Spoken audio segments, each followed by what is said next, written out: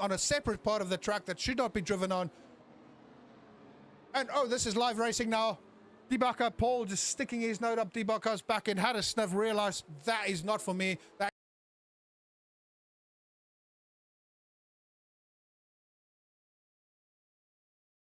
Did the stream just die? I have no idea. Oh my goodness.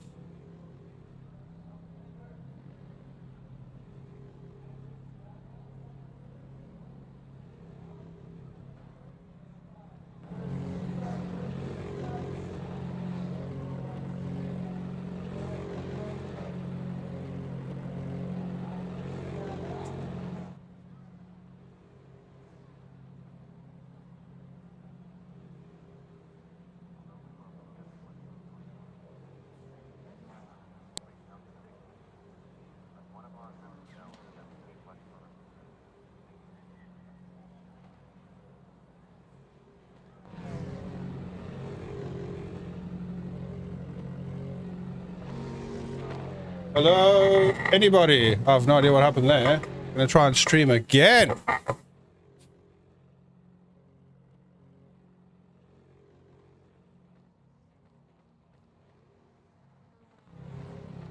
Cars are lining up. I am very delayed. Can anyone hear me? Is anyone even there? I have no idea what's going on. But I will just speak as if nobody's there and we'll just carry on talking. Ladies and gentlemen, welcome back to Bottom Racing. We are very delayed because the stream just dropped out. Hi Tim, nice for you to drop in, bro. I'm just trying to catch up with everything now. We have not even gone over over who is leading what, but we will get to know them as the race goes on. Right now I am just trying to find my feet. Okay, let's jump straight in. So before we stop, we are racing. This is a 4-hour race. The strength of field is 1.2k.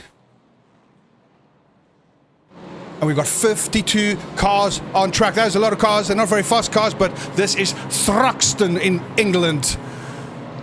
I mean, Thruxton, what a track name. If you say that fast enough 3 times, it sounds like you're flirting in Viking language. Thruxton, Thruxton, Thruxton. I love it. Ladies and gentlemen, before this race starts quickly, please, let's just show respect to our host nation. If you can, please do me a favor and stand and take off any headdress. And as we pay our respects for the great British national anthem.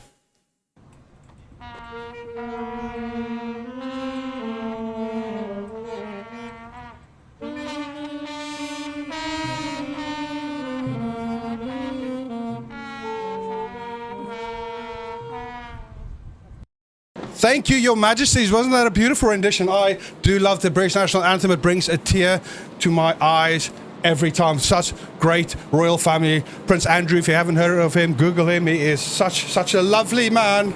Wouldn't put a foot wrong, but for now, let's forget about them. Let's get on and let's learn or get to know our drivers on track. So it is a team race, 4 hours long. As I said, we've got 52 cars on track. P1, Mojo Jojo's the team. So I'm going to be talking about the team names and also the names of the drivers, if I can remember to do it properly. But team 1, so Mojo Jojo, that is Zachary in P1, 1.5k iRacing. I do apologize, I don't mean to offend anyone there, but I mean, that was a beautiful song, I do give it to you, as played by a very local band. P2 Angonlop is the team's name, and that is Adrian. What is Adrian's iRating? 1.6k, and then P3 Thomas, 1.3k, so fairly low iRating, slightly higher than what we used to. But hopefully, we will still see plenty of action on track. And the safety cars off, away we go. We will try and catch up as we go on. I'll try to figure out what's going on. As ever, we're going to just stick with the guys up front at the race start and then go back, because there's sure to be plenty of crashes. I can see the crashes lining up already. It's a tiny track. It's the fastest track in England. You are apparently at full speed for nearly 80% of the track. It is almost like an oval. If you can look at the track layout, it's absolutely mad.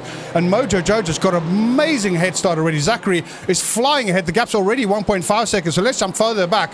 We're on board now with Christian. He's coming running a P4, chasing down Adrian in P3. And it's got Zachary, seems to have fallen down a spot, just chasing right up. But they are door to door. Apparently the Honda is the more powerful car. Yeah, it was quite a local band. Local for me, not local for England. I think that was actually the Gambian national or Gambian military band, and that was them playing for real when Boris Johnson visited them when he was Prime Minister. It's worth Googling the video of the actual event. It is crazy. It does look like Australia, like a very wonky Australia. But it's a crazy track. It's a very, very fast track. I've never actually raced it myself. I did enter a touring car league once, but I was incredibly slow. Touring cars is a very strange car to be able to drive fast. So much respect to all of these guys trying. I can already see some meatballs. We will catch up with the crashes in a minute. But like I said, the touring cars, that is a special kind of driver. I entered a league and I was getting hammered by guys with half my iRating.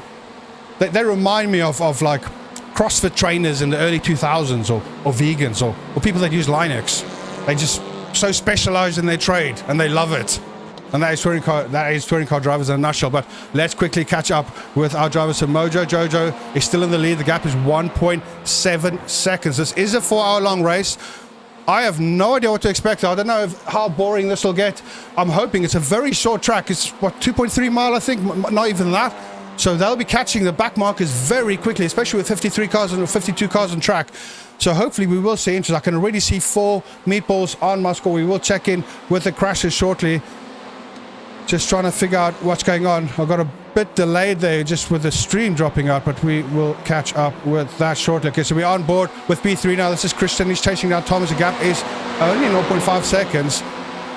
No real massive battles on track. Let's just jump back. This is a battle for P6. We're on board now with Zachary. He's pushing down at Adrian.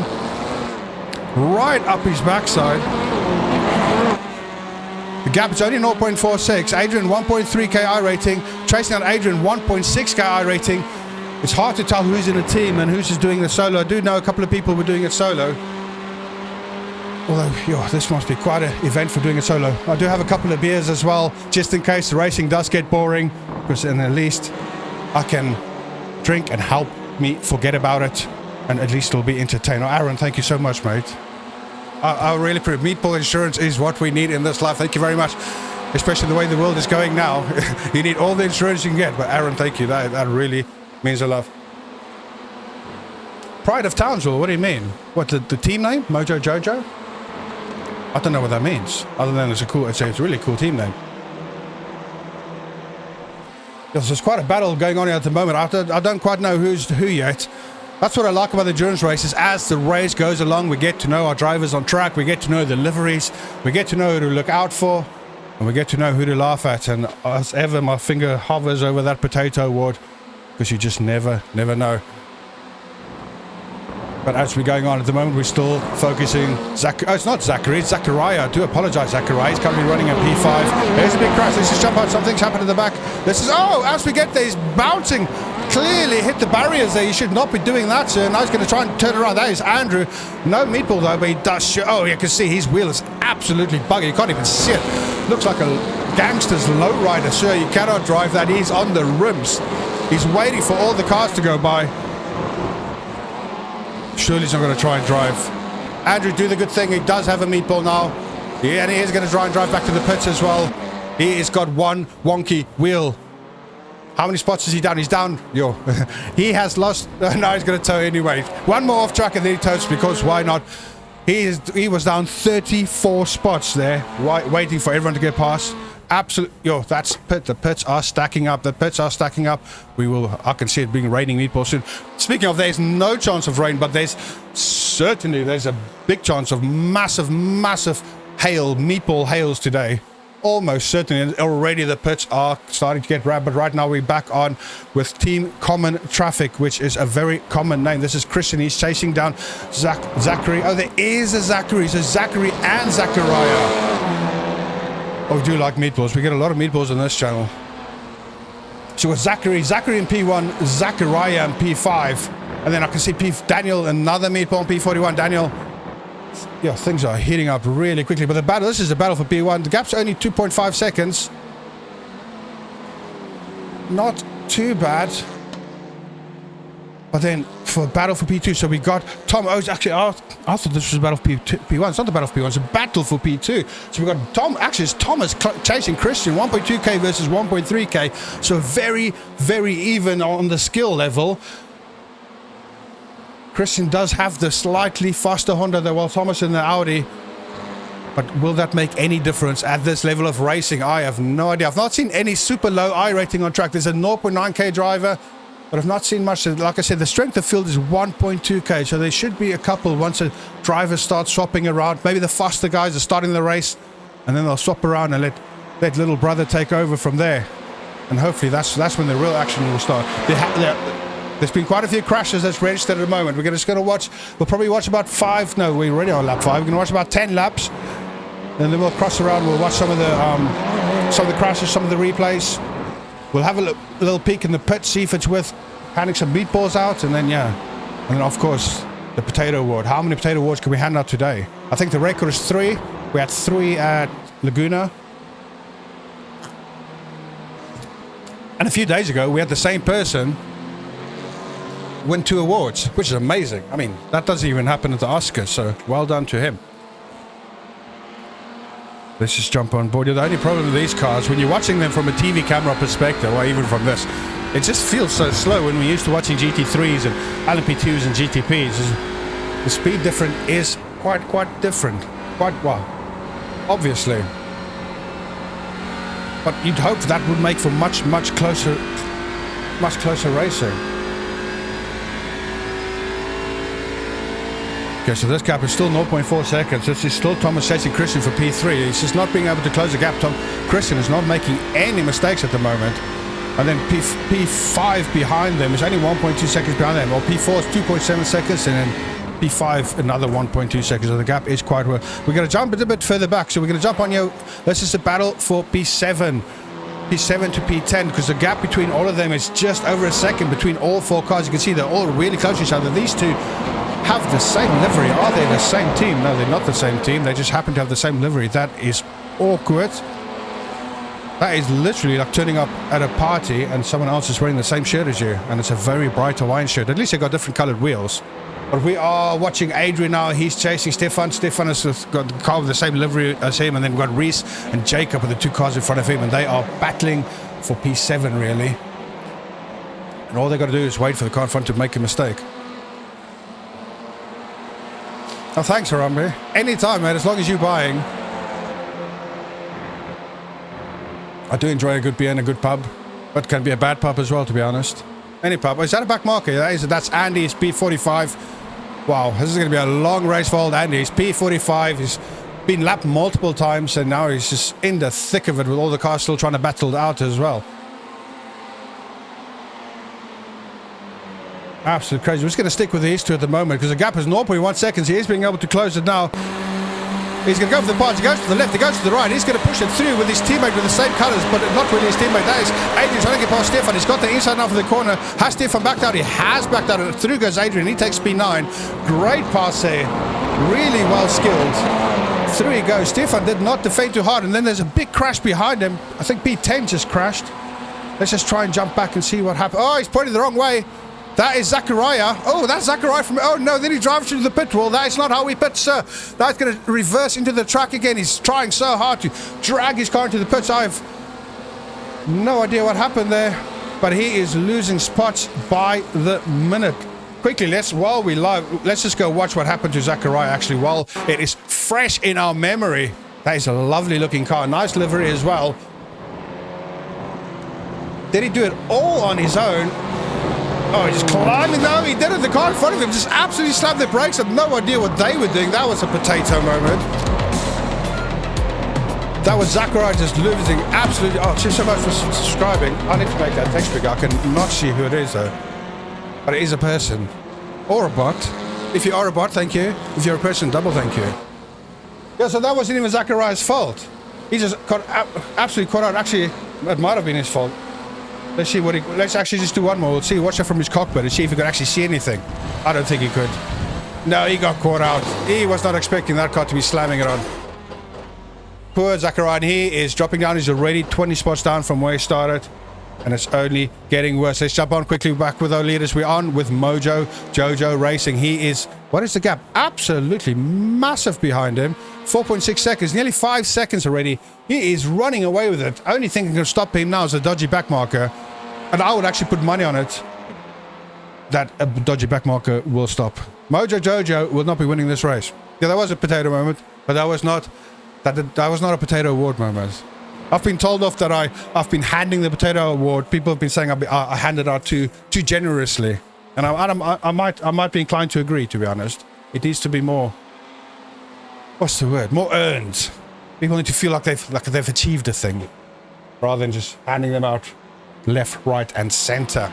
Because Mojo Jojo is currently running away with this race. What lap we are on? Lap 9. So very shortly we're going to just start reviewing all of the crashes, because otherwise they're going to end up piling on, and then we'll have a little peek into the pit lane, see what we can see in the pits, because I think they are ramping up at a record speed. And then we'll just carry on from there. We are, of course, if you just joined us, we are racing at Thruxton. I love saying that track name, Thruxton. I'm probably saying it wrong, but the way I say it just sounds rough. The fastest track in the UK. That is Zachary getting past the back marker. That's the problem. He's already catching back markers. Only, what is he? 13 minutes into the race. 12 minutes into the race. And he's already having to get past back markers. So things are eventually going to get hairy. I do see we got the battles heating up here for P2. Thomas is closing down the gap to Christian. Only 0.6 seconds. But again, I think it was 0.4 seconds the last time we checked in. And he's still just not able to get any closer. So they're both just driving really well, but nothing much happening on track at the moment. Okay, we are at lap 10. I think let's do a quick and go see if we can see some of the crashes. Let's just hope I've managed to find the right ones.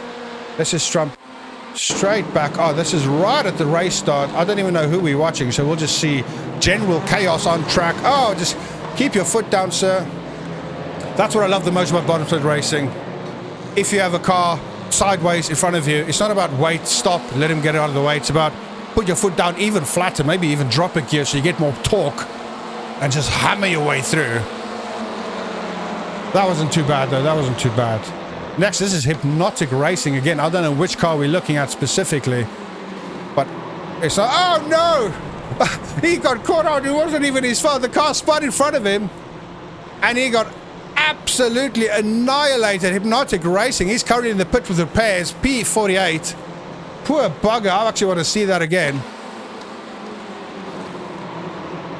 Oh, Enes Abai. He couldn't even really go left because he had a car, that green car on his left as well. There's nothing he could do there. Okay, Kante Racing. What happened to him? He started really far at the back, taking it easy, playing it safe, and then playing it too safe. No, there's no... There's one random barrier in the middle of nowhere. Look at all that open green space, and he manages to hit it. That is pure potato. Oh my goodness, and his car is buggered. Suspension is buggered. He is currently in the pits, P49. Yes, sir. Well done. He honed in on that barrier like a missile, and he did not miss at all. This is Sim Racers Group Gold. That is Sim Racers Group Gold. I do not want to see the bronze team, to be honest. Okay, next race, Donkey Bob Racing. The suspension was... Oh. That random barrier, man. It's just... Oh, it's protecting that little hut, isn't it? Well, that's a lot of barrier to protect a tiny little hut. It just seems dangerous. Oh, his car's all over the place. We should probably have watched the back of the... at the race start. Yo, he just got tapped. Once you touch the grass, there's just no stopping. And, oh, no! Beautiful barrel roll, though. I think we saw just the back end of that. I didn't realize it was such a big crash. Actual air. That was Andrew. Well done, Andrew. That was... You hit that solid, mate. This is Team Daniel. Oh, beautiful drift. Oh, Daniel managed to get past. Oh, no, Daniel was too busy watching them two drifting around the corner. And he annihilated the front end of his car. He was smashed on it head first. I hope he's alive. No. That might be our first proper casualty. Well, Daniel, DNF, ladies and gentlemen, Daniel is done with racing. He is going back to Formula V's, and I do not blame him. This is Mars Racing Siri. Oh no! Spinning back on track. Wow! How did he miss that? Yo, that is one lucky man, isn't it? Let's just watch that again from on board from his perspective. This was pure blind panic. This man was. He just had cars from all over.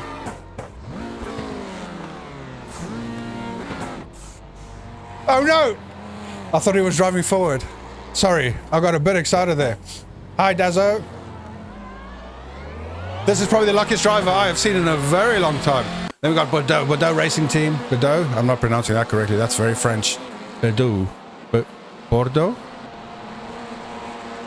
Shows our own culture. Oh, this is one of the cars we saw earlier. Did he tow? No, he just sat there. You okay, mate? Christophe? Hello? Oui. No? No, he just went back to the pits. But he is driving again, so that's very, very random.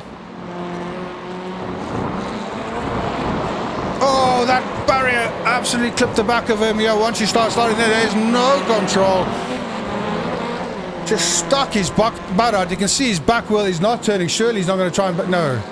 There's some bad decisions being made on this track.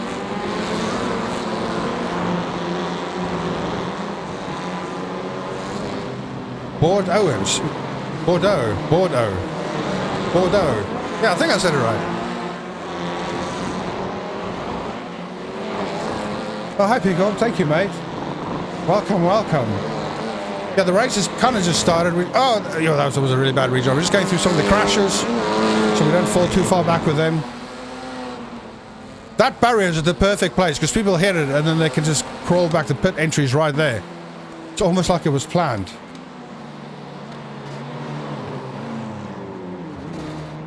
Oh, just a double tap, a nice little lover's tap.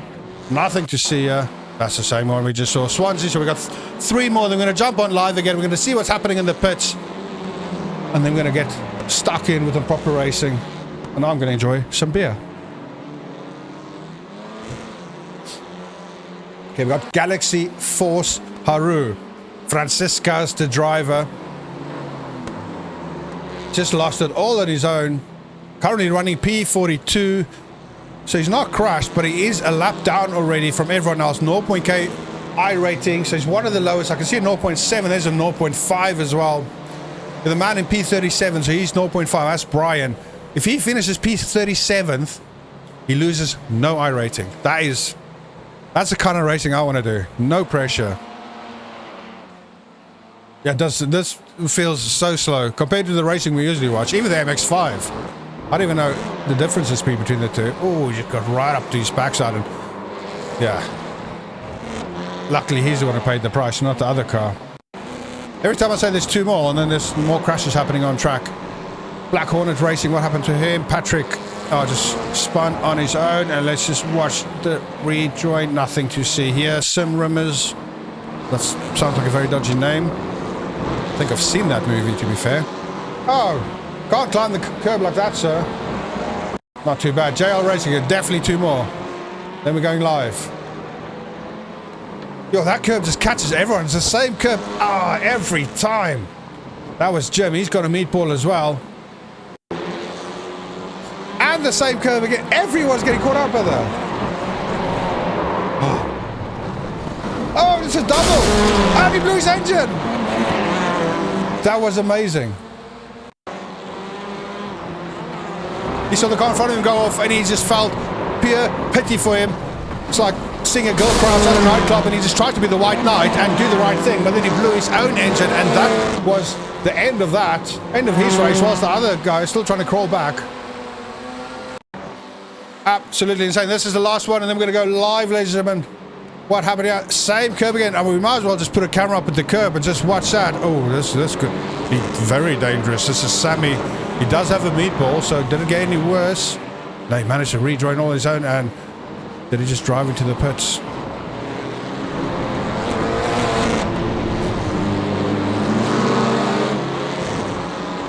Yeah, I do hope we see them on track again, though. We need these kind of people on track. Okay, let's go live. Let's go check in with our leader. So this is Zachary, still in P1, Mojo Racing. The gap behind's open up to 6 seconds now. As you can see, he's got back markers all around him. I can see 1, 2, 3, 4 back markers ahead of him, within 7 seconds ahead of him, and another 3 back markers between him and P2. And P2, we still have Christian and Thomas right up his backside. Thomas is 0.4 seconds behind him. So this has been an excellent battle, really, except they're going very slow. But other than that, it's been an excellent battle. Let's just stick with them for a while. See if we can actually see another great pass, especially when they're racing for the podium spots. I mean, that is really good racing. 1.2k versus 1.3k, everything to fight for. Currently in P4, we got Nikolai. He's 0.9ks. It's quite a low R rating compared to all the drivers around him, so he is doing really well. So these guys, this is almost like multi-class racing with the speed of some of these back markers. Absolutely amazing, but he's right up his backside now. Is he going to go for the pass? He's finally going to go for it. Are we here for it? He's taken the inside. I don't know what's the next corner. The next corner looks like a right. He managed to get through, though, but is Christian going to fight back? Christian does fight back. He's got the inside of the corner, so he managed to get through, but his old switcheroo. Christian manages to climb around the curbs. He gets it off track. Sir, in real life, you probably have to give that position back, but through goes Thomas. Christian lost a whole boatload of time there. They've both got a slowdown, actually. Well, that's quite interesting. But Christian could have had it so much worse. He almost hit the barrier there. Almost throwing away his podium position, but he lives to fight another day. And now we got Thomas in P2, and the gap to Christian is 1.5 seconds. They both served their slowdown penalty, but now Christian is under pressure from a back marker behind him. He needs to try and climb back up there and get back up with Thomas. But the gap's open up now there, so I'm glad we were there for that bit of excitement, because that battle was going on for quite some time.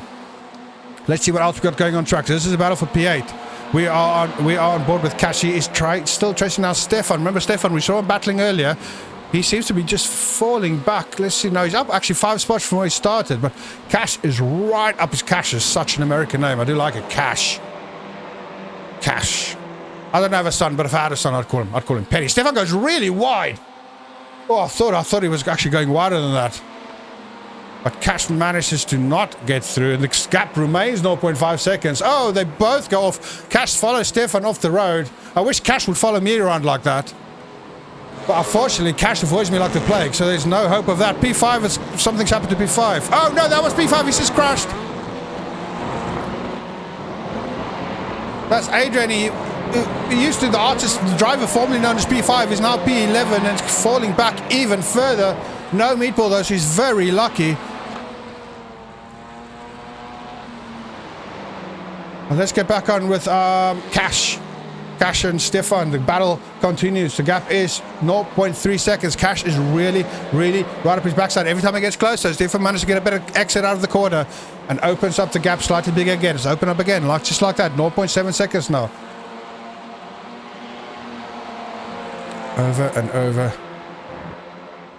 Such a short track. I mean, we're already 20 laps in. It's not even half an hour gone yet, so they're just putting in the laps. I don't actually know how many laps they can do before they got to fuel again, but that's going to be an interesting time as well once we start seeing the pit strategies and also some of the lower ranked drivers getting to the cars as well. Interestingly, it's the car with the fastest lap time so far is in P14. That is a 1:15.6, while our race leader's fastest time is a 1:15.7, so a tenth faster. But that car in P4, oh, that's the car we saw crash earlier. That's CGG Endurance Team with Zachariah. Okay, so he was actually fast.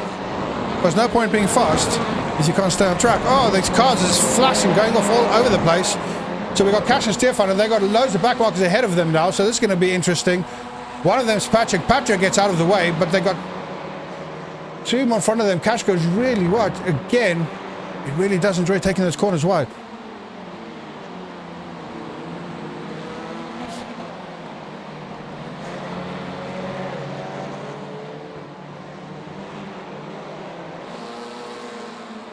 Excellent. Watching this battle is like it just feels so slow. Let's just jump on. I'm surely the cockpit. So there you can see the speed, 120 kilometers an hour. That's mile power. Forgive me, 120 kilometers an hour would actually be embarrassing. That'll be like cycling, surely. No, this is 120 mile per hour, yeah. So it's not too bad. Oh, Cash is on the inside. Forget about the speed. Cash has finally got on the inside. Stefan's gone wide again. He's going to be able to get through. He's got the inside now. He's got the inside for the next corner as well. And through goes Cash. Great pass. Stefan went really wide again. But you can see the absolute cluster of cars ahead of them. There's back markers and cars racing for position. They're all just mixed in with each other now. It is a bit of an absolute cluster. But Cash has got through. Stefan going to try and take the position back now. That is the question. We're just going to stick with them for a few more laps. We've had a few more crashes register as well. We'll catch up. We'll let them build up, and then we'll catch up with them again as we go along. We're just going to catch with these two. Not seen anything even worthwhile of a potato award yet. Which I guess, you know, at 120 miles an hour, it's hard. It's hard to be a potato, regardless of skill level.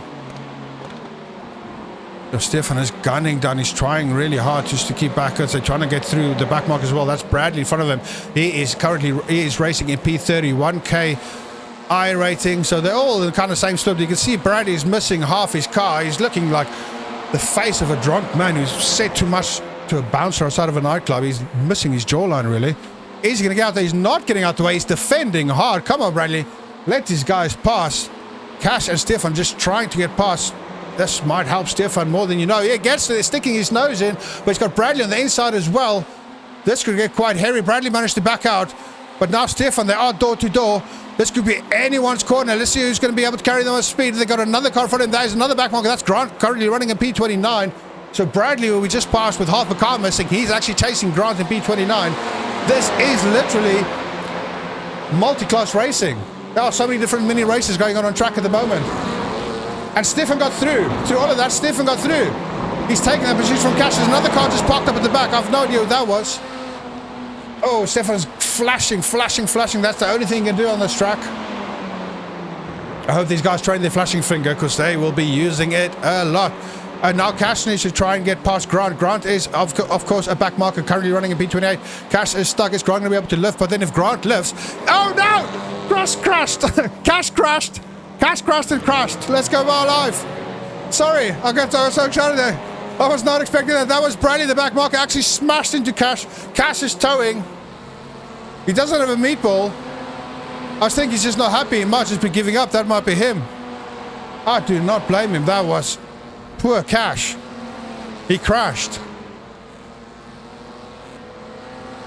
Yeah, he's still towing. No meatball though, but yeah, so that's interesting. I wonder why he decided to tow. Yeah, let's check in as we come. Our leader's coming around the corner. That is Mojo Racing. Zachary still in P1. That is P46 behind him, harassing him from behind.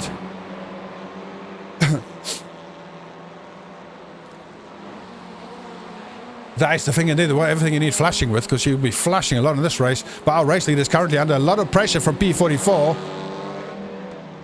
This is not what you want when you are racing on track. Oh, he's going for the pass as well. Jonathan P44 is going for the pass. Poor Zachary must be feeling the pressure. He's got a nice 8-second gap behind him to P2.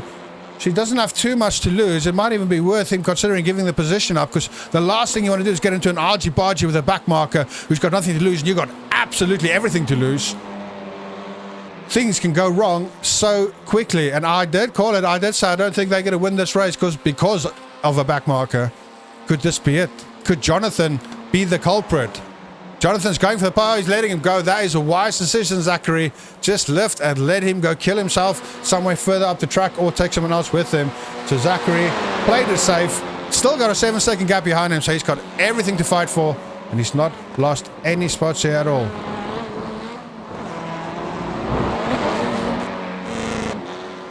We're jumping back on now. So we are currently on with P4. This is Scooten Motorsport. Nikolai, he's only 0.2 seconds behind Christian. So this is a battle for position. And it's not just position, it's a battle for that final podium spot. Nikolai is right up his backside. He's got the inside though. He's going to be able to get past. Christopher's got a slow down as well.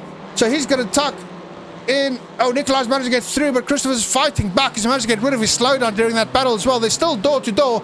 Now Christian's got the inside. Gets past Nikolai again. Great pass. This is really good racing. Well done, you two. But Nikolai takes the lead again. Christian is just behind him now. 0.3 seconds is the gap. Nikolai's 0.9k rating. Christian 1.2k. So fairly even. But the battle continues. This is the battle for the final podium spot. So they have absolutely everything to fight for. I've not even used a sound effect yet. I think I need to get my game on, to be honest. But nothing's happening on track. Let's see. Okay, oh, we got a big battle for P14. You can see this whole cluster of cars. There's back markers and cars all racing for position. This is P13, 14, 15, 16, 17 with a couple of back markers chucked in as well. I don't know who's who. We're watching Nathaniel at the moment. He's in P17. Let me try and get a better camera. Oh, another scrub. Another scrub? Another stuff. Thank you very much. Again, I can't really read on the screen who it is, but I do appreciate it. Thank you so much. Okay, so Nathaniel is in the pink car. He is currently racing in P17. The gap, he's got 0.9 second gap behind him. But then the guy in front of him, Matthew, no, I'm looking at the wrong cars because the real battle's going up ahead. Yeah, that is between Toby and Tyson. And they are battling for P14. And Toby's one in front, but oh no, Tyson just taps him from back. I think Toby overbraked a bit there. Got a bit of a fright at that super dodgy curve that catches everyone out. But it's given Toby a bit of a draft boost, a bump draft actually, and off he goes. Tyson right up his backside though. Oh, Toby slides over that corner, managed to keep it on track though so easily. Once she touched the grass, that is all she wrote. You just can't control the car. But this Tyson is right up his rear end once again now. So we're just going to stick with these two now. Because the gap is... Oh, no, sorry. This is Toby up David's back now. Toby's managed to catch the car in front of him. Tyson's falling back. David is flashing like a madman as he's trying to get the back markers ahead of him out of the way. He's got Andrew and Christophe ahead of him. I mean, it's quite a big gap in front of him. So I don't know what he's flashing for, but, you know, probably practicing because he will be needing it later.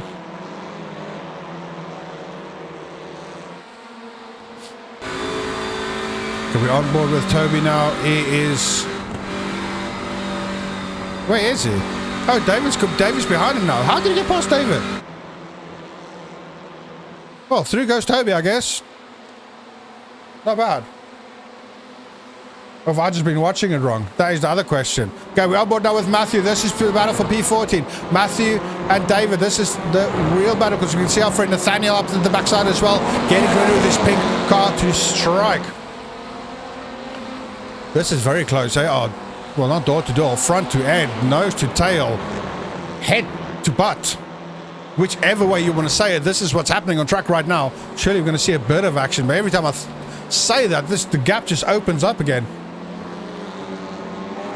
And at this speed, when the gap opens, it really, really opens. Let's just jump on board with Matthew. He's currently running in P15. He is 1.4 seconds behind David. Tyson is just 0.6 seconds behind him, so slowly but surely closing the gap, but nothing happening too much at the moment. We will just stick with these guys for a second. No, actually we won't. We're going to just jump slightly further back because I can see the gap here closing as well. Now this is Nathaniel. It's finally catching Tyson. This is just jumping 2 cars back from the onboard we were now with Matthew. Isn't trading paints open? Oh my goodness. I thought I had it open. Now all the liveries are going to change and I'm going to forget who anyone was. Oh, look at that bot's advertising AI viewers. Like, yo, how much fun would that be? I think we've got enough bots in this world. Thank you very much. Yo, my trading page is going mad now trying to download liveries. So things are going to happen shortly. Yeah, everyone's going grey. This is interesting. I don't know who's who anymore. He's flashing him. The grey car goes through. Oh, that's Nathaniel. Somebody's parked up. I have absolutely no idea what's going on track anymore because everyone's colours has changed. But I do like that Tipperary coloured car at the back.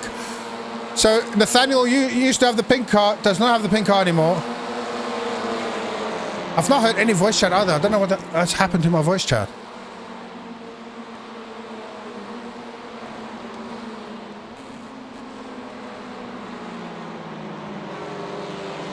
Yeah, I think in this race we've got a lot of great teammates in grey cars.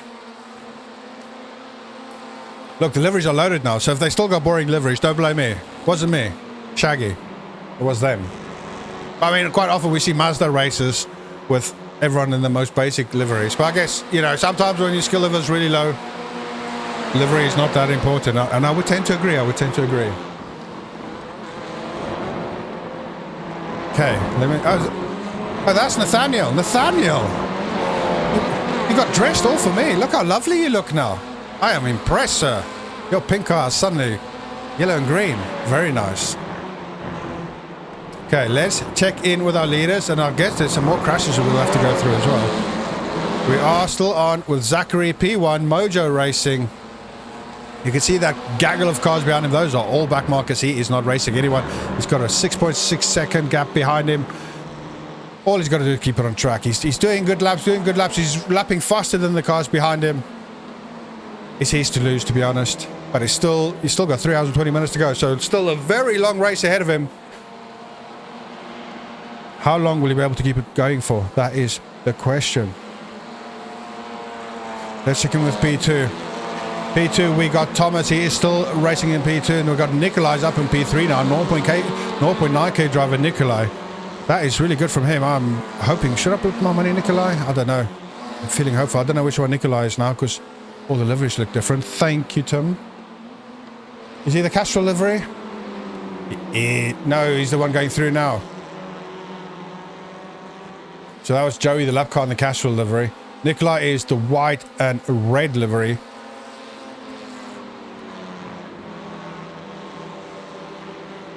Can't quite see what his logo is there.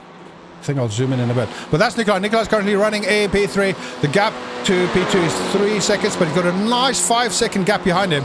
So he's doing really, really well. One of the lowest rated drivers on track at the moment. And things are really going his way.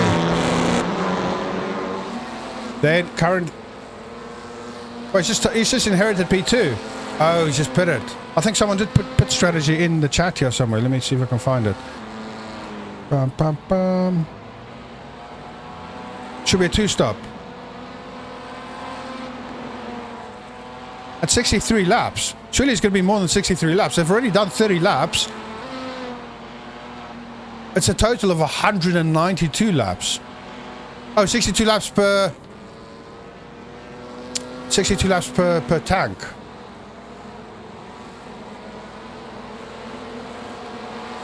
Oh, in Twitch. I don't have anything on Twitch. Like, I don't have... You need a thingy, don't you? Like, to be a partner or one of those things. I ain't got nothing. Nothing, bruv. I think I have to do an English accent as we're racing in England. Barkov, I give no bits in it. That's terrible. No, let's not do that again. Okay, the gap has opened up now between P1 and P2 to 10 seconds, but that is because the original P2 just pitted. But this is our man, Nikolai, 0.9k iRating. If he finishes here, he gains 110 iRating. That is such a massive boost. But will he finish here? That is the question. He is flashing like mad. Unfortunately, cars can't see sideways. Flashing goes forward, but I wouldn't expect Zachary to know that. Not Zachary, Nikolai. But he managed to get through the back marker. The back marker is clearly getting annoyed now because he thinks he's faster than Zachary. He let him go. That is Angela behind him, 1.5 car rating. But no, he's back down now. So I don't know why P2 put it so early then. If it's 60, if they're getting 60 odd laps out of a tank. That's some whack strategy. Okay, let's see what is going on much further down. As I click live, there's Bradley. Remember Bradley who took out... Oh no! No, Bradley! Oh, that was terrible. Bradley's a new Dylan. Every server has one. And here he is. I think we have found him. We will keep an eye on young Bradley, ladies and gentlemen. P40 currently. Isn't he the car from last time? The team name is Epic Fails Motorsport. That does ring a bell. But as we went live on Bradley, he was just cultivating bits of the grassland. Looking for somewhere to put up a hut, maybe. But he's on track again. I wish we could see how many incidents he has. He's currently... Well, he's currently running a P40, 1k iRating. He's down 1 position from where he started. So he started in P39. To be fair, his race is still going according to plan. but Bradley is 8 laps down from the leaders. So interesting race strategy from young Bradley. We do need to keep an eye on him. Epic Fail Motorsport, we will come back to him frequently. I feel we have a potential potato award nominee in our Miss Yellow Gym, and this could be greatness. And his livery hasn't changed either. So it's a double win, to be fair. Young Bradley going very wide there. Let's jump on board then. Spend some time with our potential future potato award winner.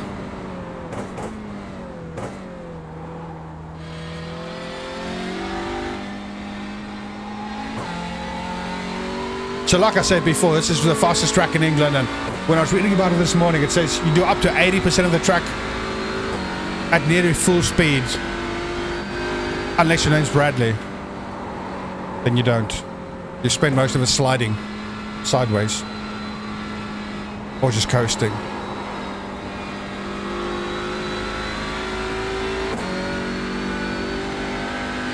Yeah, like it's something I've wanted to. I don't know. I've always wanted to do it. Like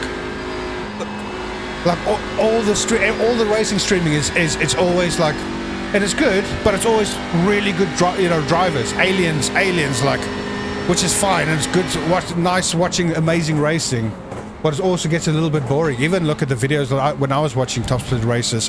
I really enjoyed the Kimi Antonelli one. I thought that was good racing, but the rest of them were very boring. It's just people following people. No one's making mistakes. So something I always just thought about, and then I just clipped a video, just did it, and I put it on the internet, and yeah, it just got loads of views. So I thought I'll do a few more, and yeah, that's it. Started in March, and it's really fun, and it's not a lot of effort, so I can do it making the videos because I do everything live. I load in live, and I press record as I load into the race, and I just say whatever's happening on track. And then I stop recording at the end of the race, and then I upload it. Like no editing, nothing's done to it. And I like it that way because it's like the pure racing, you know, and the reaction and everything. Everything's just as is happening on track, and it's a lot of fun.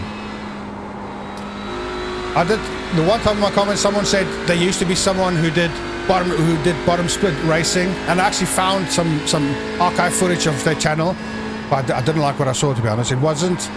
See, I'm not trying to make fun of the people. I know we got potato awards and we do laugh at some of the bad mistakes, but it's not, you know, I watched a bit of that video, and it was literally like name calling and, you know, belittling people rather than just enjoying the racing and good humor. That's what I'm trying to do, is just good humor. But yeah, so and the same with that then. If anyone ever feels I'm doing it wrong, please do speak out.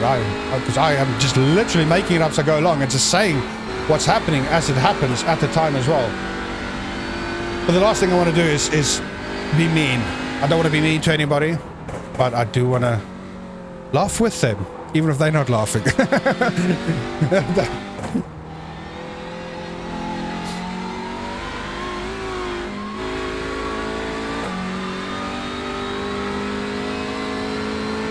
Oh, that's amazing. Thank you so much. I really appreciate it. You know, yeah, I wasn't expecting. I didn't know what to expect. I didn't really create it for anyone to get people to watch. Oh, there he goes, Bradley. There he goes. Oh, he saved it. Well done, Bradley. Well done, Bradley. Oh, I could sit down and just watch him for 3 hours. But I didn't do it, you know, wanting to create a YouTube channel with lots of people to view or anything. It was just something I really want to do, and I do enjoy it. The commentating thing is fun. I've had a lot of people reach out and email me and ask if I can do it for their leagues and stuff, which I would like to do, but it's just a lot of effort compared to like this is easy. I'm sitting here drinking beer and we're just enjoying some bottom split racing. And then of course there's all the sound effects and little things as well. I bought a stream deck and I just put it all on there. So like the intro, I do my little intro song. I just press a button at the start. Makes things really easy. I got my little foghorn and everything else. I just sometimes forget to use it. We'll give this one for Bradley. But not yet. But Bradley's gunning for it. He's gunning for it. I can see it's going to happen. Watch this space, ladies and gentlemen. But for now, let's just check in, see what else is happening on track. Mojo is still in the lead by an absolute country mile.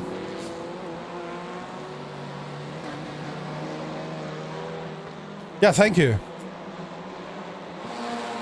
And the nice thing is, the few times we've had, like, when we've streamed drivers, especially those that have had good battles, so a few times I've messaged them, you know, when they've had really good battles, and so, because it's nice, it's a nice surprise for them, especially, like, finding out their whole race, their epic battle, like their epic 10-lap battle has been recorded and commentated on. And yeah, so that's really nice for them. And, like, I don't know if you guys know, but a few times, twice now, we've had our drive of the day, but really good drive of the day awards, and I'll also donate $5 to them on iRacing, $5 iRacing credit. Just, I mean, they are the ones that make the stream. Without their racing, we wouldn't be able to make the videos.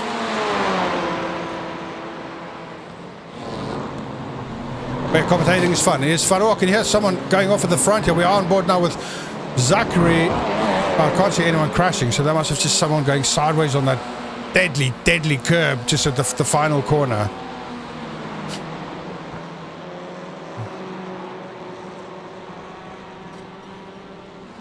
Yeah, I think iRacing used to do that. They used to... Oh, someone's off at the back there. That's P13. That's Nathaniel! I don't know what his team name was. Oh, there he is. Nathaniel! Our man Nathaniel! What happened?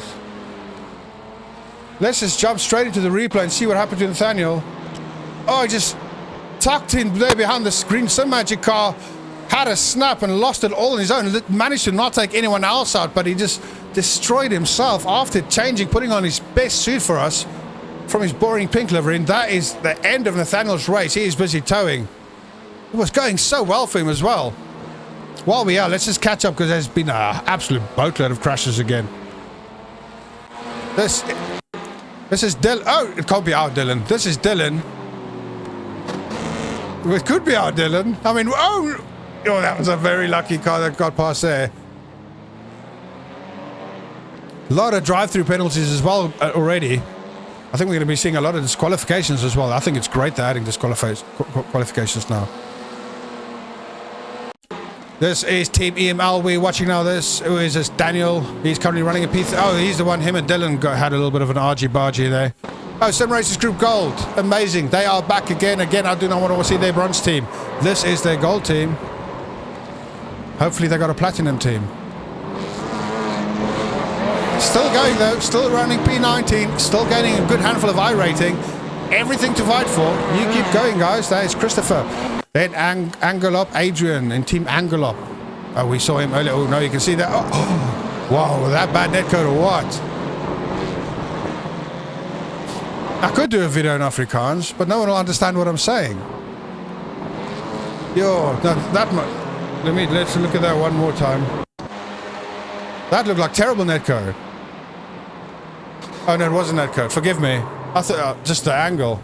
That wasn't netcode, just bad driving. Calm down, everybody. Calm down. It's just bad driving. Nothing special has happened on track. It's everything we used to. That final corner, once again, Walnut Racing Company. Christopher. Oh, no. Oh, man, I thought he was going to drive straight into the pit wall, but he manages to just keep out of it. This is Galaxy Force Francisca. Oh, no, and then he just turns to the other car. And they're both buggered. Coast Guard Gaming. Where's he driving to? He's got a tow. Oh, that's him. Oh, that's what's Coast Guard Gaming. I wonder if that's the actual Coast Guard Gaming. You know, like the Army's got an esports team. Ladies and gentlemen, these are the people that protect your coastlines. I hope you feel safe when you sleep well at night.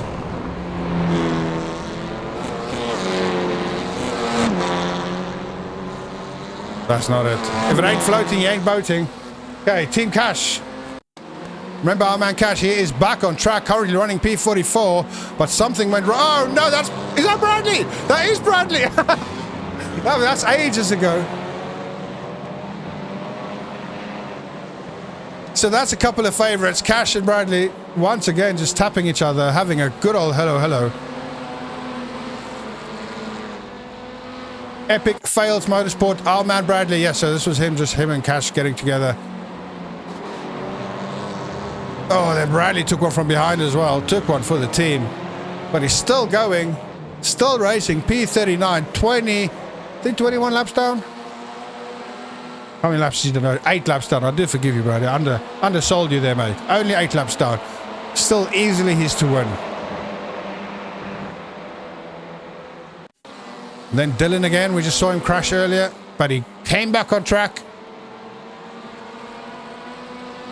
That's not the same, is it? That looks almost like the same crash. Yo, Dylan is having a bad time about things.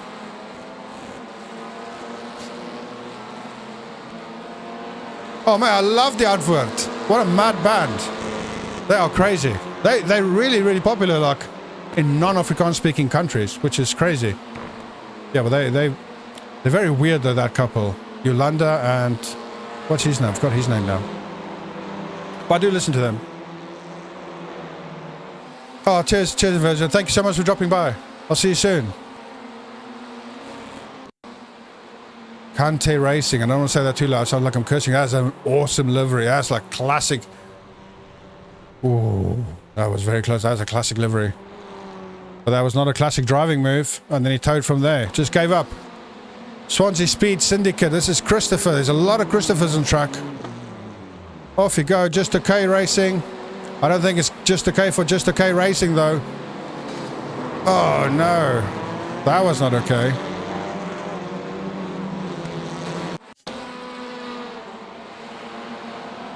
Yeah. These cars do seem to drift quite a lot, don't they? They just slide very easily. I think, is it because they front-engined? Like front wheel driving? All the power there? I don't know. I'm just making up as I go along.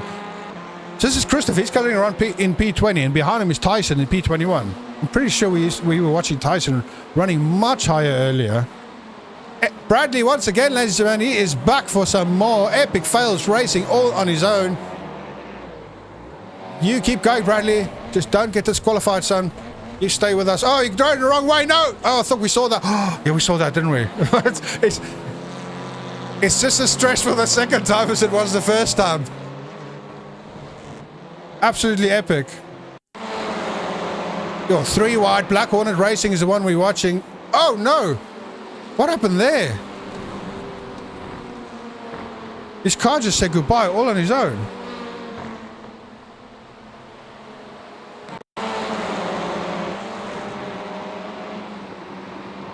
Yo, is that possible?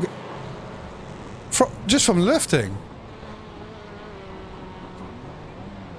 That was insane. No wonder I'm bad at these cars. I mean, I am very bad at these cars. I did about 3 races in the league I entered, and then I just quit. I couldn't do it.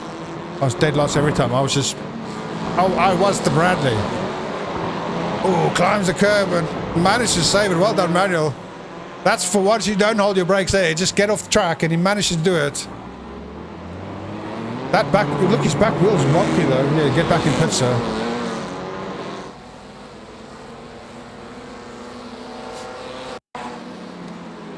I don't know about 2 stops, but I think there's several teams who's already stopped at least 14 times or 15 times. Oh no.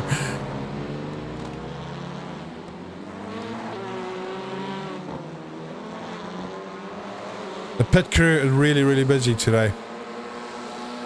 Another nice classic livery. Both the Cashflow and the Burger King behind him. Unfortunately, the driving is not that classic. This is Team Sim Rimmers. Another name I don't want to say too loud because it might sound very dodgy.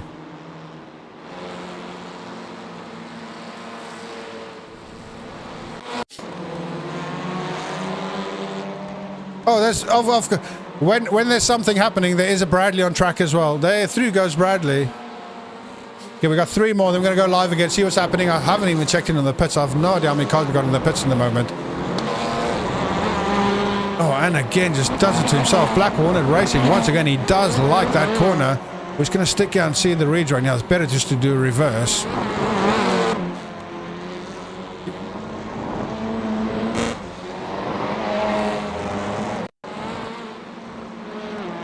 Christopher, Swansea Speed Syndicate again. That far, oh no, he hit it so hard. Luckily, he's going to be able to drive it straight into the pits. Oh no, he just towed. Even better. Haller's Vision Team, that is, I think that's a Burger King car. And again, same corner. Why is it so tricky about that corner? It just catches absolutely everyone out. Oh, they're just carrying too much speed. I probably should have done a few laps on this track before commentating on it to actually understand what they're going through. Oh, that seems like a dodgy rejoin if there's ever been one. At least he's waiting. Well done, John. Good waiting. So let's check in with our leaders, ladies and gentlemen. Oh, Mojo, as we get past Bradley. Oh, that could have gotten very... Oh, no, it's not Bradley. It's Francisco. He's got the same livery as Bradley. Interesting. Okay, so Zachary is still running. Oh, it is Bradley. What am I saying? It is our Bradley. Our Bradley is currently running in P38. Let's just go on board with him again because he's got a couple of cars behind him. Meanwhile, P39 is only 1.6 seconds behind him as well. So Bradley is still racing for position. Things can really heat up. But they do have a car lapping them in between them. That is Karam in P28.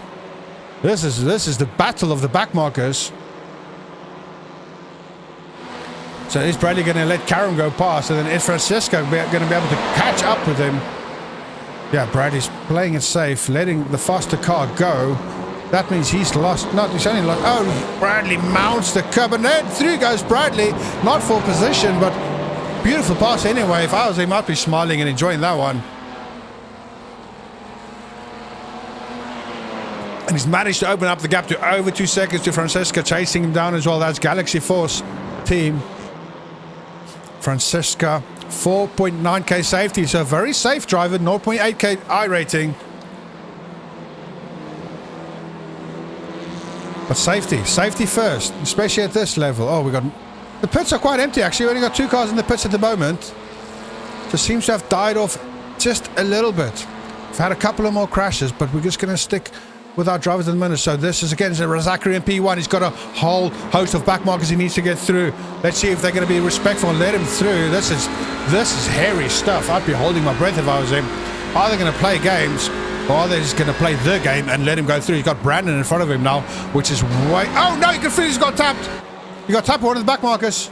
We just saw a little twist. They managed to save it. Shouldn't get much damage from that, but they're just not being nice. I think that was Brandon who tapped him. Oh, then the car in front of him is just sliding out. This is amazing. This isn't racing. This is Zachary just trying to survive. It's like he's playing DayZ and he's joined the server late. So that car lets him pass as well. So that was Brandon that just tapped him, which is almost believable because it's very close to Bradley. It's the battle of the bees. The bees strike back. There's another car ahead of him that's just gone off track as well. It's just parked up. He needs to tow. Yeah, he does tow. That is Jonathan, I think, who crashed out. Yo, Zachary is surviving for now, but for how long? Like I said, I do not think he will be able to finish this race in P1, and it won't be his fault. Yeah, Brad is a sad lad. And he almost made P1 mad. But he didn't. So now Zachary is very glad. I'm going to stop now. That's terrible. Okay, P2, we still have Nikolai. Nikolai? Yes, Nikolai. Nikolai and P2 are 0.9k driver. He's having a really great race. Well done, Nikolai. Currently on lap 46, and he's got a 21-second gap behind him. He is having the race of his life. I just hope he can keep it clean and keep it together. But right now, everything is going Nikolai's way. And if anything happens up front with P1 with Mojo Jojo Racing, I'm almost certain Nikolai will be there to strike. I'll be very happy if he takes the win. One of our lowest rated drivers on track, and he's doing really, really well. He's up 3 spots from where he started, so he started quite high as well, so he's quite fast. What is his safety? He's at, where is he now? Nikolai, he's a 3.4 C-class license, so not too bad, not too bad. He's doing really well. I can see the penalties are coming in thick and thin, so the incidents all over the place. Nikolai's on his flash, they're all flashing each other. He's flashing back. Chips Ahoy is flashing back. I don't know who he's flashing. Oh, Nikolai had to slam on his brakes. That is catastrophic, but luckily he manages to keep it clean. He just needs to get past the car. I think that's Sammy. Sammy lets him go through. Oh no, it's not Sammy, it's Arman. He's got Sammy ahead of him now. Sammy is in Chips Ahoy. Everyone's just flashing everyone. So the next car up ahead is Sammy. Sammy is currently in P42, 1.4k I rating. He is not having a good day today. He's currently losing 71 I rating the way things are going now. I see P23 up ahead is crashing as well. Sammy's just flashing. I mean, mate, you are P42. You are the last of the airbenders. You are literally at the back. There's no more back behind you. And you flashing. And now Nikolai's flashing Sammy. This is the battle of the flash-offs. Who's going to get their bits out the most, though? That is the question we're asking right now. Who's going to be the best flasher in this flashing competition? Is Sammy going to let Nikolai go past, or is he just going to play hardball? The gap is quite big, though. 0.6 seconds, so you wouldn't expect him to let him go yet. But, oh, somebody's further up the track. Ladies and gentlemen, I can see a green and purple car. That is P36. And in case you don't know who that is Epic Fails Racing. That is our man Bradley. He's got Nikolai closing up slowly but surely. Bradley's gained a few more spots. No idea how. He's up 3 spots from where he started now. He was 1 spot down earlier, so currently running P36. He is having a great race. Well done, Bradley. He's got Brandon in front of him now. Oh, the BRs, the battle of the Bs. Brandon in front of them. Brandon running P 0.7k. Currently is running MP20. And then Nikolai has finally managed to get past Sammy. And he's closing up to Bradley. So he's going to stick with us. I want to see how Bradley manages to let a podium runner get past him. Is he going to be nice and let him past? Or is he going to play hardball and do that Bradley thing? My money is on the second option. But we will see in a minute. Let's just jump on with our Bradley. He's navigating these corners really, really well, taking his time. Brandon ahead of him now. I mean, Bradley is the higher rated driver between the two, and he seems to be the faster one as well. He does lift though. Now he's going to get on the throttle. Does he get on the throttle earlier than Brandon? Again, this is not racing for position. This is racing for pride. This is racing for potatoes. This is just, well, racing just because that's what they do. Oh, Brandon goes really wide. Bradley's going to be able to, no, he keeps it off the throttle, decides to play it safe. This is very un-Bradley-like. Nikolai's closing up behind him now. The gap is 0.6 seconds. Surely I can feel Nikolai's flashing, burning into the back of my head as we're sitting in the Bradley seat. But for now, he's going to stick with him, see if he's going to get past Brandon. P36 versus P20. 1k versus 0.7k. Well, you know, I've been saying, you know, oh, there, well done. He lets Nikolai past. Okay, I'll take everything back I've said about Bradley. I think we just joined him at a few bad times. No, maybe not. He's in right in this battle. They almost went 3 wide. Bradley tucks in behind Nikolai. Is Brandon going to let them go past, though? Or is he going to try and hold on to his position, even though it doesn't really matter? No, he's still going. They both live to fight another day, ladies and gentlemen. The battle continues. But as I was saying there, I've been bad-mouthing Bradley so much. I think we just joined him every time he was having a nightmare, because he's a A license, 4.0 A license. So, you know, that's not too bad. That is not too bad. That means he's had many clean races, and he is not the worst driver on track. But he does follow the driver in front of him off. Brandon went off, and then Bradley went off with him.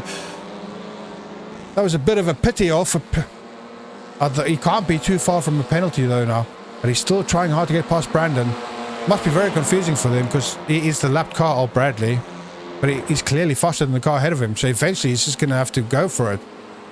The gap behind him though is 20 seconds. So he's got, that's still Francisco. And then behind him is I mean, that's where the meatballs start.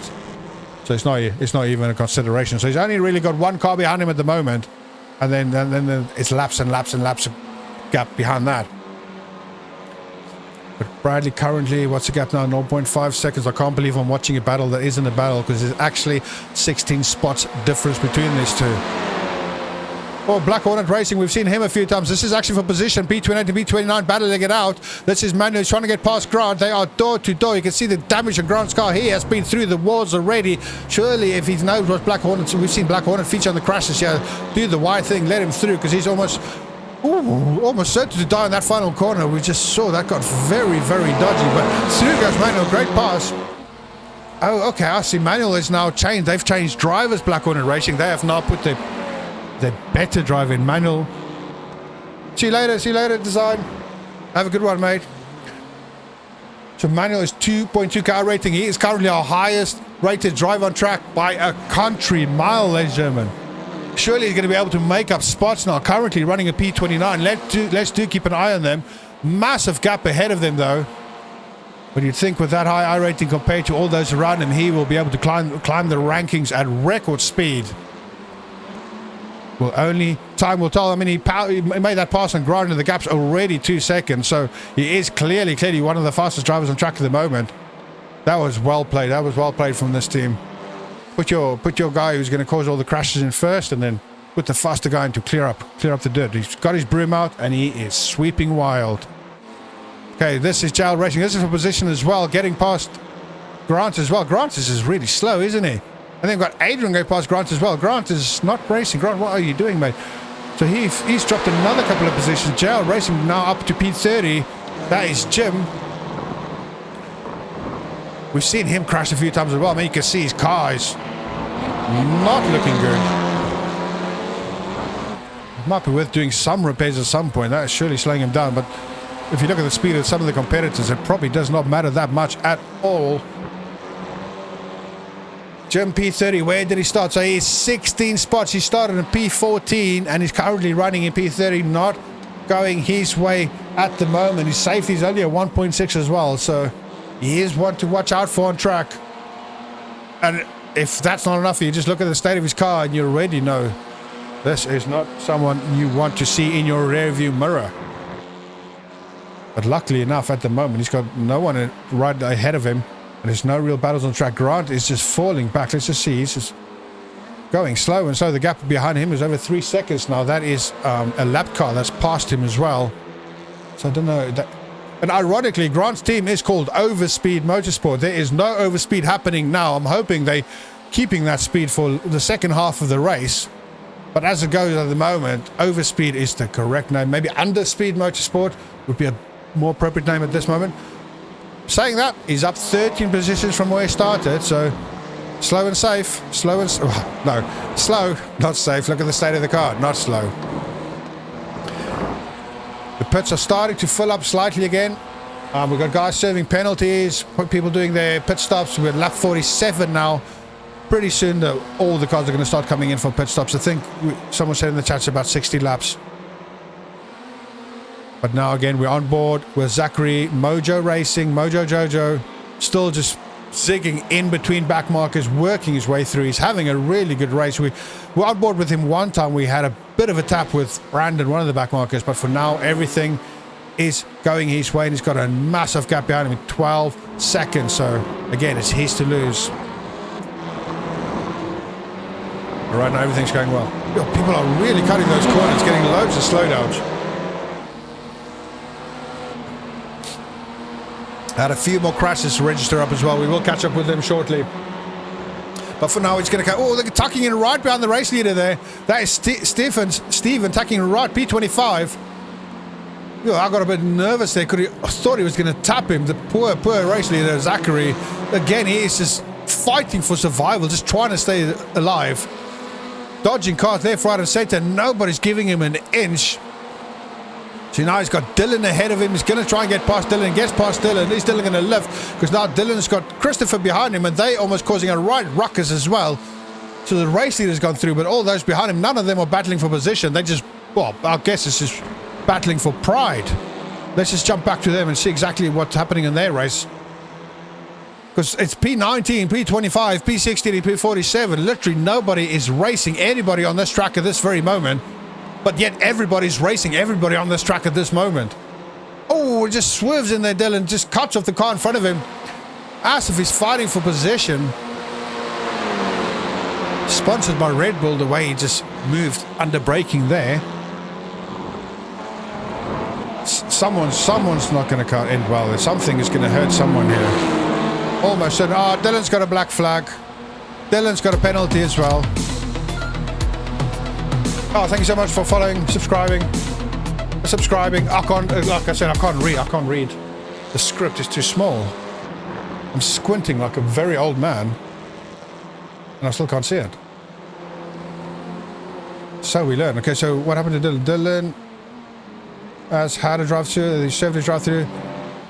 We'll go back quickly to Mojo Jojo. So we're still on with P1 with Zachary. The gap behind him now is 10 seconds. Zachary, again, is just living his dream. But also, if your dream is a nightmare because you are trying to run through an alleyway where there's lots of stranglers and each one of them's got a knife, because that is surely what it must feel like for Zachary, because now there's a blinker as well, just to add a cherry on top of the absolute chaos he's trying to survive through. And the thing that gets me nervous is the way they tuck in behind him every time, as if they skilled drivers just wanting to catch his slipstream. The last thing he wants now is one of them to miss their brake markers and eat a piece of his bonnet for dinner. P2 is our man Nikolai, 0.9k rating, still up there. My money's on him. I am super stoked for Nikolai. He's having a great race. He is lapping guys, has nearly doubled his iRating, and he's doing it with confidence. And he's doing it really well. I just hope things go well for him. I just hope the back markers play ball at the moment. So right now ahead of him is Karen. Karen does have a 4.9 safety rating, so hopefully he'll play the game. He knows the rules, and he'll let Nikolai go through. But again, I don't know why there's hardly anyone racing anyone truck. Oh, we do have a battle for P3. We've got a battle for P3. This is Reese and Thomas. 1.6k Reese chasing 1.3k Thomas. 0.7k battle, and this is battle for that final podium spot. We finally got something that is worth something happening on track, ladies and gentlemen, after an hour and 10 minutes racing. Rather than watching a P17 battle, a P42 battle, a P12, we have someone battling for position. It's not just any position, it's for a podium spot, for a trophy. And these guys like trophies. Well, I'm sure they do. Nobody does not like a trophy. They do have a back marker ahead of him. That is Andy. Andy stays nicely out of the way. Andy running a P43, 1.5k rating. Well done, Andy.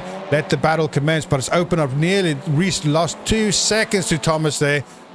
I think he just lifted a bit too much when he was waiting for Andy to get out the way, even though Andy just, well, did get out the way, but just played it a bit to save. The gap's open up to 2.5 seconds now. Just as I was getting excited for a bit of an epic battle on track, guess what didn't happen? An epic battle on track. This is touring car racing in a nutshell. But that's okay. That is okay. Let's go check in with our friend. I can't remember where he was racing.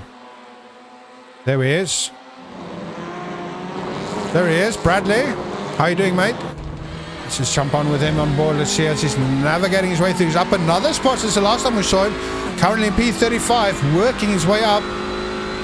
Everything to fight for. He's now 9 laps down. Oh, you can see the argy-bargy of the cars in front of them. That is Grant and Adrian. Of course, they're not battling for position either. P23 and P22, but why would you not battle? And Bradley, P35, he's got nothing to do with the party, but he's going to stick his nose in as well because he just likes getting involved. Come on, Bradley, get on that throttle. He does like hosting our young Bradley.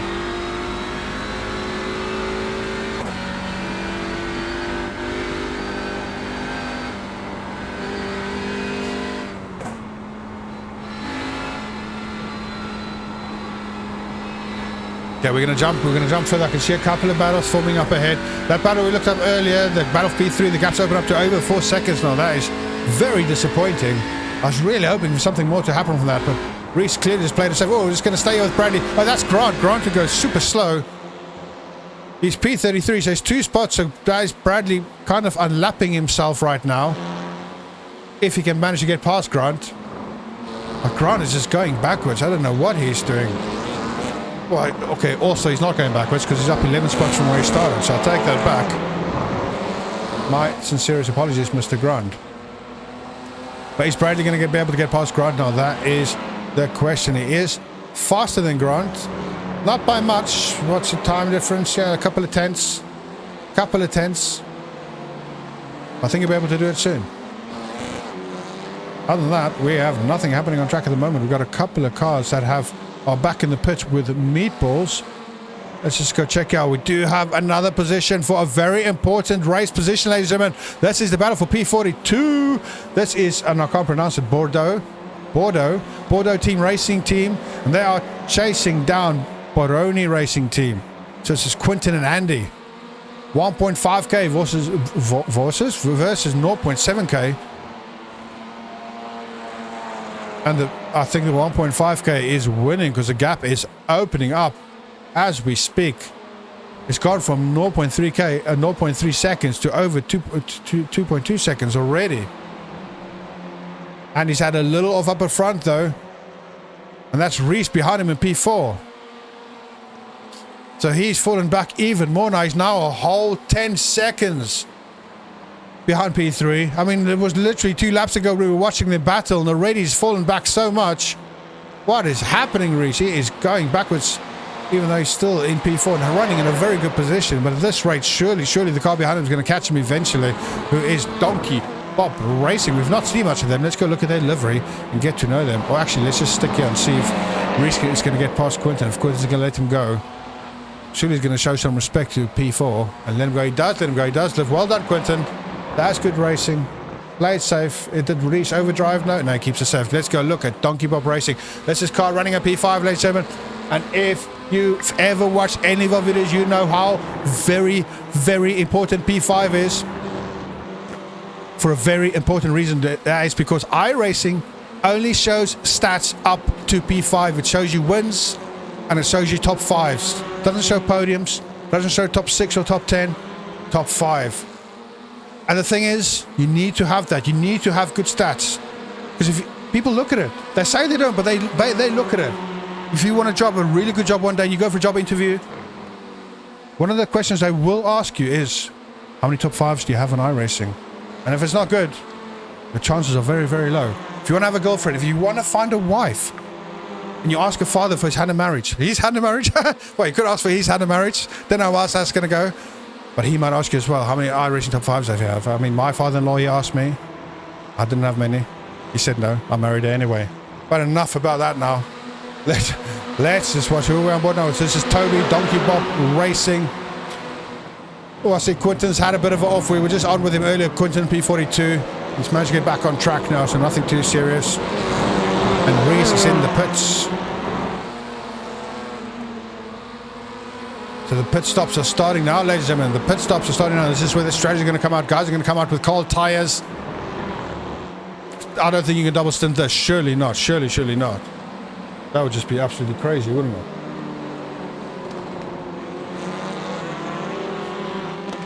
So he's going to stick with Toby. So Toby's inherited P3 now, simply because of the pit strategies. What lap is he on now then? He must have pitted a bit earlier. Or he's managed to do 1 lap extra. He's got an absolute gaggle of cars ahead of him that he's going to try and get past. They are all back markers. That's John in P26, David in P15, and then John in P14. Are they actually battling? No, there's a lap difference between them. So they're battling on track, but they're not actually battling. Massive gap between them. Oh, he gets past all of them. I thought for a moment there that Zachariah. Oh, that's Zachariah in P26. Remember him when he was right up front. Oh, and he goes really wide. Managed to keep it on track, though, very easily. Very easy to lose it and get oversteer, especially as you hit the curb. But Zachariah is now down to P26. We were watching him when he was battling up front earlier. Oh, no, there's a argy-bargy up front. Someone's got off. That's Quinton once again. Quinton in P42. He manages to rejoin. Things are not going well for him, so he was catching Boroni Racing. But now the gap has opened up to well over 8 seconds, unfortunately. Okay, we're going to jump further ahead up to P8. Eternity Motorsport. This is Thomas and Nick battling out for P7. The gap is only a second. I say only. I mean, that feels like that could be a lifetime at the moment. Let's just jump on board here with Eternity Motorsport. This is with Thomas. You can see Nick ahead of him, that P7. And then if he gets P7, you know what that means? He's only 1 away from P6. And if he's in P6, you know what that means? He's only 1 away from finding a wife. This guy is racing for a wife, ladies and gentlemen. Thomas is racing for a wife. That is factual. I'm not even going to pretend I made that up. Oh, no, he's driving. It almost smashes into Brian, the poor innocent bystander. That would have been close. Thomas almost died alone, but he manages to get through. That was very close. These cars do seem to go sideways very quickly. He's chasing down Nick, but the gap has still managed to keep the gap there. The gap's only 0.9 seconds. Let's just come back over to the cockpit again. We've got some other battles on track at the moment as well. We've got to just jump up further back, and this is battle of P5. And speaking about how important P5 is, this is Jacob and Anthony battling out of P5. The gap is also just 0.9 seconds. Every time I join a battle, the gap opens. It's like I got really bad luck. as we join, this is P12. Brian in P12. We just see him earlier as he almost crashed into... Oh, we're getting lost now. We just see Brian earlier, but as we joined, they just were bouncing all over the track. Not quite sure what happened. We've had a lot of crashes pile up again. We will go through the crashes again in a minute. We do need to do them in batches, almost like the same way they fry potato chips in McDonald's. That's the same way we've got to watch the crashes. Just little batches and then dust them off and then let them cool down, put a bit of salt on and then serve them to you guys. Because if you just let them all go, they go cold and then you forget all about them and nobody wants to eat them. I have no idea what I just said. but this is what's happening with the racing at the moment. We are watching David. Behind him is Toby in P3. So Toby is trying to make his way through this absolute cluster of cars. I mean, again, it's an absolute maze of death, a maze of doom. He's got to try and make his way through. So one of them lifting, but then lifting causes chaos as well because the other cars are trying to battle their way through as well. That's Andy behind him at P40, and then P26, Zachariah, P26. Oh, then it goes in the pits. All that just for a pit stop.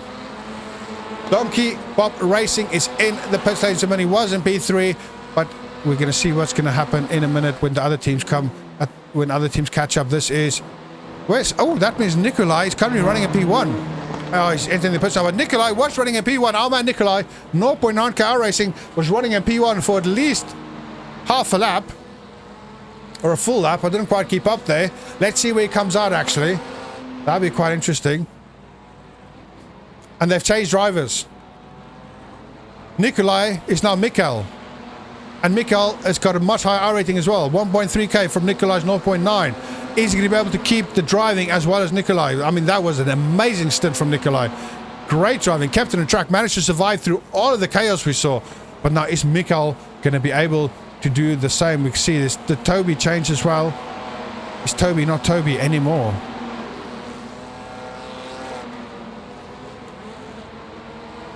Oh, this is the world's longest pit stop. Okay, this is Mojo Jojo coming through now. Aaron, so they've changed driver as well. This is Aaron in the car now.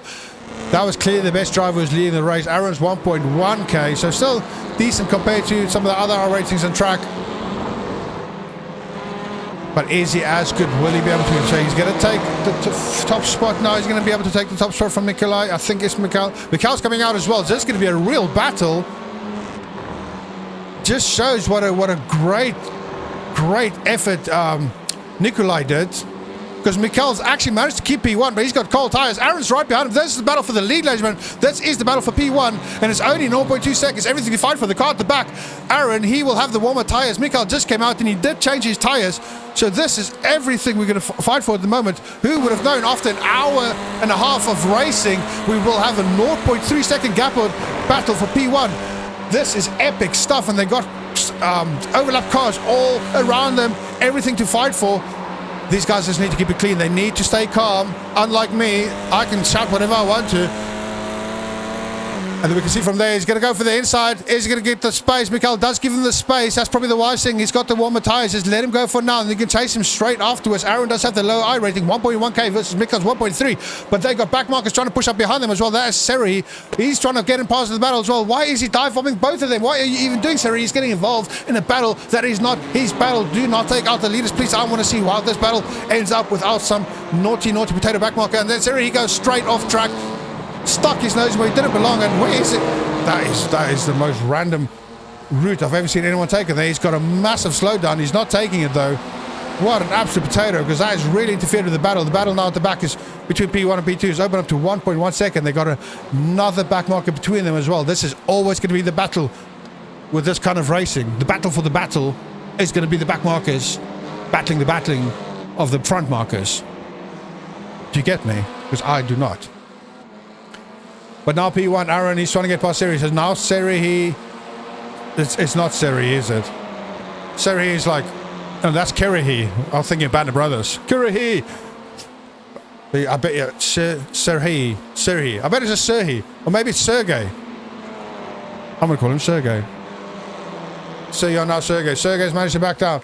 So the gap has opened up to 1.8 seconds between P1 and P2. We're going to look at quietly at the backyard because we do have a battle breaking up for P4. This is Eternity Racing and Common Traffic. Very boring team name. Let's hoping the racing is a bit better between Thomas and Nick. We did see them battling earlier as well. The gap's 0.3 seconds. This could get quite interesting.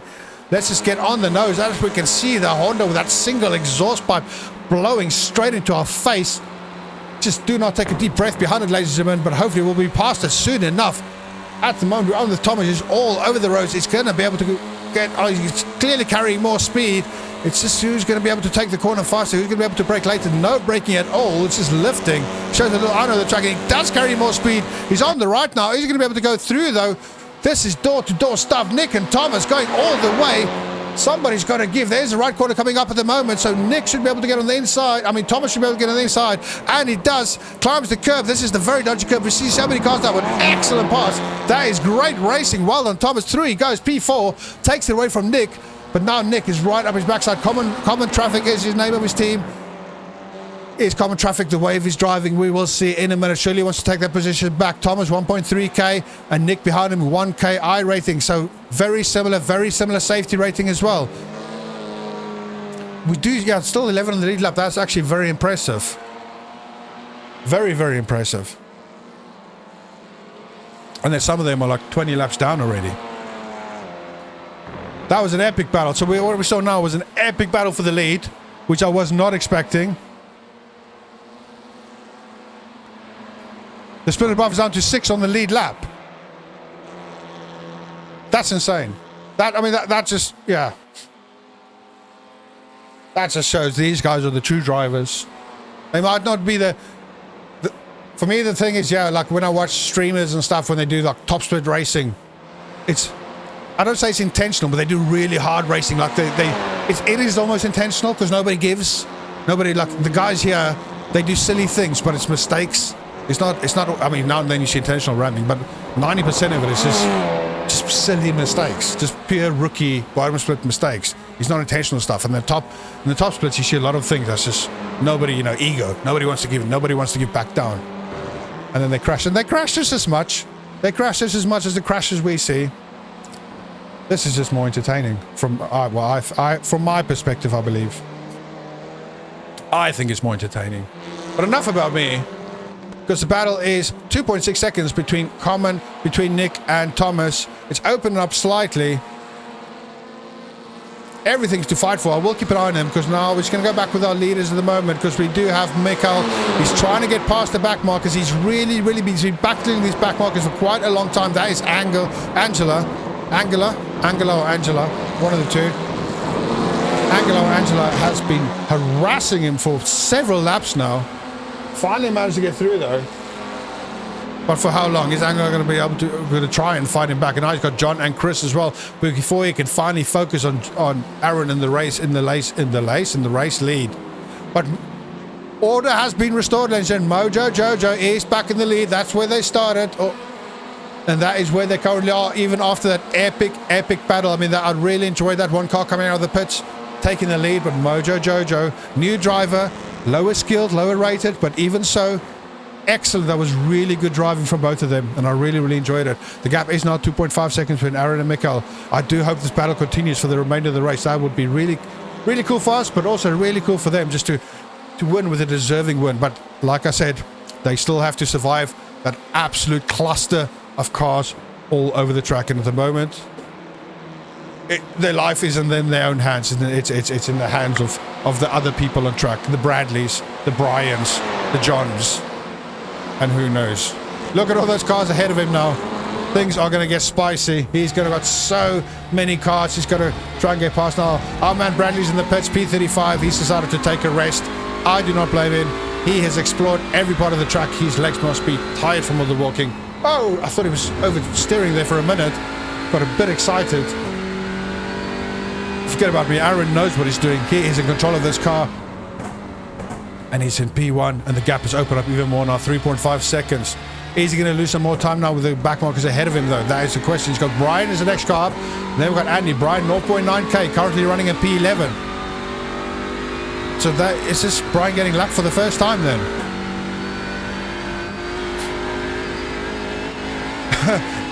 Fair. That's the nicest thing you could have done. Yes.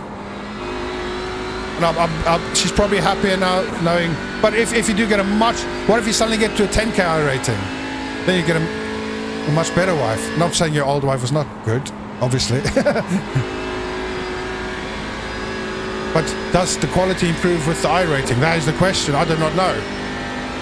I do not know. I will let you know. No, my iRating will never get any higher, so I will never know. I think I've peaked. But no, that's not about me. Why am I even talking about me? We are now watching Aaron trying to get past these back markers. He's still just 0.9 seconds behind them. None of them are battling for position. It's P11, P17, P40, P16. So P16 and 17 might be battling, or they might be lapped. Let me have a look, actually, so by the time we get to them, we know what's going on. Yeah, so they're battling. Oh, he gets past two of them. So two of them let him go past. That was nice of them. So that was Brian and Chris let him go past. Now he's got Andy, Brandon, and David ahead of him. That's P16 and P15 up ahead. They're not battling, though, because they are not battling for position. Am I correct? Yeah, this is a battle for position. This is P14 and P13. So this is Jacob, John, and David. All three of them are battling for position. This is a three-way split. Amazing. And one thing I've learned about these kind of situations, one person's always left disappointed. Hopefully it is not John, because we are on board with him now. He's currently running a P14, 1.6 car rating, and the other two 1.5 car rating. This is a very nice and even race. This could be a really good battle we set up for here. And they're all battling for top ball, P13. Oh, he goes very deep with his Burger King livery. That very tricky corner. That corner that's eaten so many people and ended so many races today. But it's opening up slightly. Let's just jump up with the two cars ahead. We're going to go on board quickly. We're on board now with David. He's 0.4 seconds behind John. And then John is 0.4 seconds behind Jacob. So this is absolutely anyone's race at the moment. For if you're racing for P13, obviously. If you're racing for other spots, then don't worry about it.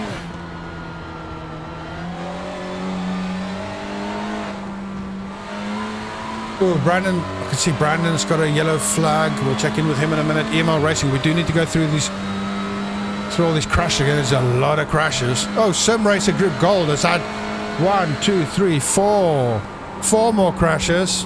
Like I said, I do hope they have a platinum team. Because things are not going their well today. Not going their well, not going their way today at all. Okay, David, we're on board with David now. He's currently running in P15. He's chasing down John in P14, who is chasing down Jacob in P13. The gap between all of them, 0.4 seconds. This is the closest battle on track at the moment. We do have a battle forming up front as well for P7 between Donkey Bob Racing, KMC, Atmos Motorsport. But for now, I'm just going to stick with these guys. I feel this is where the action is going to be, because every time I leave the action, something happens. This is the tricky final corner. We've seen so many guys caught out here, and he managed to go. He's going to be able to get on the throttle. He gets on the throttle. He's going to be able to get past John, though. Who's going to carry more speed? They are door to door. Through goes David. Excellent pass. Well done. It's all about that final chicane. He managed to get through it much quicker, get on the throttle, and he just left John behind. Now John's behind him. He wants that position back. Oh, David braked really hard. John had to swerve out there. Really, they definitely have different braking marks on that corner. But Dave managed to keep it. What this has allowed, though, is Jake in front of them to open the gap up. The gap to him now is 1.5 seconds as he's to battle it out, trying to gain that very important position. All of these guys are gaining iRating. I mean, with 52 cars on track, you can finish. Well, let's see. Let's actually see where that stops. It's probably like probably around P25, P26. It's usually about half. But yeah, so these guys have still got everything to fight for. And they are fighting for everything. Oh, that's just going for a good dive bomb there, but he managed to lift again. John just stuck his nose in. I think he just tried to scare David. He did scare David. David just went off, driving in his mirror, but managed to keep it on track. That was very close to getting a massive oversteer. And then look what's happening behind them, ladies and gentlemen. Let's just jump one position back, because we got P1, Aaron, coming up behind them. So these two are battling really, really hard for position. And then we've got a race here to bring it up right behind them. Oh, Mikhail's got off. He's going slow. No, okay. It was just off track. Forget about it. So this is our P1. We're on board with our P1 position, our P1 driver at the moment. You can see up ahead, the cars up ahead is John and David. That cars we were just watching. But there's a big crash up ahead. Let's just not get involved, the race leader. That is Grant. Grant, who we saw going really slow earlier. His race was going so well from a perspective of someone who goes really slow and does not really try and race anyone else and just wants to stay on track and go really slow. And it was going really well from that perspective. But right now, Grant has crashed and it's not going as well as it was before. He is currently losing 25 iRating. Our Grant currently in P34. We do need to check in with Bradley in a minute. Bradley. I haven't seen him on track in quite a while, but I just want to see how Racing gets past these cars. He's now up to Jacob in oh, wait. Jacob's fallen back. John and David got past Jacob. Did Jacob get caught out on that crash? We absolutely missed that. Oh! Oh no, they just touched. That was John and Jacob. P14 and P15. Let's just jump back and watch that because Jacob's he's trying to get past P1 again, but he's just trying to get away from John because John is very aggressive, isn't he? He keeps sticking his nose where it doesn't belong, which reminds me of my mother-in-law. I hope she's not watching, and if she is, she doesn't really do it, and I love you very much. Yes, let's get back on track. And then now we are aboard with John. So John is under pressure now from Andy. Andy, who's a back marker. Everybody's under pressure from everyone else. I do not know who's fighting who anymore. But right now, so that is John with the Burger King livery. Chris has just gone through. He is a lapped car. Jacob has now opened the gap to 1.9 seconds. And David, who was battling with John earlier, he's even further, 2.6 seconds ahead now. He's now managed to inherit P13. So that all ended up with not much action at all, really. Oh, there might have been action, but I just completely missed it. It's just hard to keep up with so many cars and nobody's racing anyone, yet everyone's racing everyone. So we're on board, or we're watching Jacob at the moment. He's chasing down David, and the gap's only 0.2 seconds. He is going to go for it because there's a whole cluster of cars ahead of them, which includes our race leader as well. They are door to door. Who's going to be able to get? Because someone's going to brake early. Someone's going to be able to get the inside. Jacob gets the inside. Oh, Jacob takes that back. What's lawfully his. I mean, he was ahead of them earlier, and he takes it back. Andy crashes out at the backside. He was in P40. Sorry, Andy. But through goes Jacob. Great pass there from him through all that cluster of cars. And then now he's got P1 ahead of him. Now, is he faster than P1? Is he going to try and get past P1? Surely not. Just let P1 go. Let Aaron in P1 go. Aaron is currently 4.6 seconds behind P2. And the gap is opening up as we speak. They have had a dream race, Mojo Jojos. They have survived the absolute cauldron of chaos, ladies and gentlemen. They started in P1 and they're still in P1. But they have an absolute cluster and they have 2 more hours of survival to do. Will they be able to do it? Again, as much as I want them to, I don't think they will. I just think something's gonna go wrong. I just have that feeling. Not that I want to downplay them. Okay, we do need to watch some crashes in a minute. We will in a minute. But there's been a lot of them. There's been a lot of them. A lot of them might just be spins. But for now, I just want to see what happens here. Because that is P1, who is the sausage in the hamburger. No, hamburgers do not have sausages. I've just offended a whole nation. It's a sausage in the hot dog. The patty in the hamburger. And he just hopes none of them takes a bite out of them. Oh, that... Jacob almost climbed the curb. Almost lost it on there. But he manages to keep it safe. But our eyes are on P1 because right now he's got Mikhail in front of him. Mikhail's running in P9. 1.3k iRating, and he's just not letting P1 go through. He's just not making space. He's ignoring them. And as I say that, is he going to let him go? He does let him go by over-slowing. Oh, then it almost drives into Jacob. So he lets him go through. Well done. Through goes P1. So he's got the clean air now. He's got Jacob up his backside now. What this means, though, is for Jacob is nothing. All the cars behind him are lapped cars. So he's got nothing to worry about as well. He's got a nice 2.7 gap behind him as well. So let's see if we can find no big battles on track at the moment. I will keep an eye on it. Let's just go and look at some crashes. See if we can see anything exciting. Anything worthy of a potato award. Because we've not been close to that really. Is this Grant? This is our man Grant. We've seen Grant several times. Oh, Grant. When you putter along so slow. Overspeed racing. Totally the wrong name that we picked there, sir. Managed to get back on track, and then a couple of laps later, might as well watch it as well. Our man Grant once again overspeed racing. Oh, he just drove. That's what happened to Jacob.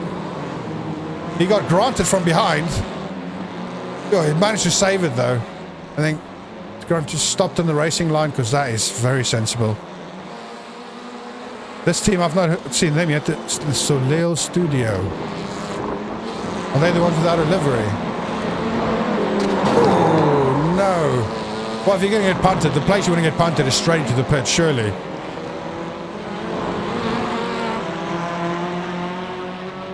Yes. Nice 3-point turn into the punt, into the pit. No, he's not pitting. He's not pitting. False alarm, and off he goes again. This is Bordeaux Team Racing. Oh no. Yeah, that Burger King car is super aggressive. And then just a couple laps later, Bordeaux Team Racing, and once again. Oh, that just felt unfair. Not. Oh. Luckily, then he's into the road. There were bits of car popping. His car was just spewing bits all over the place like a drunk man getting sick outside a nightclub. But it was just all over the place. But his car is still trying to drive. You can't drive, so he got a tow. But I don't think that was really his fault. I want to watch that again from a far chase perspective. Oh, I mean, they were both heading towards each other, to be fair. But not holding his brakes, that could have gone very wrong for other cars. Luckily it didn't. And then Dive Bomb Motorsport. Is that the car he crashed? Yeah, it is. Oh, his car's buggered as well. One more love tap and away he goes. He is in the pits at the moment. He DNF'd. No, he's not in the pits. He DNF'd. Yeah, got quite a few DNFs now. This is Sim Racing Group Gold. Not Platinum. Not to be confused with Team Platinum. This is Gold Team, and oh, they missed that barrier like a champion. That was really well played, sir. But he is now exploring bits of landscape that hasn't seen tires in many, many years, so you should not be there. The groundsman is not going to be happy with you. And off he goes, back on track. You might as well watch some of his other offs as well. This is quite a few laps later, to be fair. Just a big twist. Oh, it keeps it out the barrier. Does not keep it out the barrier. Hopefully not too much damage. Sits and thinks about his life. I do not blame him. Eventually you're going to have to rejoin. There's no gap, is there? At least he's waiting. At least he's waiting. That is the most important thing. Finally managed to find a gap. The crazy thing is he didn't lose a spot. That's how big the gaps are between all of them. But then our very same driver, Michael, once again, the very next lap, just spun out all on his own and keeps it out the barrier. When he loses control properly. And then a couple of corners later, once again, that final corner catches him out, bounces over the curb and keeps it off again. But did he have another extremely long joint? Even now, he's still running a P22. He's still gaining a ton of iRating. So his race is still going very well. If you ask me, I would still be happy if I was him. Let's watch one or two of Baroni Motorsport. What happened to them? No, this is just a little studio again. We saw them having a little crash earlier. Oh, that was unfortunate. Nice, just bottom split. What you can expect from bottom split racing, really. You're drifting around the corner. Absolutely saved it, though. That was our P2 car behind him. Almost got caught out. That could have been very close. Then he pulls over. Is his race engineer shouting at him? He's just sitting there. Sir, what are you doing? Well, then he starts going slowly. Was he just gathering his thoughts? Changing his nappy? Something went wrong there. But on the racing line, he sat for a considerable amount of time, and then off he went again. Only very... Oh, yeah, this was Bordeaux Motorsport once again. Just drifting around the corner. Managed to keep it out the barrier, though, but had a whole gaggle of cars behind him, and luckily no one died in that one. Yeah, this Some Magic car has appeared several times now. Even though his car's in bits, he always seems to be the one driving away after the incident. It's like the fast kid who knocks on the door and runs away, and then I was always left standing there having to answer when the angry owner opened the door. I don't even know what I'm talking about. That never happened. Let's carry on. JL Racing, this is Jim. We saw him crash earlier. As you can see already, half his car is missing. Oh, no. He's given half a car missing treatment to another car. They drove into the back of him. That final chicane strikes again. And are we going to see it strike again once again? Yes, we are. This team is called The Guys. They can't stop there. What on earth? 2 more to go through, then we're going to go back live again, see what's happening on track. No real big battles other than between the back markers, but nothing for position. But I mean, the battle for back markers is as crazy as everything else, to be honest.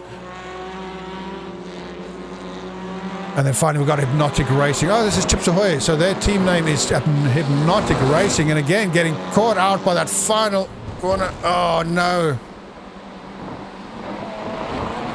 And that is Suspension Ahoy. Off to the pit you go. So he is currently busy towing because that just happened. Let's go check in live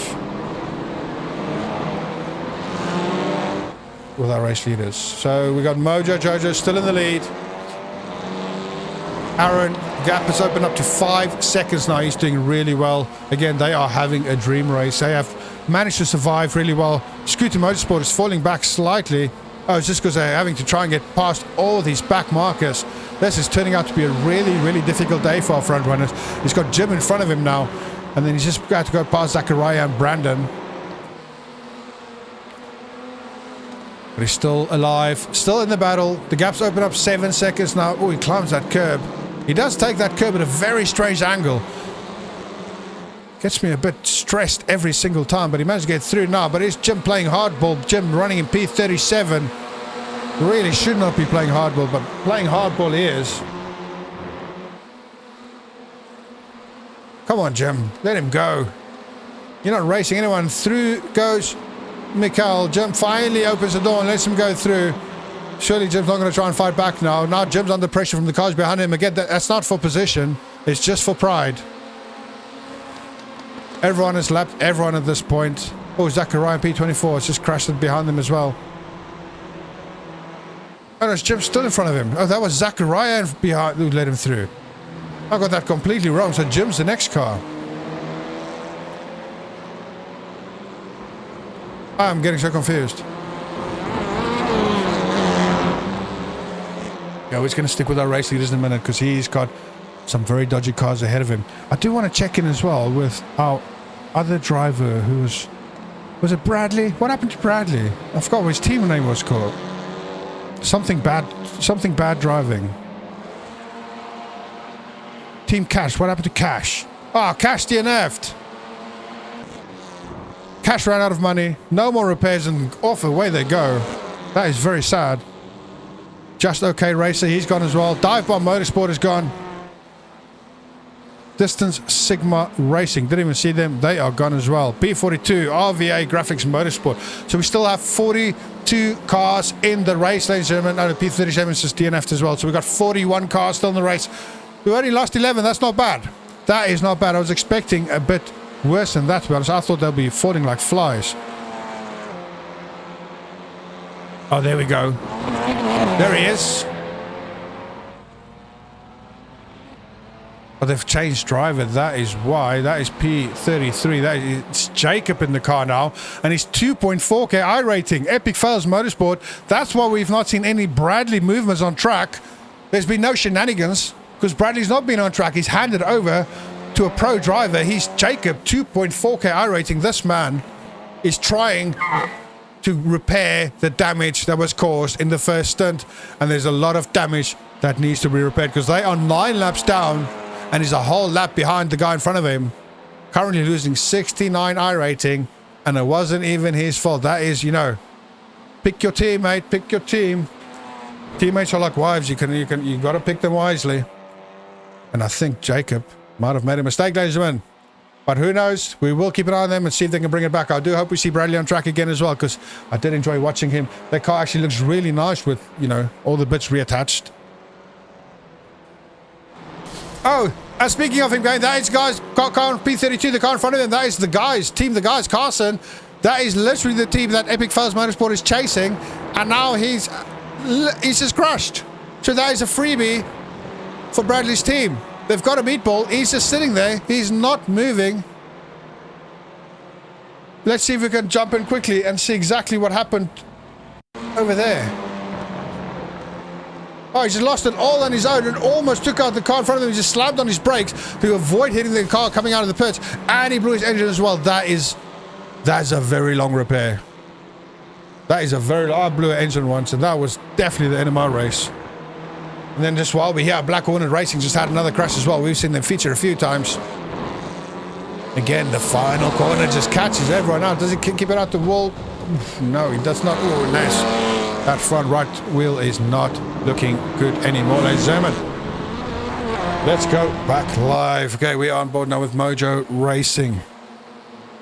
He's got some more back. Oh, he's always got back markers ahead of him. The gap behind him now is 6 seconds, so it's quite significant. Again, having the absolute greatest race ever. Trying to get past. That's Simon ahead of him now. That's P8, so he's lapping P8 now, which will mean we only have 7 cars on the main lap. Is Simon going to let him go? Is Simon going to left? Surely he's going to play the game. I mean, P8's a solid position, so you don't want to play around and risk your own race. And he does. Well played. And through goes Aaron. And the race continues. Simon, meanwhile, is coming under pressure from B36 Jim. Oh, now Simon's right up his backside, though. He got a much better exit than Aaron out of the corner there, but he decides to lift it back, so plays it safe, which is probably the best thing to do, to be honest. Oh, Hellas Vision team just crashed as well. They are running a P14. Let's just have a look. Are they... The Burger King car! And they've got a meatball.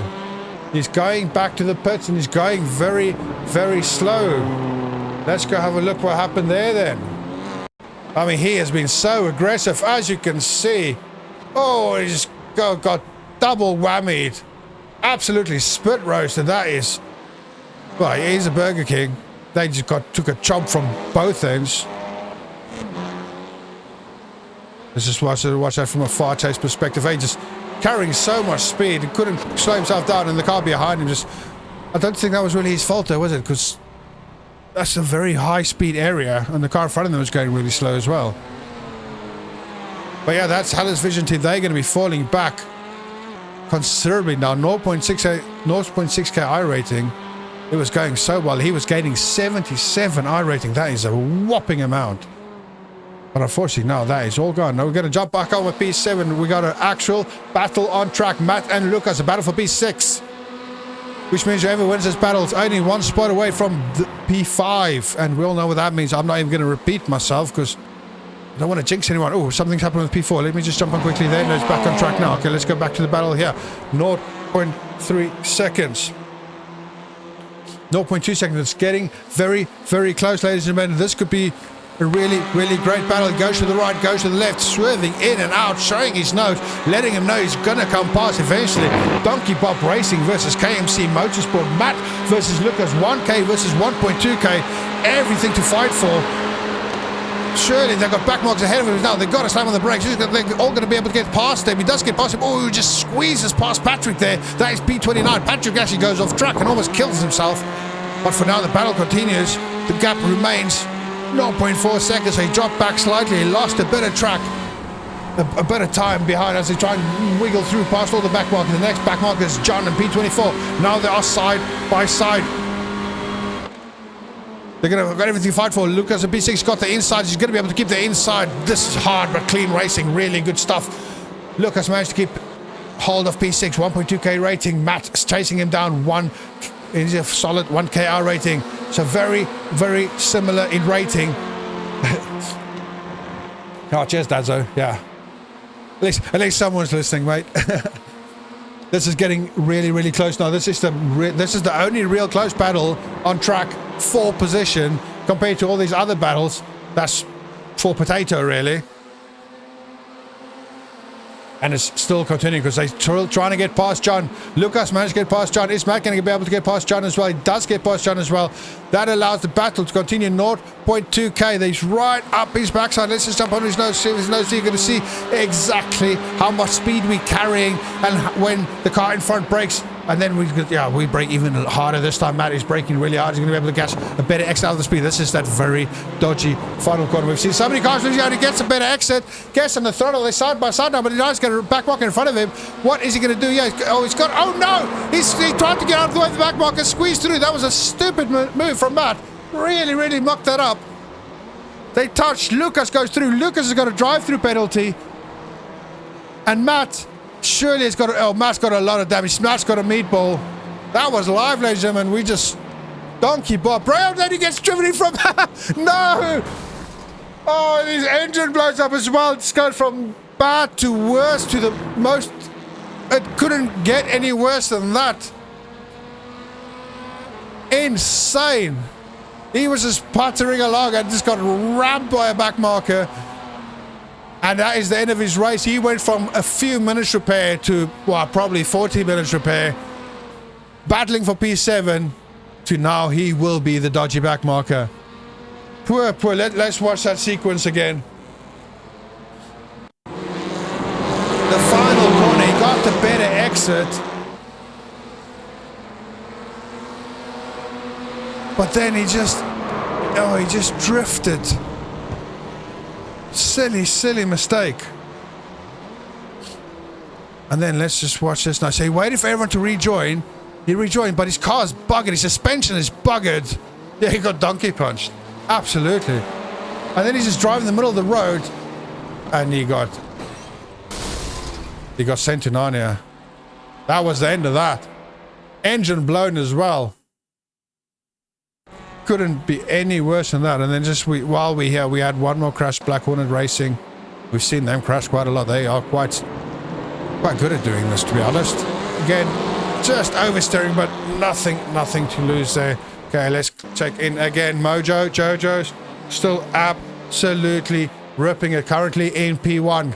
Gap is 5.4 seconds, so it's close slightly to Mikkel. I do hope we're going to see a battle soon again for that top position. Maybe again when they change tires. We're about, well, it sounds epic, but we're about 30 laps away from that because the laps are so short. I mean, the lap time's about 1 minute 15, 1 minute 16 per lap. 2 hours to go. Ladies and gentlemen, we are halfway through this race. Well, just over halfway. We're almost halfway through this race. And we still have 42 cars on track battling it out, which I am impressed by that. But we're not many battles on track. We just did see that very awesome battle that ended in absolute tears for the donkey team, who are now literally the donkey team. We are now on board here with Angela. Angela chasing down Adrian. This is another battle for position. P17. Again, tons of iRacing still on offer, even this far down. So everything to fight for. And as we join the gap opens up to 1.2 seconds, which, believe it or not, is one of the closest battles we have on track. Now, actually, we have something closing up front as well. This is Lee. Is Lee the car we just saw take out Donkey as the final nail in the coffin? Well, this is Lee and Black Hornet Racing. Lee and Patrick. And we've seen Patrick crash several times, so Lee should be able to get past Patrick. We will see very, very shortly now. The gap is, well, 1.2 seconds. Like I said, every time there's a bloody battle, and then I click over to it, and then it opens up to 1.2 seconds. These guys are stitching me up, man. Well, let's just stick with Lee, because that's Patrick in front of him, and we have seen what Patrick can do, or rather what Patrick can't do. So only one mistake, and Lee will be all over him, and we'll be there for it. Hi, Nicholas. You missed a bit, but also not too much of a bit. It's not like our previous races. I mean, our previous races were constant action. This has not been constant action. There's been a lot of crashes. There's been no real massive potato awards. Oh, we see P1 just go through as well there. That's Aaron and P1. But this is just survival. This is just pure survival. For the guys up ahead, P1, P2, they are just swerving and dodging through back markers like insane. And it's them winning this race is going to be about surviving back markers, not about being the fastest car on track. But other than that, it's a very fast track, it's a very short track, and it's a very tricky track. That final corner, that final chicane, we've probably seen 20 crashes, probably even more there.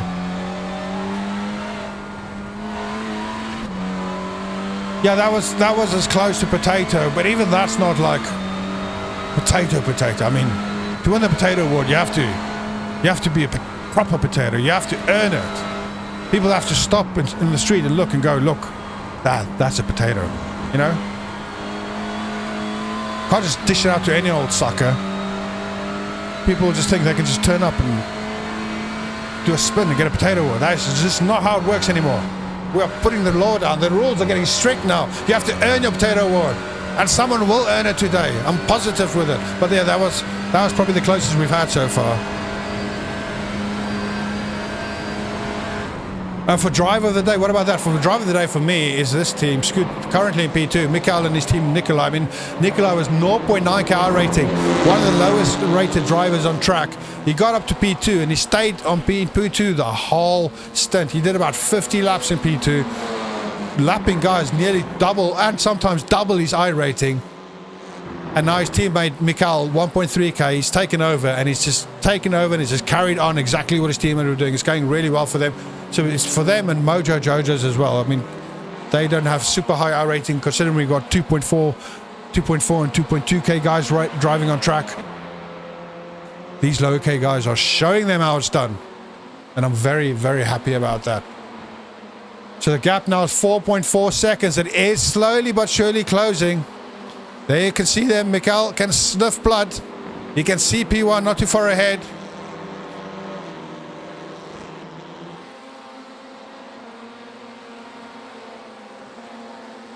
Yeah, it's calmer.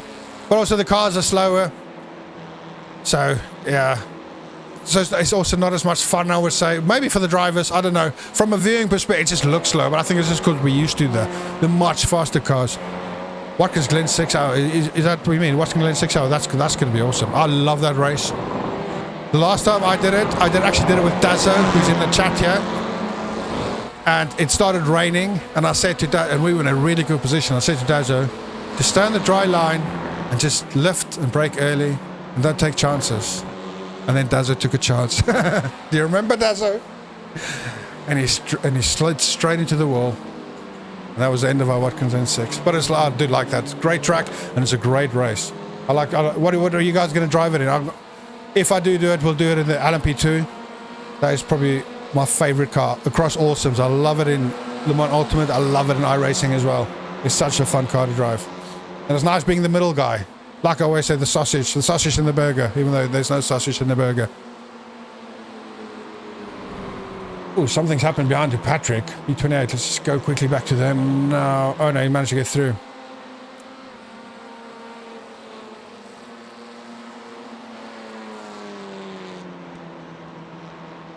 I think the Watkins Glen 6 hour will be a great one for commentary, for bottom split commentary. Now that'll be interesting. Very interesting. Yeah, that's the best car. That, for me, that's the best car in the service, LMP2. I love it. That and Super Formula. What amazing fun cars to drive. Oh, Donkey Bob is still in the... Oh, Donkey Bob is still in the pits. Donkey Bob is currently P23 after, remember, he was battling... Where was he battling? For P7 or something. Like, it was going so well for him. And look at him now. Crying in the pits, all because of bad decisions. It's all about bad decisions. For me, that's what the biggest differentiator in the bottom split. So they make silly mistakes because of bad decisions. Oh no, are you going to have the same livery as well? Will you be in the bottom split though? That is the question. Or have you climbed up the ranks? But the thing with LMP2, because that's the lowest or the least populated of all of them. So even if you have a semi-okay I rating, you still end up in the bottom split because that contains all three cars, obviously. Because if I do commentating, I will do the lowest split that contains all three classes. So then you'll have LMP2s with guys like 1.5, 1.6, 1.8, even 2k I rating. So they're not really bottom split drivers, but they're just ending up there. So then it's even worse for them because then they got to navigate 0.4k GT3s and GTPs, which is pretty insane, and makes it so much more fun for us as viewers. Yeah, so I'm definitely going to be streaming that one. That might just be very, very entertaining. At the moment, though, the race is just really settled down. Not much happening on track. The gap is closing slowly but surely. Yeah, we are on board here again with P2 Scooter Motorsport. They are just having a great race. 4.5 seconds at the moment. It was just under 4 seconds a minute ago. But all they need to do is keep it clean. Them and Mojo Jojo P1 are just making no mistakes.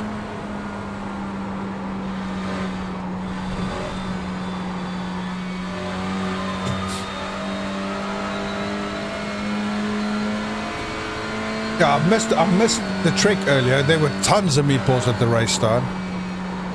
I even got my meatball song. And then I should have used it then because now there's no meatballs. Let's go look. Look.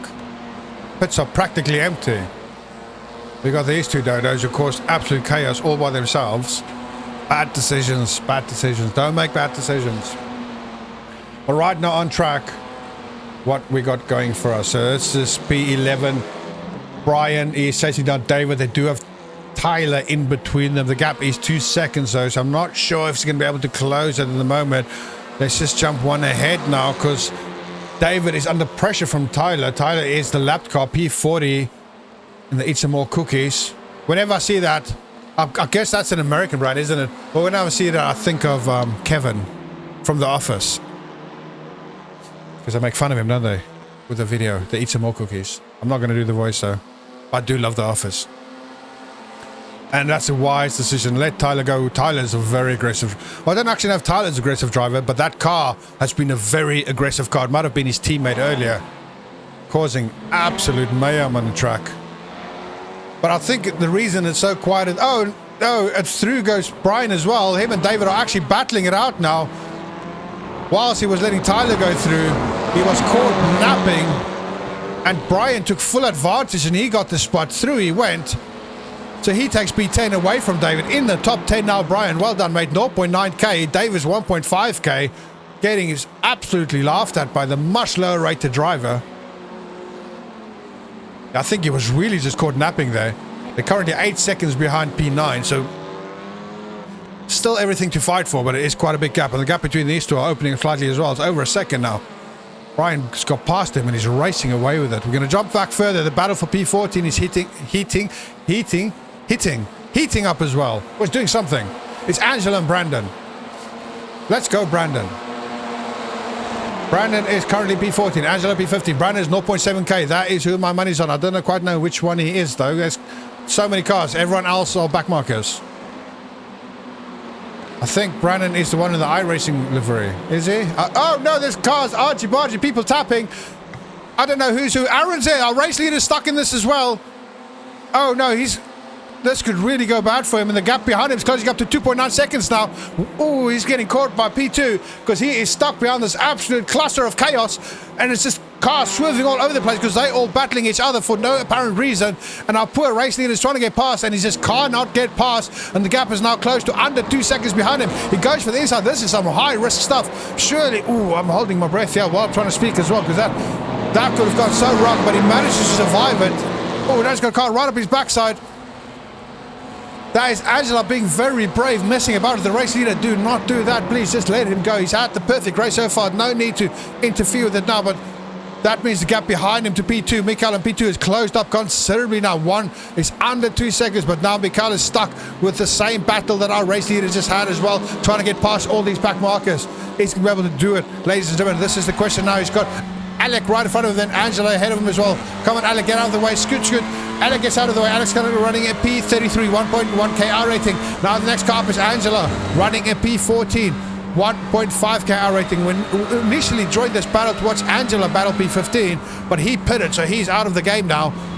Forget about him. This is what we're here for now. Come on, Angela, get out of the way because we want to go catch P1. This is it now. P1 and P2 are behind each other. There is nothing between them. No sausage, no burger, no patty. This is just pure racing with clean air.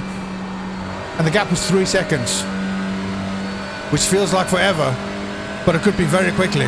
It just depends how the driving goes. 2.9 seconds, 2.8 seconds. I think our race leader is slowly but surely catching another rare mark. He's catching Matthew, currently running a P21.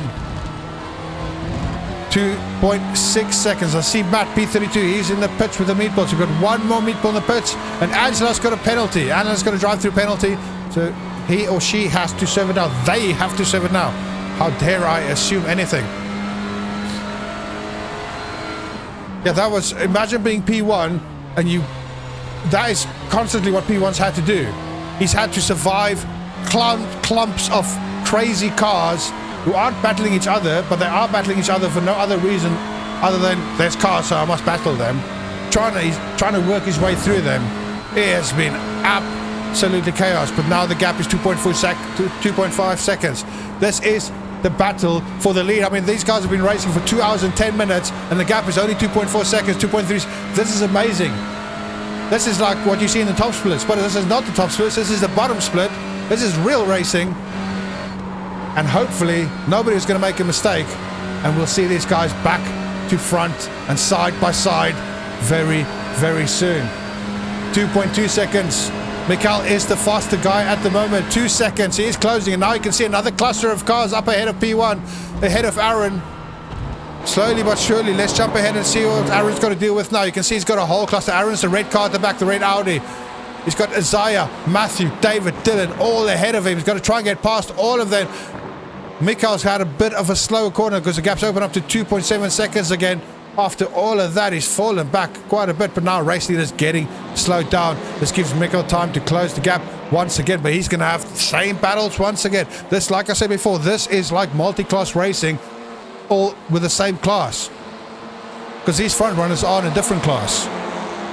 Skill-wise, not car-wise. Oh man, our poor race leader. I am actually fearful for him. Look at the chaos in there. How is he going to survive this? Just don't take any chances, but then no one's going to drive into the back of him or the front of him. Mojo Jojo Racing, their race could be going perfect. They have been in the lead for 101 laps, ladies and gentlemen. They took the lead at the start, and they've been in the lead ever since. Oh, he swerves out, almost loses it, and the gap is 0.7 seconds now. There is 2 cars behind them. There are 2 cars behind them, but our P2 position, Mikael P2, is slowly but surely closing the gap. These guys are battling it out now. Everyone's battling everyone. This is like going to one of those parties where you put keys in the fishbowl and they turn the lights out. You just don't know where you're going to end up. You're going to end up touching something. But for now, we are just going to stick with Aaron and Mikael. The gap has opened up to 2.6 seconds again. Mikael is just playing it safe at the moment. He is just waiting to see what happens up front. Maybe you can gain P1 without even having to fight for it, because that is as much a possibility as anything else at the moment, as our race leader is trying really hard to work his way through all these rear markers, back markers, but he is struggling. He is struggling because they're all very similar speed, but not of similar skill. He's got Dylan right ahead of him now. And again, he's got to lift really early, gets really close up Dylan's backside. Just got to be careful, Mr. Race Leader. Mikael, meanwhile, is only 1 car behind him now. He's still going to lift and let him go. Dylan does let him go. Through he goes. Is still going to be as nice to him as he is to... Is he going to be as nice to P2 as he's just been to P1? But even so, P1's got 2 more cars ahead of him as well. Let's just jump on board with this cockpit again. That is Matthew and Angela. Is that the same Angela? How many Angelas can there be on one track? How many Angelas does it take to change a light bulb? That is the real question. So the gap behind is 1.4 seconds. It's opening up slightly again. Let's just check in. So that the white car with the red stripes, Scooter Racing. That is our car in P2. They are battling out. They've been battling it out, these two, for 103 laps. Neither of them have changed position since the start. Oh no! And P2 absolutely smashes into Isaiah. Surely that's going to result in damage. I'm so sorry if I just woke up the baby by screaming so loud. I got the biggest fright of my life. I can't believe he did that. That was absolutely chaos. Does he have damage though? What happened? We'll check in on that in a minute. The gap's open up to 2 seconds, but there's no cars between them now. I can't see any damage on his car. There seems to be nothing. Is he driving a tank? But that was questionable from someone. I just don't know from who. I do need to review that again. But for now, we're going to stick there. Okay, now we're working our way through. So now there's more back markers between them. We just got past Francesca. Next car between us is Matthew. And then we got the race leader, Aaron. You can see Aaron just up front there. 1.8 seconds is the gap. I mean, that's nothing. After 104 laps of racing, and the gap's only 1.8 seconds, absolutely everything to fight for. I cannot believe we got no damage from that. That is very, very lucky, because that was a hard hit. A hard hit. I mean, he hit him like it was an insurance fraud job. Like he smashed into him. But he is still going. Still going. Everything to fight for. And the gap is 1.4 seconds. 1.5 seconds.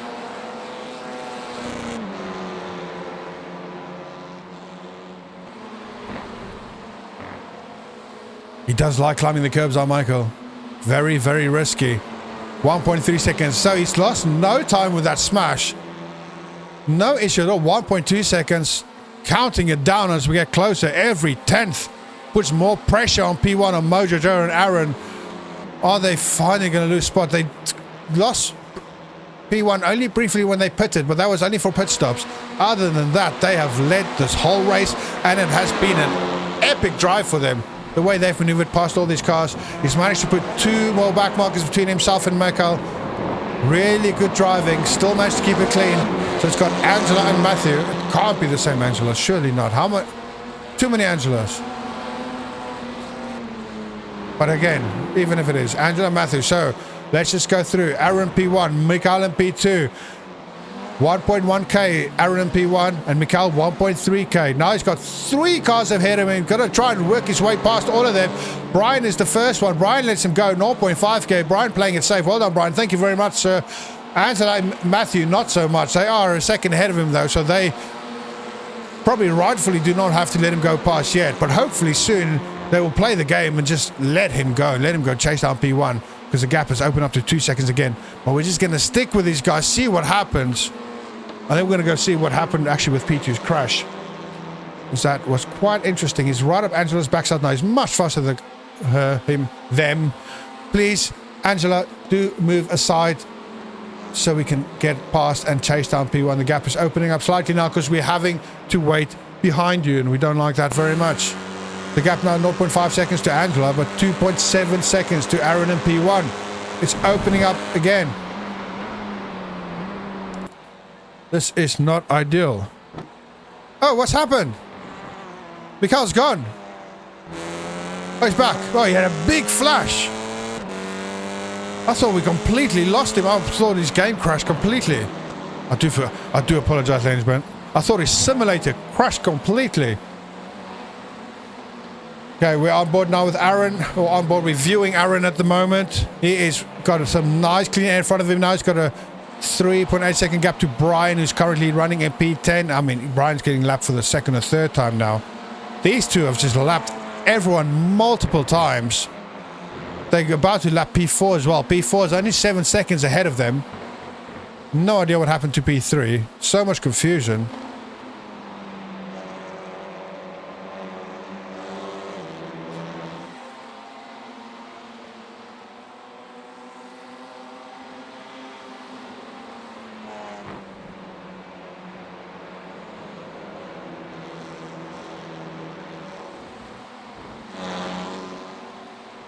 They do look like they drive so slow when you watch from this view. Oh, I was going to do interesting facts. I completely forgot about it. Because I knew this race was going to be so slow, we were going to learn some interesting facts about our host nation while we were here. So we might as well start now. I've had 1 beer. I'm about to reach for a second. I think I'm going to need a third before the end of this.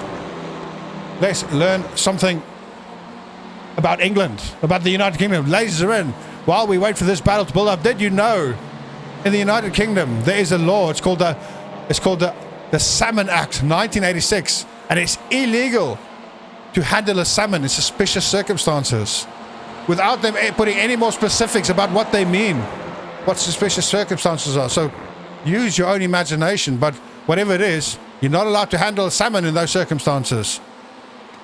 That kind of blew my head off. Did you know that the king doesn't have a passport? Because the king issues the passports. So he won't issue one to himself. Which I found really weird. You know who else doesn't have a passport? Prince Andrew, because he can't travel. He's not allowed to. Okay. Aaron currently in P1, Mikhail in P2. The gap is still 2 seconds. Not too bad. A lot of back markers. We still, every corner we're finding more and more back markers. As they're all trying to race each other, but this is actually the closest battle we have on track at the moment. And we've got one battle there for P20, 1.2 seconds. But I'm going to stick with these guys because I want to see what happens with the race lead. I would really, Mojo Jojo or Scooter Motorsport, I would be happy for either of them to take the win. They are both my driver of the day. Oh, there's a car coming out of the pits as well with cold tires. That's just gonna. That's Stefan. He's been in the pits. I don't think for damage. That is just a scheduled pit stop. Well, an unscheduled scheduled pit stop.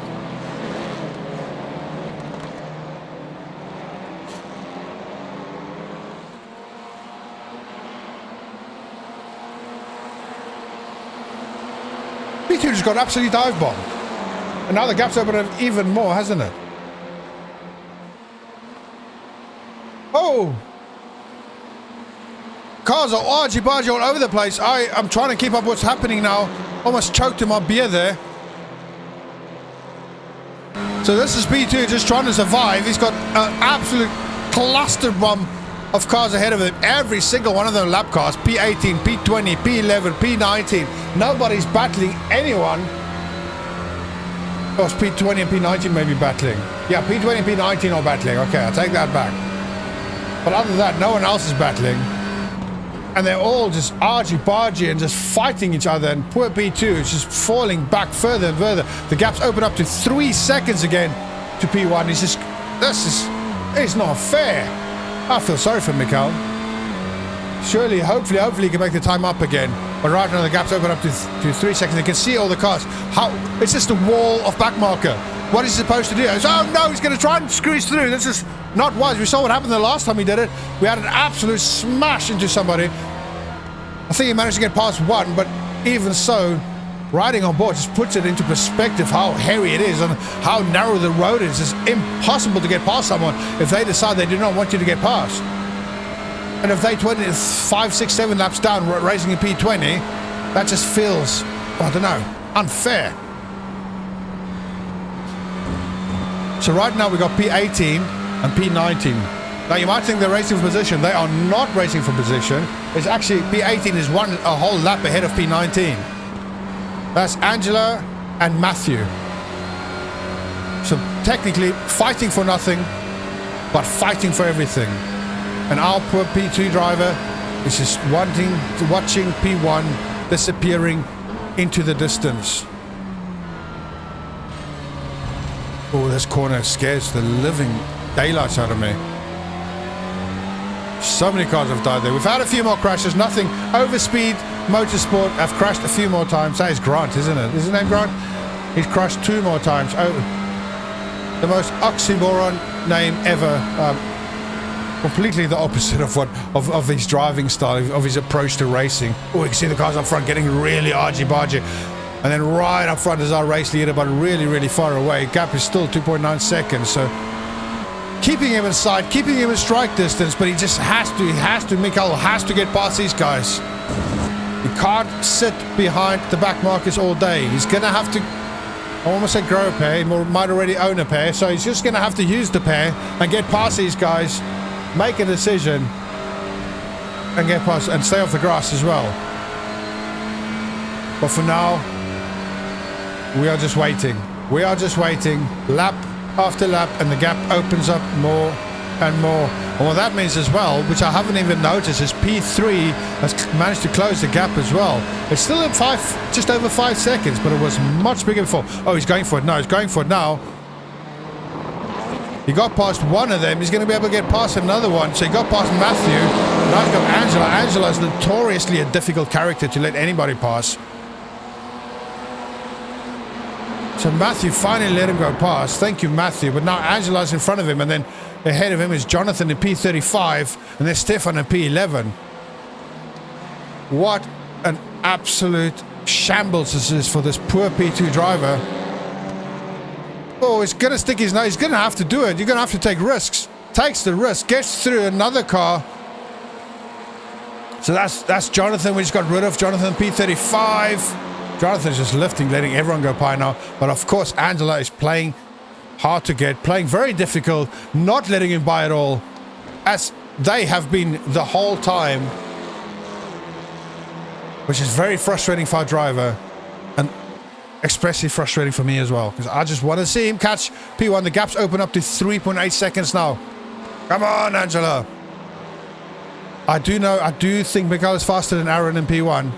But he needs the clean air in front of him. He needs his back markers to get out of his way and play the game. But what this means, as I was saying, P3 is only a few corners behind. He's slowly but surely closing the gap as well. The gap's 4 seconds now.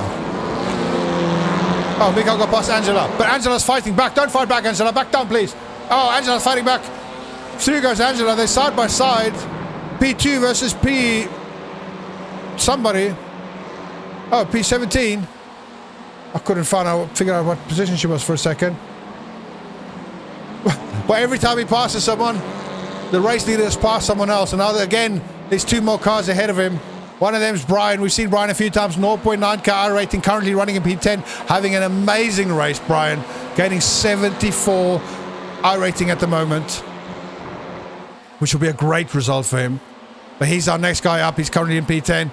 Is he going to let Mikael go? Is he going to play the game a bit better than Angela did? Oh, he does. Don't know if that was on purpose, but he lets him go. Through goes Mikael. 1 more car ahead of him. That is Stefan in P11. 1.8 seconds gap. Then the gap to the leader is 3.4 seconds. And the gap to P3 is 4.7 seconds. So he managed to open the gap slightly behind him. But we will see shortly. Let's just jump in with our leader and see how his race is going. And I think he's got nice clean air now, so he can just put foot and open up the gap. Really focus on opening up the gap. A couple of more meatballs in the pits as well. Nothing too serious though. I really should have used my meatball music right at the beginning when we had about 10 cars in the pits. Absolutely missed that one. I'm going to be lying in bed tonight. Sad that I didn't get to play my song. But so it is. So it is. Okay. This is Aaron. We are currently on board with P1. He is being P1, or his team has been P1 since the race start. 113 laps, ladies and gentlemen. They have been leading from the start. They have been running the perfect race. They have been dodging and diving through a cauldron of chaos, through touring car mayhem, and they have survived all of it. But for how long can they still survive it? And then Mikael and P2, these guys are gunning for driver of the day. If they race the perfect race, they will be my driver of the day. They'll be beyond my driver of the day. But they have to survive first. And right now Stefan is putting a lot of pressure up behind him. He's running a P11. I trust Stefan though. He's got a 4.9k safety, A license. I mean, he could still easily make a mistake, but for now I'm going to trust him. I'm going to believe him.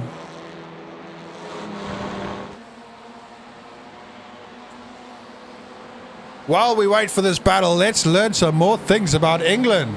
Did you know Oxford University is the oldest university in England? It's also considered one of the oldest in the world. How old is it, you ask? Why is Stefan flashing him? He's P1, mate. Why are you flashing him? And Mikael's catching the gap for 1.8 seconds now. Mikael, 1.7 seconds. P2 is finally catching him. He's got some fresh air and he's finally catching him. And Stefan is putting pressure on the race leader. P11 is flashing P1. Look at that. What are you doing? Leave him alone. Leave Brittany alone. Let's go. P2 is slowly but slowly closing the gap. We are ready for this battle to heat up, ladies and gentlemen. Just let Stefan. He's letting Stefan go. That is the wise decision because Stefan is being an absolute banana. But that means now the gap is 0.9 seconds. Slowly but surely the gap is closed up. We can see the race leader right ahead of us. We're on board now with Mikael and P2. This is everything to fight for. 1.3k versus 1.1k. The higher rated driver is in the back. Aaron got a slightly better exit, so that's opened up the gap to 1.3k again, but we've got plenty of fresh air, and Stefan is being an absolute bugger up ahead. He managed to get past the race leader, and now he's just slowing him down. It's almost as if he's working with Mikael. Of course he's not, but he's just being a banana. He's just being an absolute banana. Or one could say a potato. Or could one? No, that's definitely not a potato. Okay. 1.2 seconds.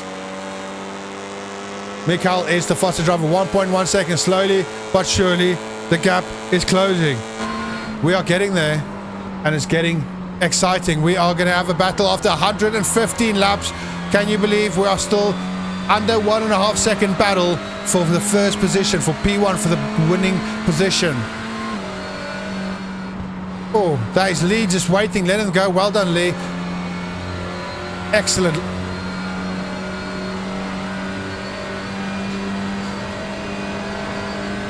Really? Wow, that's amazing. I do not even know what a good time is. I came into this so blind. I've never even driven. Like, I didn't even own the track on iRacing. I had to buy it. So I've never even driven a lap on Thruxton, or like Thruxton. Doesn't that sound nice? Thruxton. Sounds like a weapon. Yeah, so I don't even know what a good lap time is. I know nothing. But the driver's been good. And the gap's open up to 2.2 seconds now. Mikael has fallen back slightly again. Aaron is flying through again. They're doing some good lap times though. Mojo Jojo's fastest lap is a 1:15.7 and Scooter Motorsports is a 1:16.0, so it's 2.5 tenths. 2.5 tenths is the difference there. But while the gap's at 2 seconds, I know you've all been waiting. How old is Oxford University really? I know everyone's sitting on the edge of their seats. Wow. Did you know they found foundations there that showed teaching existed there from the year 1096. I don't even know what those mean. Those are just some random numbers. Were people stabbing each other with swords then, or were they hunting in loincloth? I have no idea, but that is when they were doing it. 1096 is how, and that makes it older than the Aztec Empire, which is insane. Oxford University, somewhere I would never go because I can't afford it. And I'm probably too stupid for it as well. Okay, we got one more backmarker ahead of us now. We got Francesca. 0.8k I rating. Francesca, please remove yourself from the field. Thank you very much. Enjoy the rest of your race. We will see you later. But for now, we're just trying to focus on the race for the top two. Yeah, I think that was more... Was that Middle Ages? Look. We had to walk around with metal. In an armored suit. And then go sit down and learn something at Oxford. What did they even study then? Like, how to clean your teeth with a stick? You know what I mean? Like, what did they date? What did they study there? Come on, I'm not having it. I don't believe that one. I'm not on board with that one. That was not a formal education. Did someone in 1096 walk away with a certificate that says, you've completed your studies in stone counting. Well done, you can now go sell fish. Well, I don't know. It just sounds dodgy. The Aztec Empire is very interesting. I really want to read a book more about it. That was a mega empire. And then it just went. Disappeared. But enough about history for now. This is supposed to be interesting facts about England. And now we're drifting into the Aztecs. When we race... Where is that? Like Mexico? Oh my goodness. Peru? Peru. I want to stop talking now. I'm just embarrassing. This is why I'll never go to Oxford, as you can see.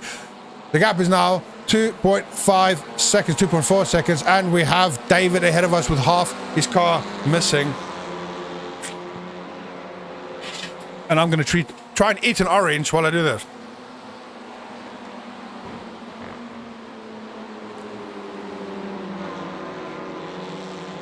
I do like the Vikings. The Vikings were cool. Well, I don't know. Were they cool? I mean, what you see in the TV shows is probably not very realistic. They just took... No nonsense. But my favorite Viking show is the one that's I don't even know what it's called now. It's a comedy one. That is such a brilliant show. I need to remember the name. Because if you like Vikings and you haven't seen that, you need to go watch that. That is so good. Or like that era.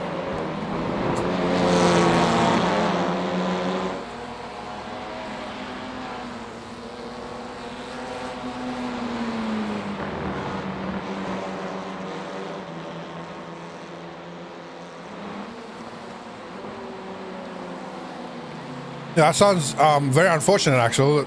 Spontaneous death. Oh, Norseman, yes.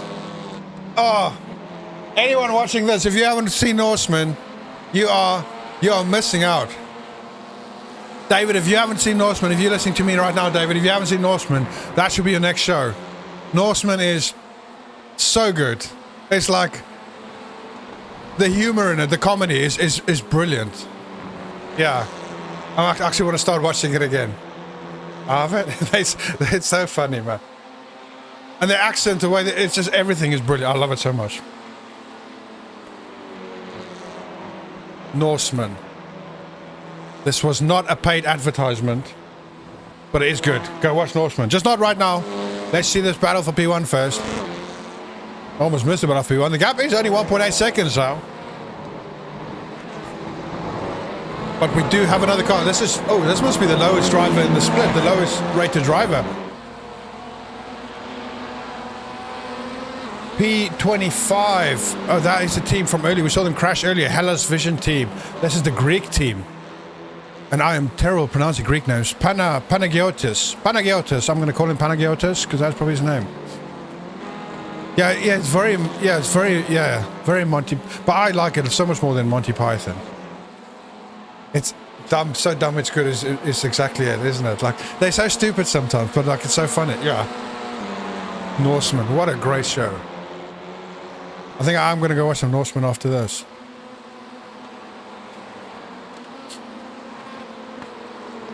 But it sums up the time as well then, because he's like so dumb, but it's like they just believed everything, didn't they?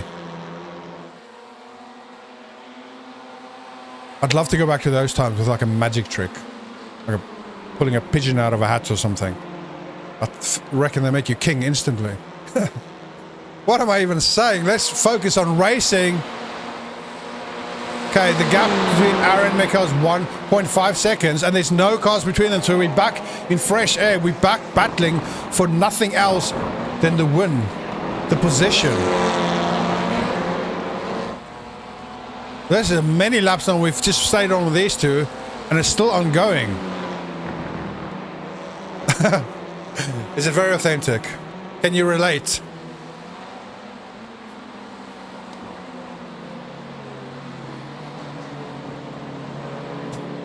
The gap's closed up even more now. It's 1.3 seconds. I think we're going to see a battle very soon. I do hope when we get there to this battle, it's not one of those where they're side by side and then they crash. So number one ranked team's 1.1k and P2 is 1.3k. They're not very high ranked. I mean, we've got 2k drivers in the field, obviously with lower rated teammates. But yeah, so these guys are, and their teammates were lower.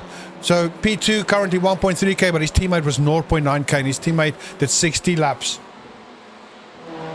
He got up to P2 and did 60 laps, held 6 laps P2 at 0.9k, just driving clean, great driving. I do think Hellas Vision was in Laguna Seca. I do remember that, yeah.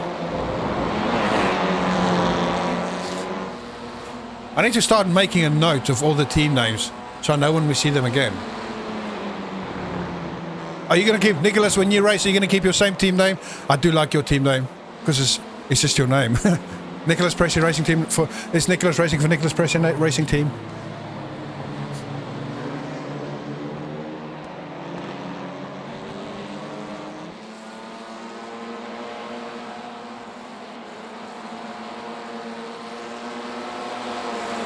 This is battle for position now. 0.4 seconds, 0.3 seconds. This is the closest been in a long time. They got a backmarker ahead of them. Carson's not getting out of the way. Gets out of the way finally. But then we've got Jordan behind them as well, just trying to get up in their business as well. Yeah, no, this is the bottom split, but it's not a very popular race, the touring car racing. So yeah, we got quite a mix. Oh yeah, 1.6k is quite high. We're not used to that. Juan, I've not actually seen much of him. Currently running a P3. They are car number 1, so they are the highest rated car anyway. But enough about them now. Look how close our drivers are. This is the battle for P1. Let's just stick with them for the minute. Yeah. Oh no, Miko's got to slow down. Every time I get excited, something happens again. And I was under pressure from the back marker. Back off, Jordan. I feel like a dog. The dog? Hey, dog. I feel like a dog that wants to bark at the back markers like, just get back, get back. We're trying to do a fight here. Oh, what's happened? Mikhail takes P1. What's happened to Aaron? He's just completely slowed down. He just climbed the curb and just slowed down. He didn't crash. He just misjudged the curb, but through goes Mikhail. He takes P1. Not as an exciting battle as I was expecting, but we have a change for the lead. This is amazing stuff.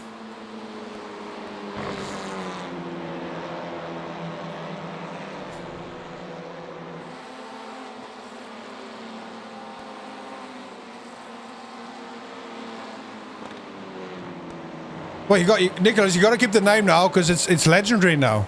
It's recorded for all of history. Axel, I have tried TCR many times, and I'm really bad at it. I was saying earlier, probably before you were here, I even joined a TCR league, and I was losing to people with less than half my rating. Like, it's a different kind of driving, and I'm really bad at it. I struggle so much with it. But I have much respect to the guys that do it. There's that one guy who's got the YouTube channel, does all the track guys.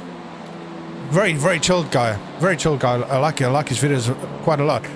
But he's so good as well.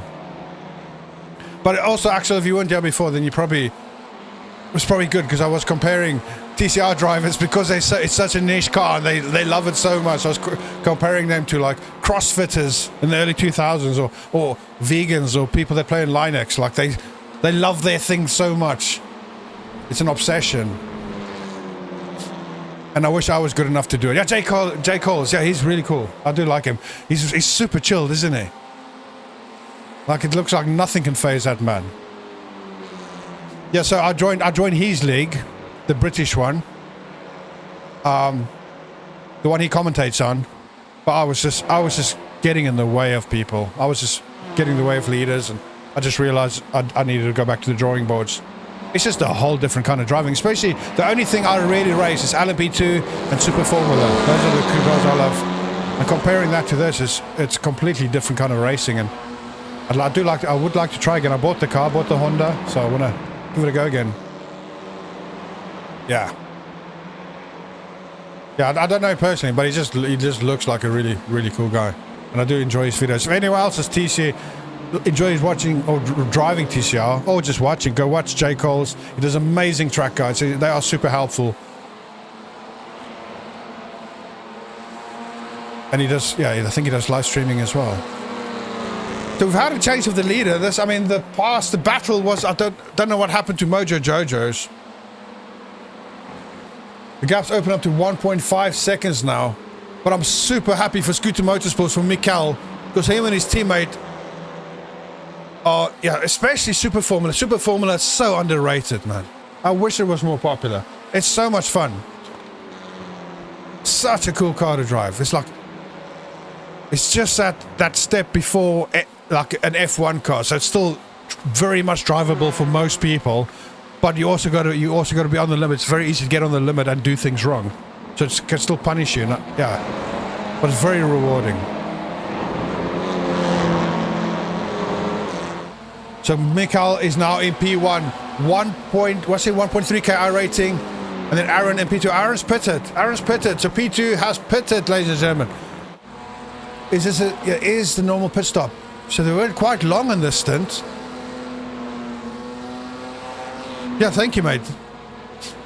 It's crazy, right? But it's like, because you check on the YouTube, what do you call it, like the YouTube. There's like the YouTube app. I forgot what it's called now, where you manage your videos and stuff. But anyway, you look on there and you can see your apps, your subs and your subs and views and stuff. And then you can refresh it, and there's like one more. But then sometimes I'll refresh it. It'll be like 1,716. Then I'll refresh it, and it's 1,715. I'm like, oh, I lost one. And my daughter subscribed, and then she'll wind me up. When I was on 2,000, when I got to 1,000 subscribers, I was so happy, and then she unsubscribed. So I went back to 999. And she said she's going to do it again when I get 2,000. But yeah, it's really great. I'm really chuffed, man. It's amazing getting so many people who enjoy the videos. And like I always say, it's not about me. It's about the action and track. And I'm really happy that we can bring this racing to the masses. Nobody ever watches bottom split. Nobody ever talks about the bottom split racing. It's always just top split aliens following each other in a line. So it's cool that they get a bit of viewing as well, especially when they have good battles. It's not always about crashes and potato awards. It's about good battles as well.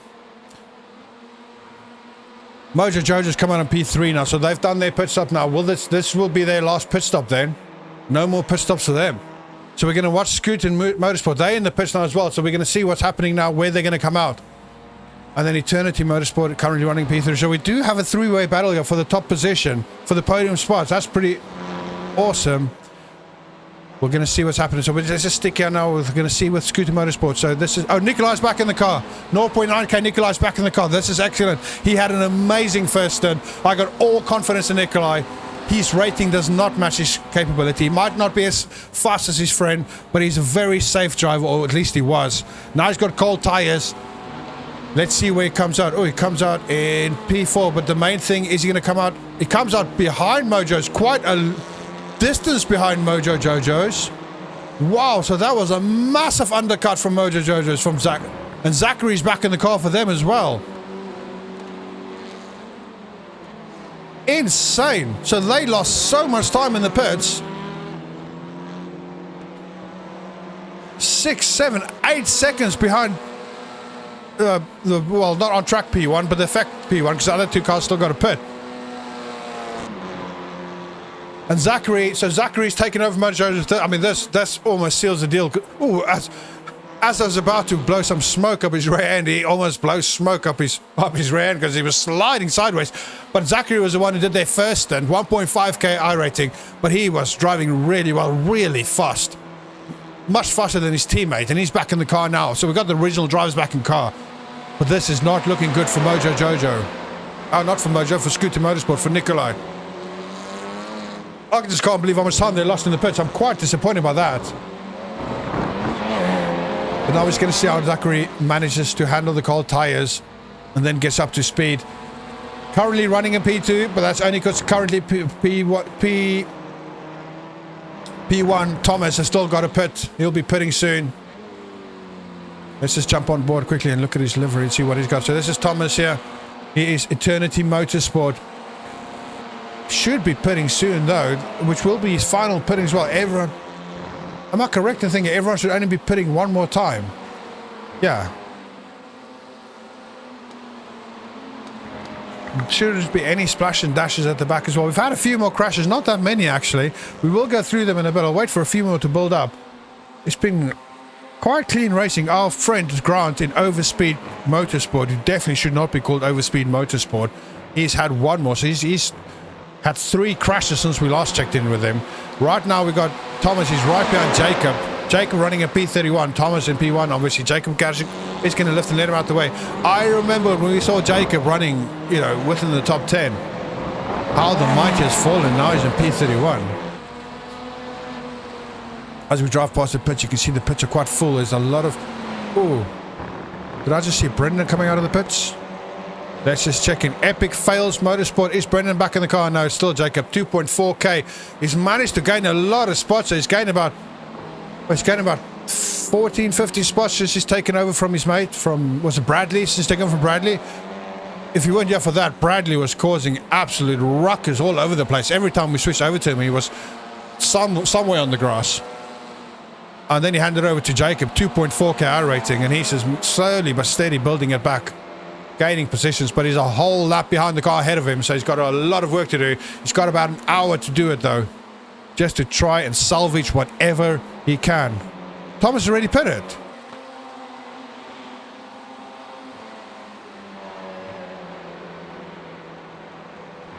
When did Thomas pit? What is happening in my life? I have no idea what's going on.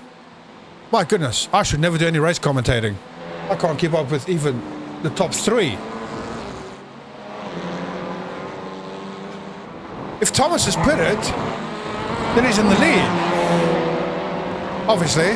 I mean, stating the blooming obvious. Oh no! Is that Bradley's teammate? That is Bradley's teammate. I was just bigging up Jacob, saying what a good job he's doing. And then he's pointing sideways. Let's just go jump in straight live and watch that while the iron is hot. Let's strike and go watch exactly what our 2.5k driver did. All on his own. Amazing, just shows. Oh, luckily the cars behind him managed to slam on the brakes and not hit him.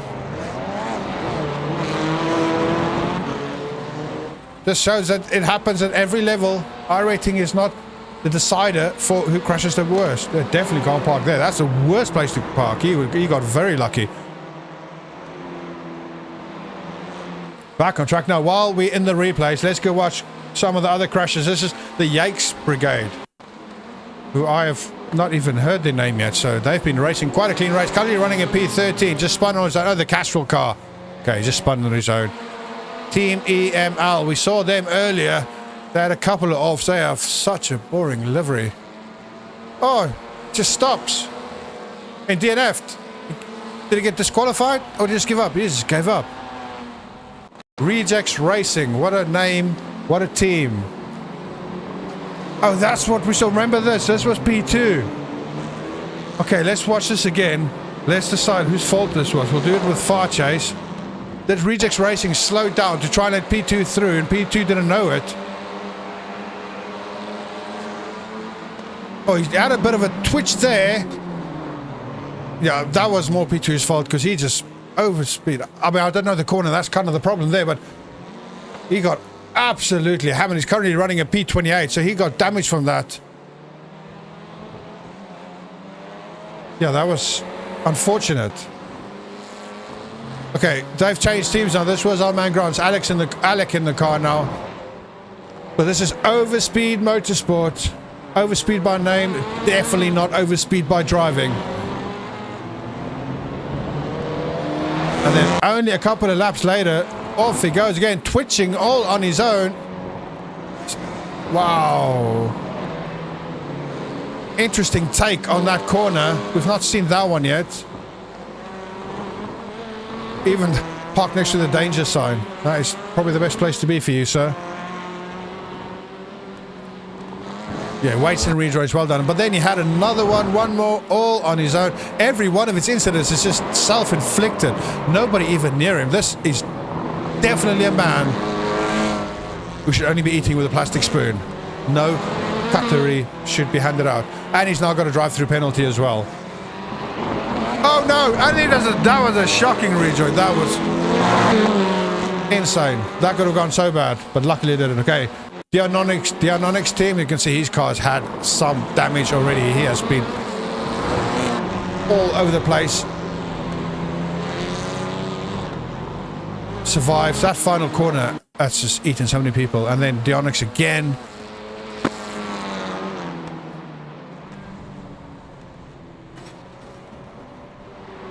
Interesting. That is... What a way to drive. What a way to drive. He's currently towing and he's got a drive-through penalty. Double whammy. Congratulations. Bordeaux Racing Team. We have seen them feature quite a few times. Again, another very interesting take. And you can see a car there at the back as well, just deciding to go straight. Don't even need to hit a chicane if you go straight. That is wise. Oh, that's what we just saw now. Romain. So we just saw him go straight where other cars decide to turn.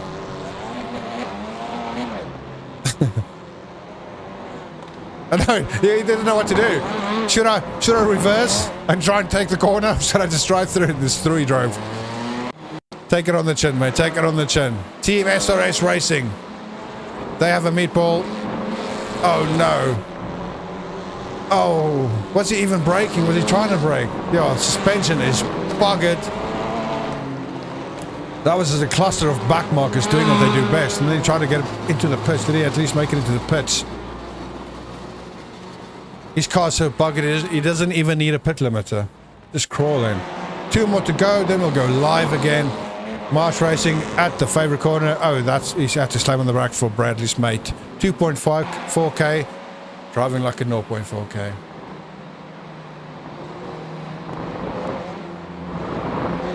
People really struggle at this corner, don't they? Okay, let's check in live now. So, yes, I think you're all right. Thomas has already pitted. I got that completely wrong. How many teams have retired? Let's have a look. That is a good question.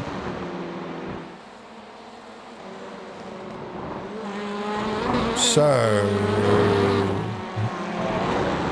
we're B31, slow racing, let's go further down.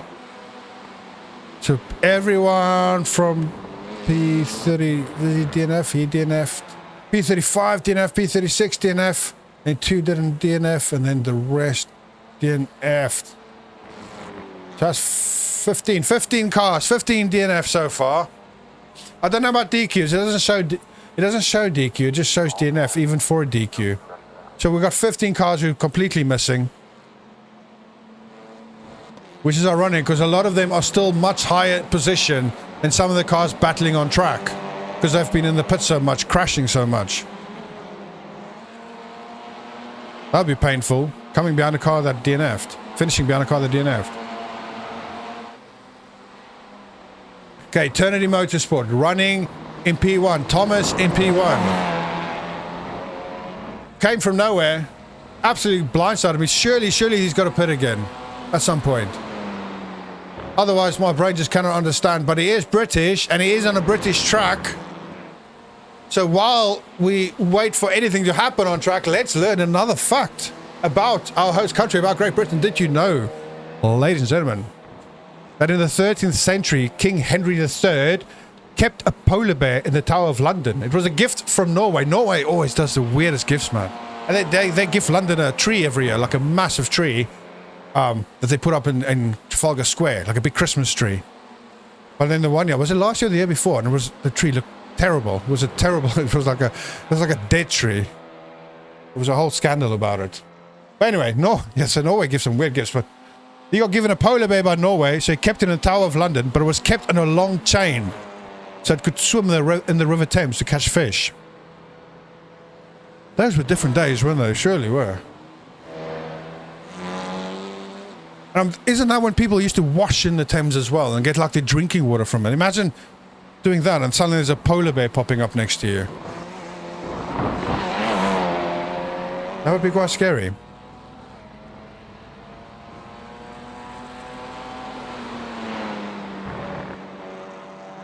Only 3 or 4 laps before Mojo Jojo goes in. So then he shouldn't need to pit again.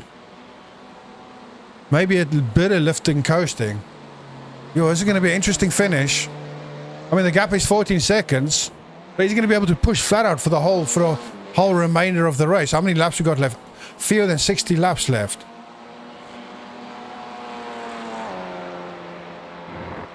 We've got 56 laps, 57 laps left.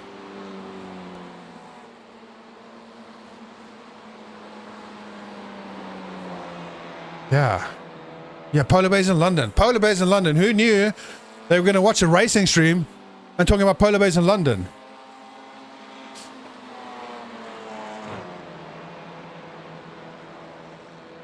Yeah, I should have paid more attention to them.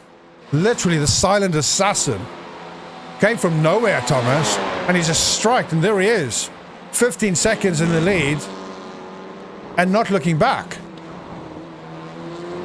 He's proper pulled the wool over my eyes. Caught me napping completely. And off he goes. That's Francisco ahead of him. 0.8k iRacing, currently running in P29. Francisco lets him go. Goes really wide. Rather safe than sorry. Well done, Francisco.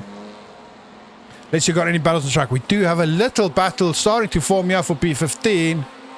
Meeple P9. Oh, Black Hornet Racing. They had another crash.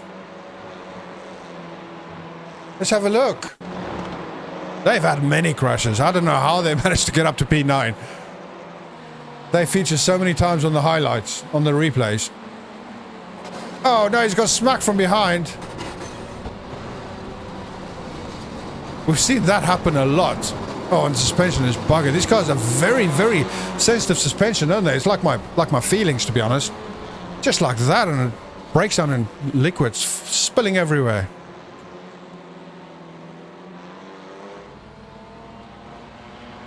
That is very sad for them. They're currently running in P12 and they will be pitting for a long time because they had to tow. They're still towing as we speak. Meanwhile, P8 has got a drive-through penalty as well. Let's go check in with them. Oh, they just cleared the drive-through penalty. They're just coming out of the pits. Oh, has he got a penalty for speeding in the pits? That must be it then.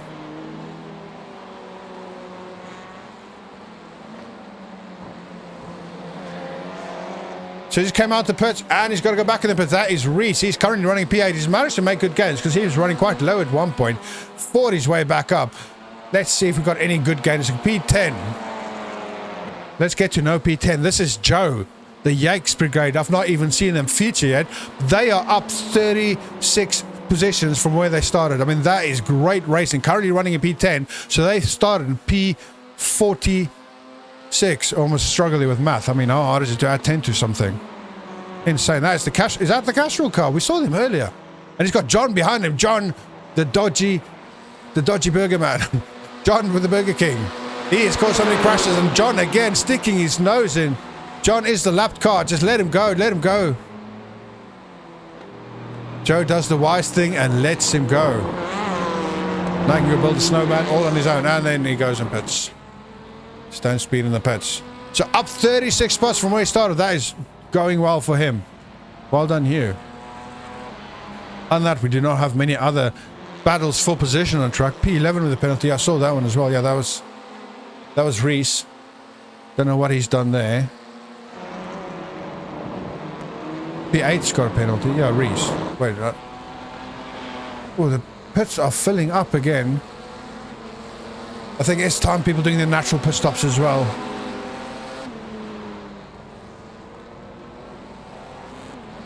Yeah, we've got 3, 4, 5 cars doing scheduled pit stops. But my thing is, will Thomas be doing a splash and dash? We will never know. Well, we will know later.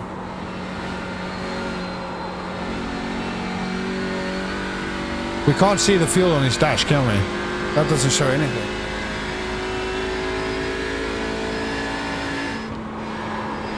But yeah, he absolutely caught me blindsided. I was caught sleeping. I do apologize, Thomas. It's your home race as well. And here you are on P1 after watching the battle between Mojo and Scootin. And they are in the history now almost after the performance you've just done here. 58 minutes to go. We are in our final hour. We are over 3 hours into this race. We are 140 laps down, ladies and gentlemen. And the battle continues. A gap to P2 is 17 seconds. And then P3 is 13 seconds behind him. But Scootin is trying to find their way back up. They're only 2 seconds now behind Cruise Team, but they do have Jonathan ahead of them. Jonathan is a rear market, a back market, P32. Please let him go, Jonathan. Jonathan does let him go. Now Nikolai had such a great first stint. 0.9 KI rating, but he was driving like someone with a much, much higher rating.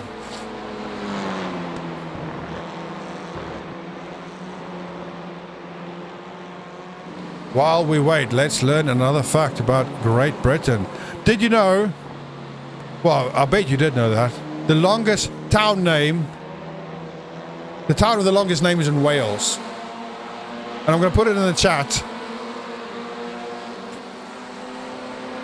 That is the name of the town. I just put it in the chat there. I do not even know how you pronounce that. I'm going to try anyway. But it's missing lots of vowels. It's like there's letters missing that should have been there.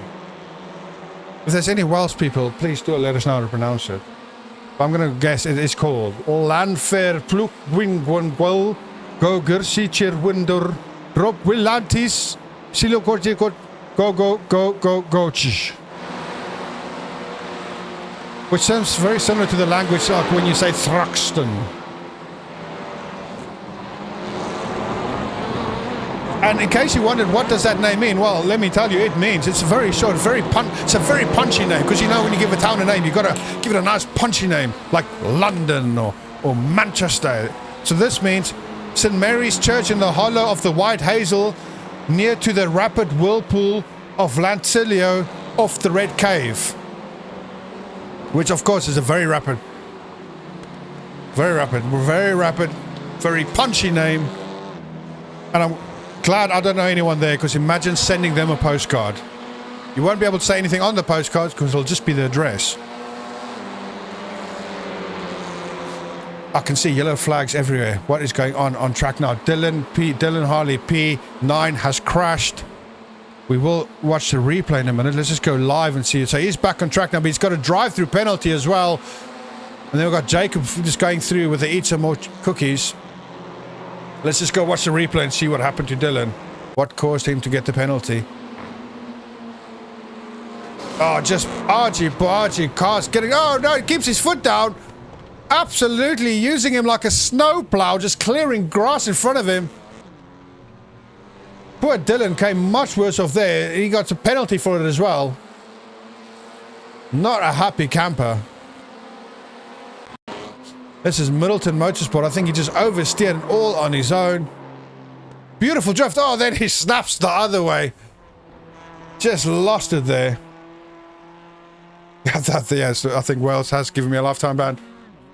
I do like Wales. It's a beautiful place. I've been there. Penny fan in the mountains. And it's a cool accent. I've got an amazing Welsh accent. I really don't. This is when Baroni Racing. Oh, that final corner. Oh no, of all the places to reverse into, that is not it. He smashed it. He absolutely twerked his backside into that barrier. It was like Nicki Minaj trying to get into a nightclub for free, rubbing up against the bouncer, except the bouncer's a barrier and the barrier says no.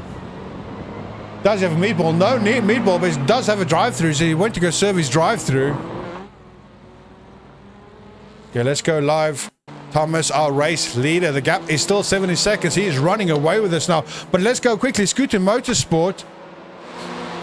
Oh, great mountains. They're fun to hike in. I did enjoy that. Scooter Motorsport. Nikolai, LP9 driver. Right off the backside of Juan. Or John. Juan. I'm going to call him Juan.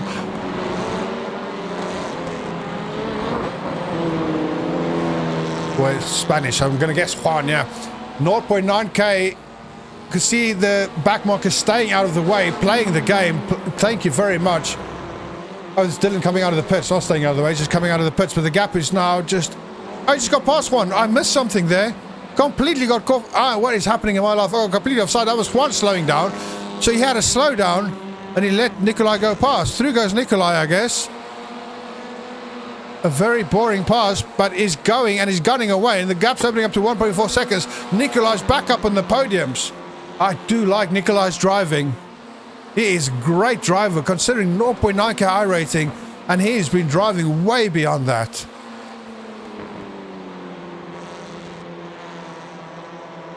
I think after the race I want to go make sure he's always been 0.9k. It's not a tanker, dodgy tanker. Those are the worst people that tank the iRating on purpose just to do a special event.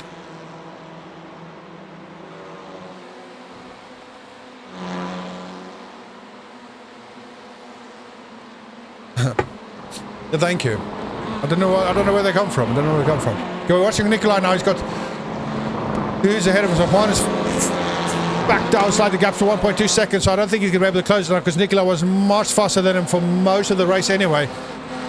But it just depends on the back markers ahead of us now because you have two back markers battling it out. P27, P33 has Tyler and Manuel. Manuel is 2.2k iRating. He should not be in this split.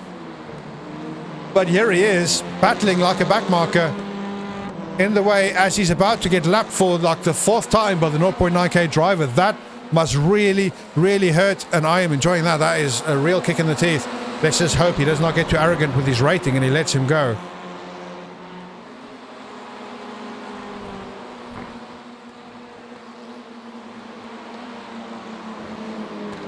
Yeah, I got it. I got it was an analogy. Analogy? Am I pronouncing that right? Not analogs. Unless you're obviously complimenting my volume buttons, then thank you as well. Yeah, that is true, man. You're a sad individual if you're tanking for the 4 hours of Thruxton. That'd be pretty epic. A pretty epic tanking. But you never know. This might be your thing.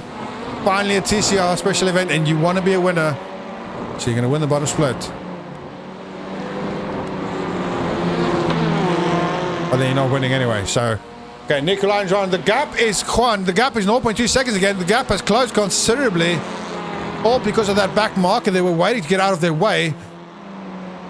Is Juan going to be able to get a chance to get back up? Or is the gap going to be opened up again? Nikolai is the faster driver, even though Juan is the higher rated... Well, he's the higher rated driver, but Nikolai's the fastest driver. Juan's the higher rated driver. 1.6k versus 0.9k. But even so, the gaps will already open up another half a second. 0.7 seconds now. Now I'm just keeping an eye on the lead up front as well.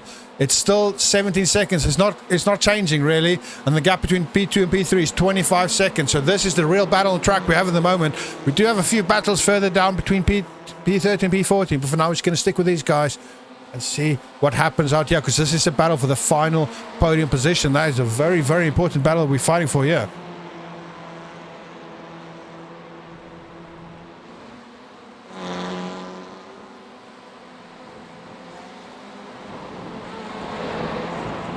Mojo Jojo is just not catching Eternity Motorsport running in P1. Mojo Jojo currently still in P2. Zachary had an amazing first turn, but like I said before, Thomas was the sleeping dragon. He was a silent assassin. He just came from nowhere, struck, and there he is in P1 with a massive gap on his home soil, running away with it. I mean, that is driver of the day stuff, that, if he finishes P1, of course. All right, my money is still in Nikolai. I don't know why. I just think Nikolai's been doing such a good job. I am super impressed by him. And I'll be very, very stoked for him if he finishes on the podium. The gap has opened up to 1.6 seconds between him and Juan. So let's just jump back up and see what's happening at the back now. This is the battle for P13. This is between Sean and Zachariah. I remember Zachariah from much earlier. He's managed to build his way back up again. He was fighting at the front at one point. Then he dropped down. Now he's coming back up again. So slowly but surely. It's funny, Zachariah is the fastest man on track. He does have the fastest lap of the race so far. But I think even at the time we said he's got the speed, but not the skill to stay on track. And that's what cost him. And now here he's back. Both of them are 1.3k. So a very even playing field, very even skill. They got the same car as well, it seems. Yes, they do. So what's the difference here? Setup? Skill? I don't know. We'll see in a minute. But for now... Oh, there's a whole cluster. Oh, Zachariah just drives into one of the back markers. Managed to keep it safe though. That could have gone very, very wrong. And off he goes because he gets a penalty. He's got a drive-through penalty. That was his final incident, driving to the back marker. That is the end of that battle. Through goes Sean. He takes on P13 now. The life of trying to survive back markers just carries on and on and on.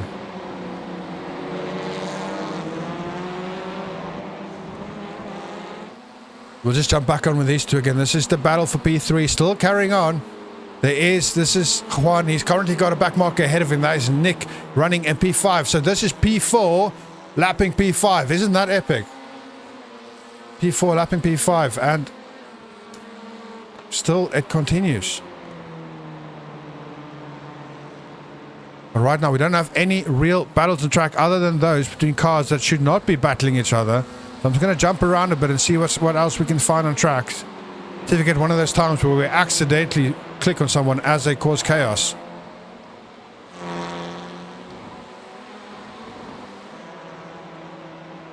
But for now, it's just, yeah, it's really petering out.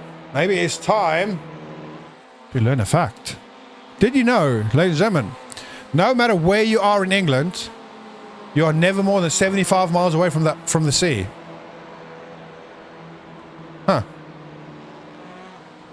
I mean, that's still quite a big distance, but it's not like America where I guess you can be 1,000 miles away from the sea.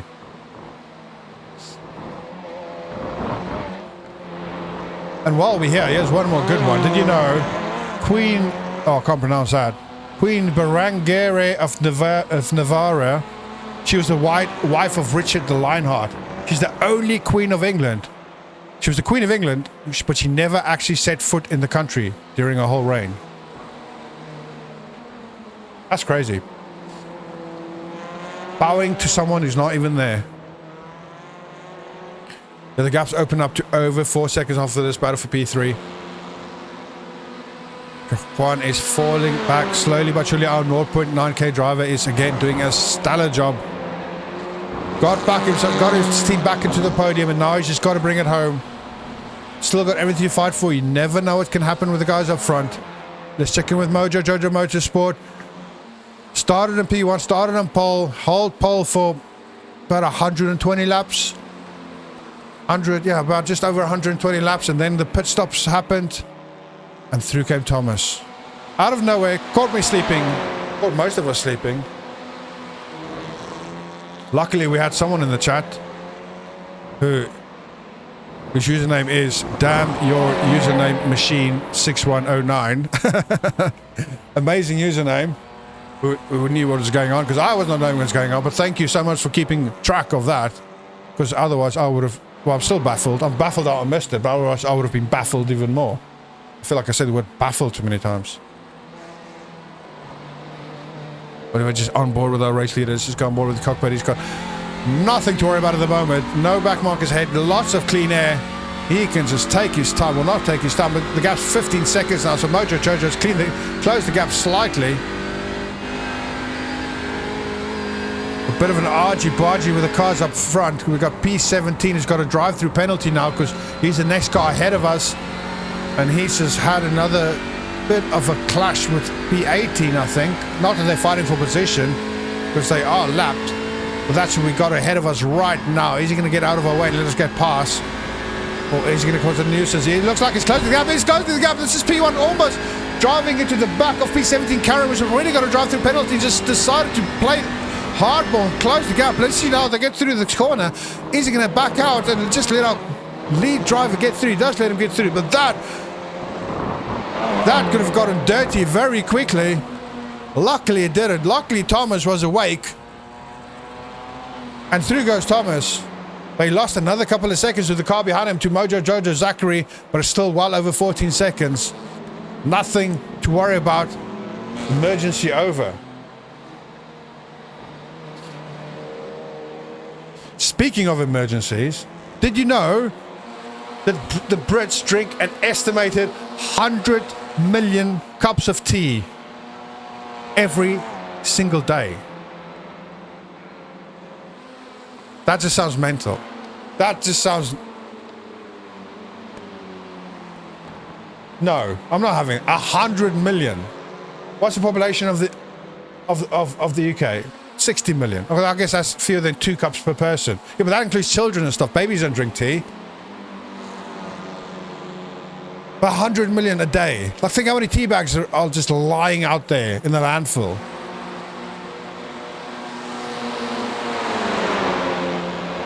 That is insane. I feel like I should go into the tea business. That's 36 billion cups of tea being drunk every year.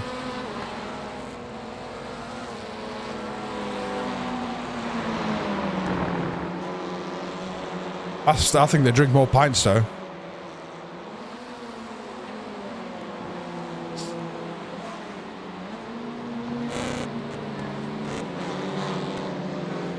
Okay, what is going on? We are still on board with P1. He is just cruising at the moment. We are now in that stage now where he just wants to bring it home. He just wants to cruise home, not take any massive risks. How many laps we got left? So we've got about 40 laps left. 40 to 42 laps left to go. That is it. Which I know sounds like a lot, but on this very short track, it'll be over very, very quickly. You getting the kettle out? Okay, that'll be 100 million and one then. I want to email them to change the stats.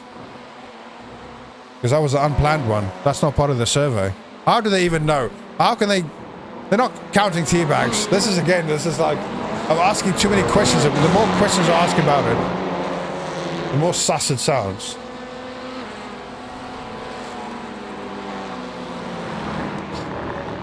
What was the other one? I can't remember the other one. The other one I didn't... Oh, the Oxford University.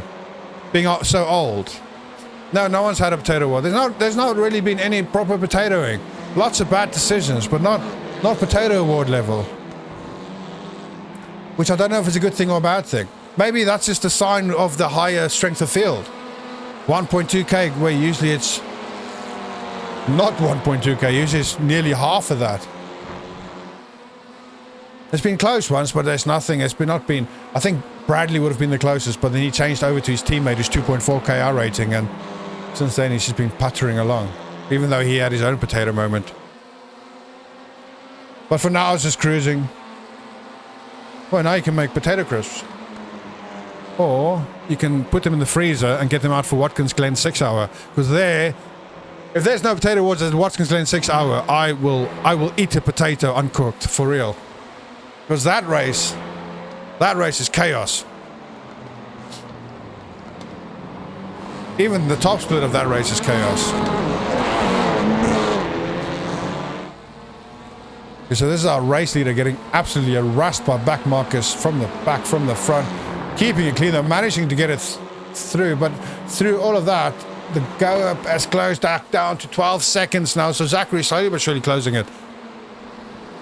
An uncooked potato on stream. Yes. Yes, I'm committing. I've eaten them in DayZ, so I can eat them in real life.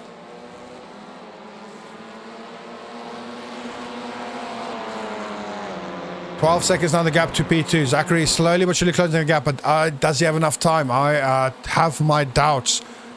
They do want that winning position back. That's just what it's about. They are all here to win. Meanwhile, let's just jump back into P3. Our 0.9k driver Nikolai having the drive of his life, unless, like I said, unless his rating suddenly fell just before the race. But like DJ Mocka said, if you're tanking your iRating for this race, you are doing it wrong. You're doing it wrong.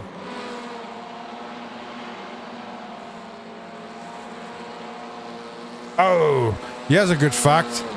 Did you know Scotland? If you ever thought the Scottish was weird or not weird, think again. Did you know Scotland's national animal?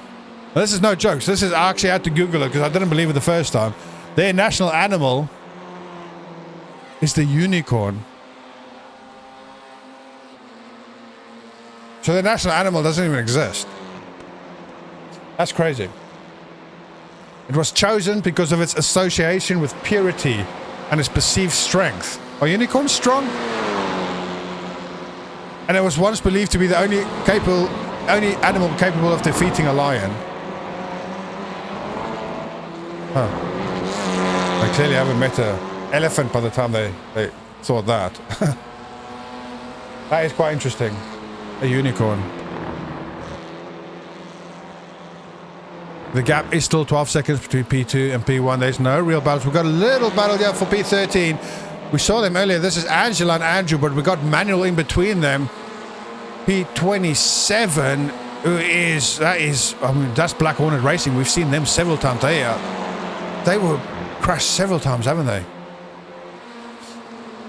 That is the question, and that is a funny thing, actually, the Haggies. Because I know someone who believed for a long time about the Haggis animal, that the one leg, that the one side of his leg is shorter than the other side because it's always walking around the hill.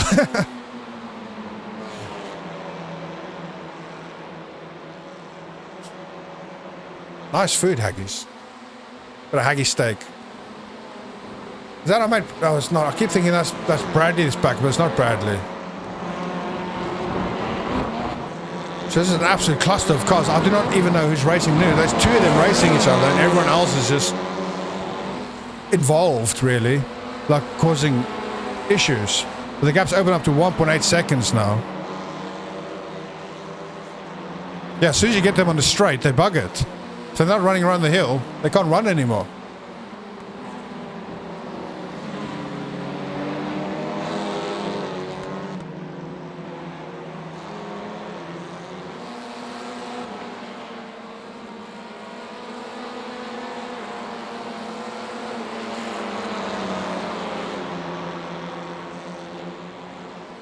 I do like haggis. Haggis is nice. Scotland got nice food. And mealie. They got a thing called mealie. Which should not be confused with the South African mealie. That's mealie, not mealie. But the Scottish mealie is really nice. I don't think it's very healthy though. I can pack kilos away of that. Okay, what battles do we have? Black Hornet Racing is battling for P17 with Haller's Vision Team. So this is where it is on. P17 and P18 battling out. Stefan versus John. This could be quite interesting racing because we've seen both these cars be super dodgy. Let's go on board. Oh, it's right up his backside. Oh, we can see what he had for breakfast. Right in there. Luckily, we backed out a bit. I actually got a bit of metal stuck in my forehead. That really hurt. Let's rather go back to this view so we can actually see what's going on there. I didn't realize you can go so deep into another man. That sounded terrible. Let's cut that bit out. But yeah, we were right in there. This is actually an exciting battle. This is Black Hornet Racing and Haller's Vision Team. Both cars have crashed many times and off goes Black Hornet. Oh, managed to keep it on track though. Oh, managed to keep it going though. He's got to slow down though, so he's going to be losing a bit of time. The gap's currently 0.5 seconds. 0.8 seconds. Yeah, it's opening up slightly again now, but even so, that was epic. I hope we're going to get close to them again, because these two, if nothing else, will provide some good racing. Oh, P9's got a meatball. P9's got a meatball. What's happened to P9?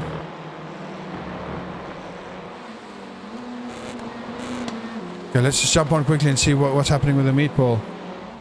In the pits, Adrian's got a meatball. Let's jump straight in and watch the crash. We'll watch some catch up some other crashes as well. Did he do it all on his own? Oh no, he was trying to pit, wasn't he? Was he trying to pit there? That was silly. Or was he just getting a bit of oversteer? I don't even know, but both of them got absolutely, Adrian and David, metal on metal. Look at that front bumper here is like a bouncing about. Oh no, what's he doing? Look what he's doing. That was terrible. Oh no, this is shocking. Adrian. In a real race, he probably would have been disqualified there because he was driving the wrong way, wasn't he? But he is now in the pits. While we have, let's watch some of the other crashes. Oh, this is the guy, the poor guy who crashed into him. Oh! That is painful. The Onyx currently running P28. Okay. Oh, we just saw that one. Let's go. So, Broman Racing, what happened to them? Currently running P23, just spun all on his own. And then you have to try and figure out how to turn around. It's the thing, when they have such a long pause before they start maneuvering again, is it because they're in a Discord and the teammates screaming at them, like screaming instructions, and they're trying to figure out what's going on? Or is it just a decision-making process, like the brain trying to work through what's going on and find the safest route out of the chaos? This is Shift iRacing. Oh, just got absolutely hammered. They hammered each other. Ooh, not holding his brakes, but luckily nobody else got caught up in that. Let's see, KMC. He's the one who got caught out on this as well. Yeah, no, that was definitely the Shift iRacing's fault. Stuck his nose in. Let's just check that from a far chase perspective. Oh, not really though. Okay, I got that wrong, I think, because he was just holding his line, and he had the corner before. He did brake a bit hard though, so the other guy was carrying a lot more speed. Either way, they're both struggling now. They both got damage. Roman Racing once again featuring all over. He is spinning all over the place. Oh, and he again almost collects another car. And then two more. Oh, a new team has just popped up. Well, I've not even noticed before. Tombstone Motorsport. They've just crashed. Yeah, that's just pure argy-bargy there. Just slam your brakes on, mate. Just wait for everyone to go by. That's probably the safest thing. So we've got two more. Hypnotic Racing. Who is... Oh, it's the cookie car. He's been involved in a lot. Twist to the left, twist to the right. Smacks the back. Gets back on track. No meatball. Off he goes again. Tombstone Motorsport. Where have they been my whole life? P14 currently, Andrew driving. Oh! Unfortunate. I want to watch that again from a cockpit perspective. Yeah, if he's, especially if he's just on a single monitor, there was no way he was going to see that other car. Oh! And then we saw Bradley's mate just shooting through. Okay, let's go back on live and check in with our race leader, see what's happening, because we are on the final stretch of the race now. A few more facts to learn. We are getting to know England as we go along. Everyone's going to get to know each other inside the pot. Who said that quote? There is the real question. So this is Eternity Motorsport. Thomas is still doing well. Currently in front of him is Sergey. I think we settled on Sergey, didn't we? Even though there's no G. Currently in P28. He's going to let him go past, which is nice because we saw him being a bit of a bugger earlier. Not letting cars past. But through goes Thomas. 30 laps to go, maybe 31 or 32 laps to go. That's going to be over very, very quickly. He's going to be able to keep it clean. He's going to be able just to stay out of the way of some of these crazy back markers we're seeing all over the place. 10 seconds. The gap's closed down another 2 seconds. Slowly but surely, Zachary is chipping away at this lead. Just not fast enough. But he's chipping, nevertheless. He does have John in front of him now. We have seen John cause numerous amounts of issues on track. He does not care. He does not get out of the way. He just races whatever's on track with him. John running a P17, 1.6 car rating. Zachary P2, 1.5 car rating. And then Stefan just behind him. He's running a P18. But I don't think him and John are battling, are they? No, they are not battling. There's a whole lap gap behind them. A lap gap. Oh, no, they are battling. I'll take that back. No, they are battling. So this is for position between John and Stefan, but they just got a random P2 patty in between their burger, Zachary, and he would love nothing more to get past him. Almost certainly. Will he be able to?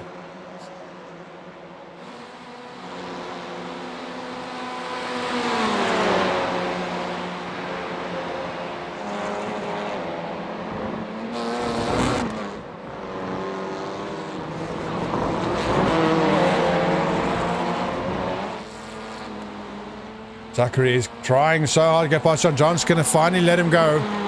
Through he goes, but now John's got Stefan behind him, so the gap is just, it's 1.4 seconds. Is he going to be able to, surely he's not going to fight back. Oh, he looks like he's going to fight back. That is not a good idea, John. Please do not interfere with podium positions.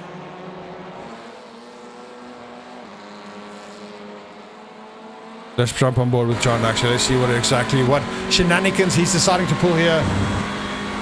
Putting a lot of pressure on our P2 driver, but it also, because he's got P18 just behind him, 0.8 seconds, so fair enough. John is in his own battle. He does not want to be waiting around. He just wants to gain his own position as well. Still in a good spot, though. P17 still gaining a good amount of iRating. Everything to fight for. And the last thing he wants to do is give up another position to Stefan behind him. And then P19 is, well, 15 seconds. So still on the same lap as him, which is nice, because we don't see that a lot at the moment this far down in the race. I'll see P16 has come out the pits and crashed again. He had a meatball earlier. He was running P9. That's Team Angolop. We're going to click on with him in a minute. Oh, he's going back to the pits because he's got another drive-through penalty.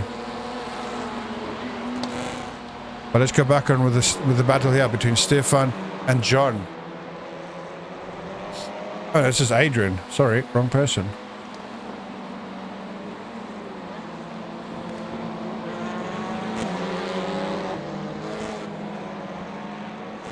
So Haller's Vision team currently on board with John is a Greek team. I think they had 3 drivers because we had 2 other drivers in the car previously.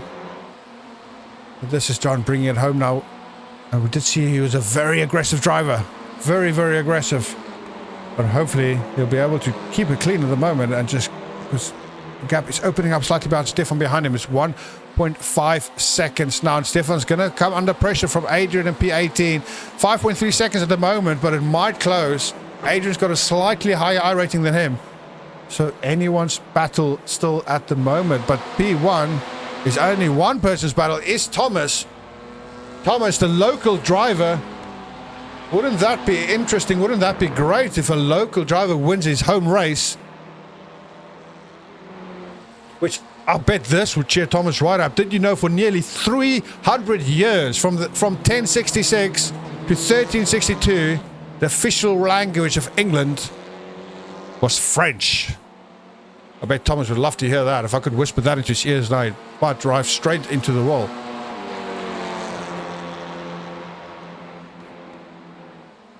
Still just making its way past the back markers. So many of them, but he's managed to do it cleanly. The gap is open up slightly. It's just 11 seconds now to Mojo Jojo. Let's just jump on with him. Zachary has again driven an amazing race, but he's just not able to close the gap anymore to Thomas. Thomas is having a great race. What is happening here? This guy is losing track here. Something has happened to Scooter Motorsport because the gap's open up even bigger now to Zachary's 47 seconds. Nikolai, what's happened? Don't even know at the moment. It's a couple of more crashes is registered. We'll go through with them in a minute, but for now, I'm just going to browse and see who's battling on track. This is a good battle. P7 and P6. Anthony and Michael with a couple of back markers thrown in just to spice things up. Things could get interesting here. Anthony and Michael, P7, P6. Michael and P6, 1.3k. Anthony, P7, 1.2k. Very, very close racing. This could get really interesting. 0.6k at the moment. He's sticking. Oh, he's going to go for it. Closing the gap. No, half a second is the gap now.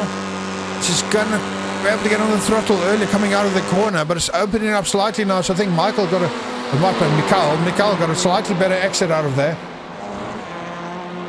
This is nice to have a battle so close after so much time on track. Oh, Zachariah's got another meatball. We'll check in a moment what happened to them. Their race has really fallen flat. P15, but he's going to fall down even further now.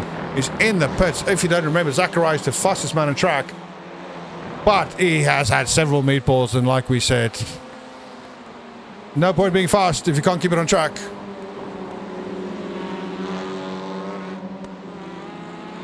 Thanks, Monta. I will definitely look that up. I'm going to just copy and paste it now so I don't forget later.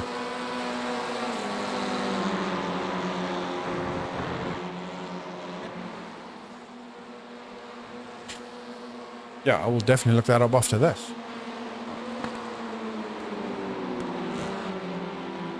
Do like a bit of Monty Python. Very funny. Oh, the gap's up. It's opened up quite a bit now because they've got back markers once again in front of them. That is Stefan actually in front of them now. Ooh, we've seen several times he's not actually done much other than just be a back marker who's in the way of people racing. So Anthony is now 1.7 seconds behind Mikhail. And then P4 Jean, something's happened to him. What is going on? He's just got a yellow flag. Let's just see. No, he's managed to survive, so nothing too bad. He's back on track now, but the gap is opened up massively. He's got nearly a whole minute behind P3. I remember even not that long ago when they were still battling it out on track. But no, now the gap has just opened up massively.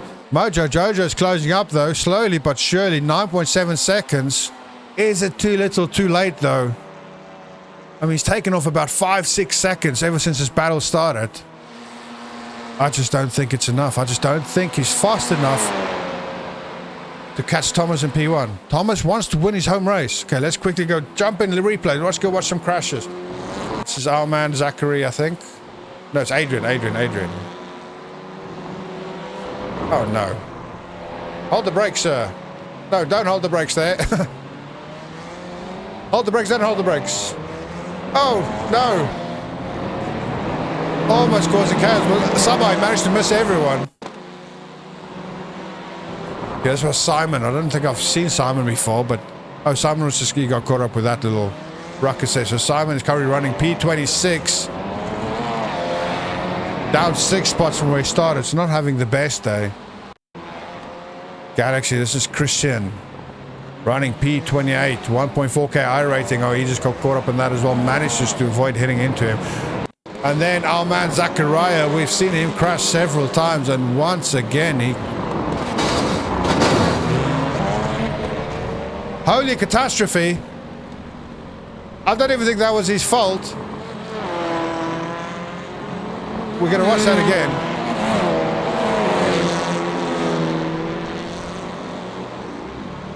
I think the guy in front of him just slammed his brakes on. Oh, look at... No. We'll just see what happened. That was Coast Guard Gaming, remember? They are the ones that keep you safe, ladies and gentlemen. Woo-ha. That, your left wheel is not happy at all. But now, let's go watch that again. We'll do it with a far chase.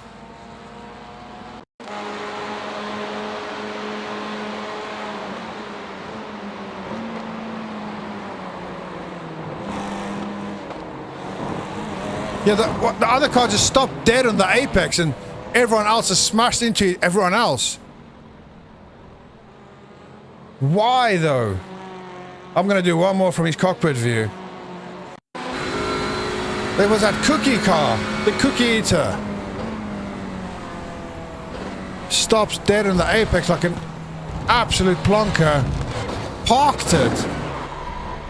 And then poor Zachariah, totally innocent, got rammed from behind as well.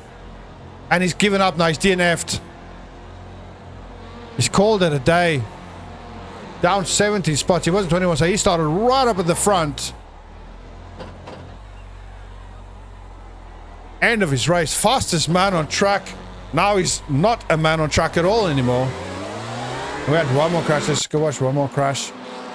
This is Adrian once again. Adrian just loves a good old slide. Twisty, twisty. Oh, start the wall, start the wall, start the wall. And he stays out the wall. Yo, there is no wall. How far away is the wall?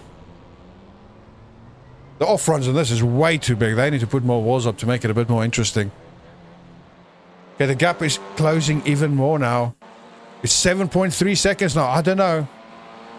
Are we gonna see Zachary be able to close it before the race starts? Before the race finishes? We got what, 18 minutes left. Is he gonna be able to close him? He's every lap he takes off a couple of tenths now. It's 7.2 seconds now. He might have seen a squirrel. Classic British squirrel, which I think is the squirrels now, like it's an invasive species or something. They kill all the local squirrels. Where did I read that? Anyway, enough about squirrels. Did you know you're not allowed to wear armor in Parliament? In the British Parliament, in the British Parliament, in the Houses of Parliament, when the ministers of Parliament, the MPs, when they go do their business, and they're not allowed to wear their armor, they're going to leave it outside. Because that rule came into effect in 1313, and it's still in effect. Oh, how far is the wall then? It must be miles away. Yeah, the off-runs are absolutely massive. The gap's coming even closer now. 6.4 seconds now. Is Thomas fuel saving? Or is he just slowing? Is he struggling with his tires? So many questions, no answers. But I'm now, after writing them off earlier, I'm now almost certain we're going to see a battle on track. But before we get there, we have an actual battle on track. This is P11 and P12 battling it out. Tombstone Racing versus KMC. Andrew versus Lucas. 1.5k rating versus 1.2k.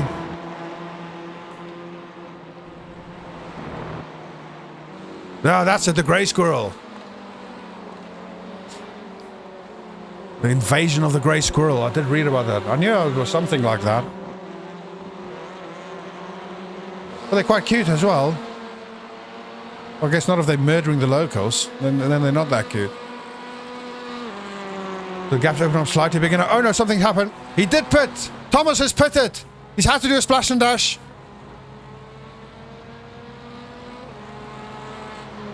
And Zachary's back in the lead. Where's Thomas going to come out? He's got a massive gap behind him though.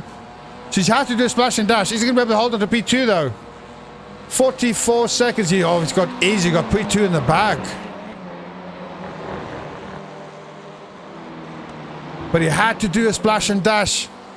So Mojo Jojo, Zachary takes the lead again where he started, where he led. His team led for 120 laps.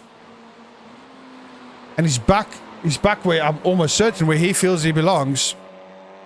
He was closing to that gap anyway. The only unfortunate thing is we won't get to see a battle now unless something goes wrong, because the gap's now 18 seconds and we've got 15 minutes of racing left.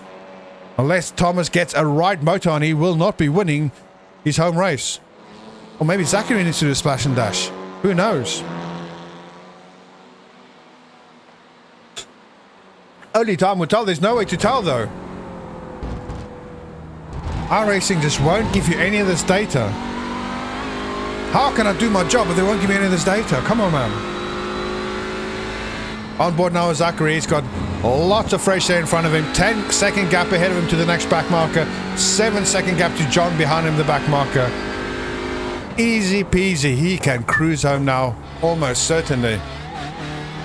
A very well deserved, and also very well deserved for Nikolai as well. All three of them actually, the podium sitters. Can we have a combined drive of the day? We will see when we get closer, because anything can still go wrong. Anyone can still drive into anyone.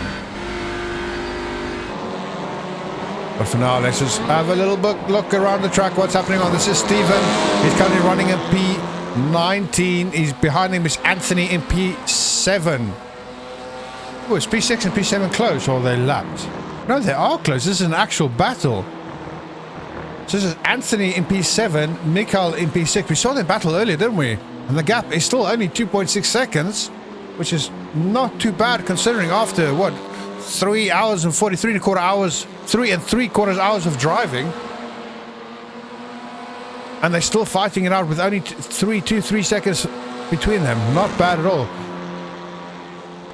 Anthony really struggling to get past Steven. Steven is not letting him go and he's getting impatient, which could not be a good thing because that can really cause some issues. He finally gets past Steven. Still, Steven's not going to fight back. Do not fight back to top. Well, I sounded like a mother telling of a child, don't fight back. Well, and that definitely didn't sound like a mother. Well, I hope not. But Anthony's right behind him now. He's going to be able to chase Mikael down. The gap is 3.3 seconds. A very similar rating. It's all about if Mikael's going to make any mistakes. P6 and P7, Mikael. Speaking of mistakes, as we go up to Mikael, he does make a mistake. He almost clips the back marker. Just managed to keep it up. Goes off track as well, but just manages to not cause any damage. There you can see Anthony right behind him, ready to strike. 1.1 seconds, gained almost 2 seconds there. Yo, talk about commentators jinx. That was it, ladies and gentlemen. We absolutely jinxed the living daylights out of Mikael. And now Anthony is closing him, ready to strike. 1.4 seconds. Now's the time, so you got to do it. Let's jump on board with Anthony. Hopefully the extra weight as we jump on does not destabilize the car, as that's happened previously. As we got on board with someone, they just drove into a wall, lost complete control and drove into a wall. We've not had any more crashes. I think now everyone is just trying to bring it home. They're just trying to drive safe and not make any silly mistakes. Only a second between these two, between P6 and P7. We've got a couple of back markers you can see up ahead. Things might get interesting quite quickly. Let's see, just up lead. The gap up front has increased even more now. It's 19.8 seconds, 20-second gap between P1 and P2. So this is the only real battle for position, of noteworthiness. It is the battle for P6. They will never catch P5. P5 is a whole lap ahead of them. But he's got everything to fight for. They're both gaining amazing amount of iRating, but they can gain even more. Well, one of them can. Anthony might be able to catch more. Gain more. He is catching him. Anthony 1.2k. Mikael up front 1.3k. Both battling up hard. Mikael is now catching some of the back markers, so things are going to get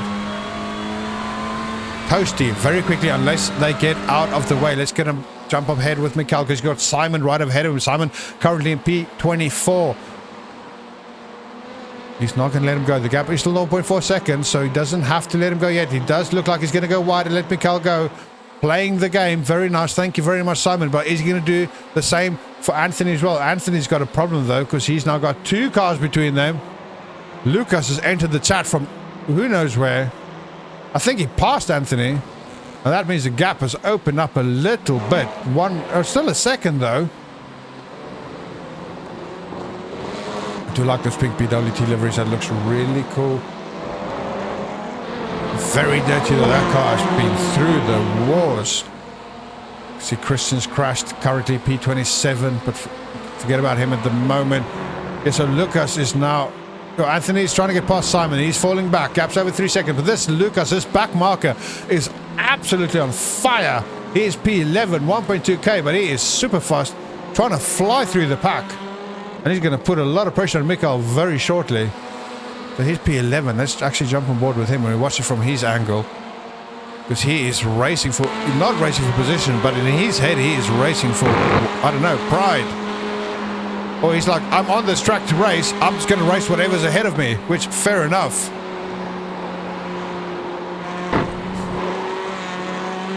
This could cause some problem and give Anthony time to close up again, because he's 3 seconds behind them at the moment. He needs time to go in again. And Lucas putting pressure on Mikael in front of us, P6 in front of us, might just help Anthony a bit more. Oh, he goes wide.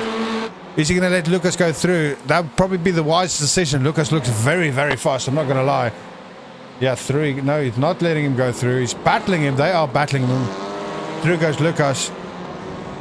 He's helped Anthony a little bit. Oh, got a big crash in P10. Something happened. Let's just go back. Oh, this is the crash. What's going on here? I don't even know. What an absolute gaggle of cars. I don't know who's fighting who. I don't think anyone's fighting anyone. P10 and 11 are fighting there. Lucas and Michael.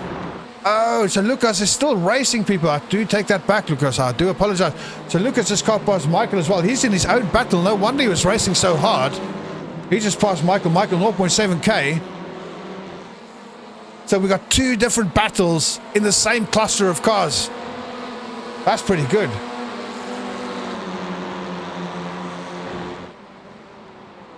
And then back with Stefan and John, because they are closing up to each other as well. The gap is only 0.2 seconds.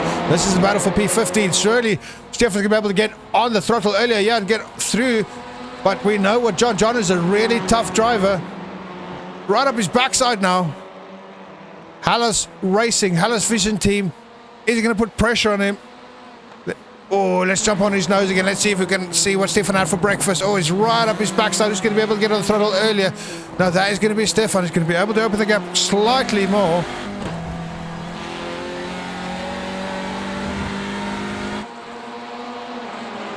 And I think Stefan secured this one. The gap's opening up to 0.4 seconds. Well done, but still anything to fight for. We will see in a minute. Well, let's watch from this angle. I do like this angle. Watch John chasing him.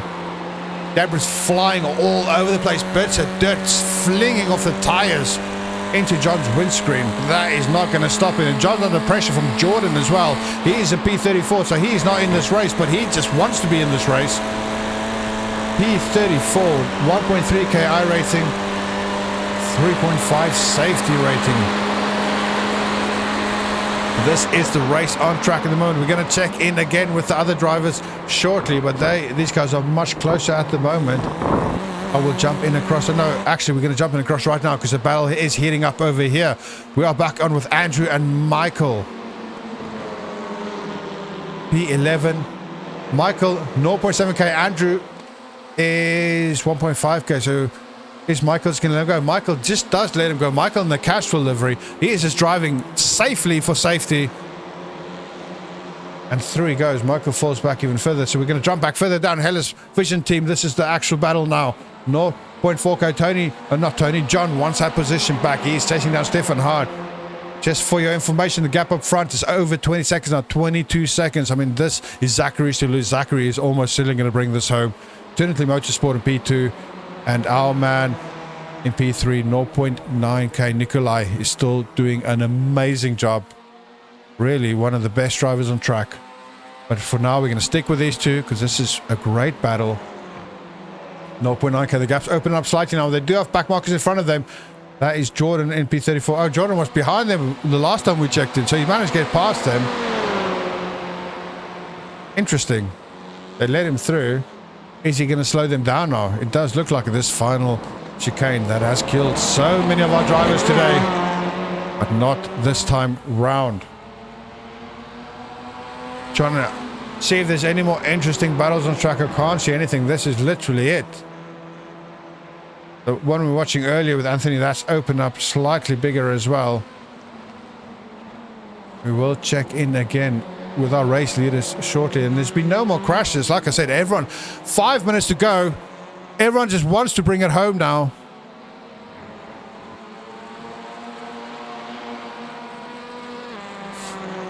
While we wait for this battle to heat up, let's learn another fact. Did you know the shortest war in history was between the United Kingdom and Zanzibar in 1896? It was quite a short war. Much shorter than this race, to be fair. Zanzibar surrendered after just 38 minutes. I mean, what kind of war can you do in 38 minutes?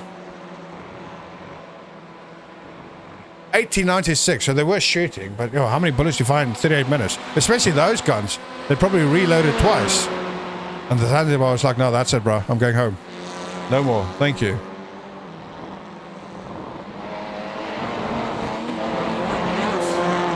I think if we do facts when we do the Watkins Glen 6 hour, then we can have a lot of good American facts. I do like American facts. They got a very interesting history. So this gap has opened up to 1.5 seconds now. Stefan has opened up. John is on the mic. I wish I did not. I don't know what's going on, but I can't hear the voice chat, and I feel like I've really missed out. It's like part of the racing's missing when I can't hear the voice chat. P17 has now taken the fastest lap. That's interesting. P17 is now the fastest. His last lap was the fastest lap. He's now the fastest man on track. Not that it helps him much now, but you know. Oh, another follow. Thank you so much. Again, I can't read it because it's too tiny. I really need to fix that, but I really appreciate it. So close to 2,000 subs on YouTube. That is amazing. I've no idea where that came from. It just came. Yeah, but that is exactly what the war was like. It took them 30 minutes to decipher, to translate from English, or stop it, and they're like, oh, okay. I put that in English, and yeah, we will give up.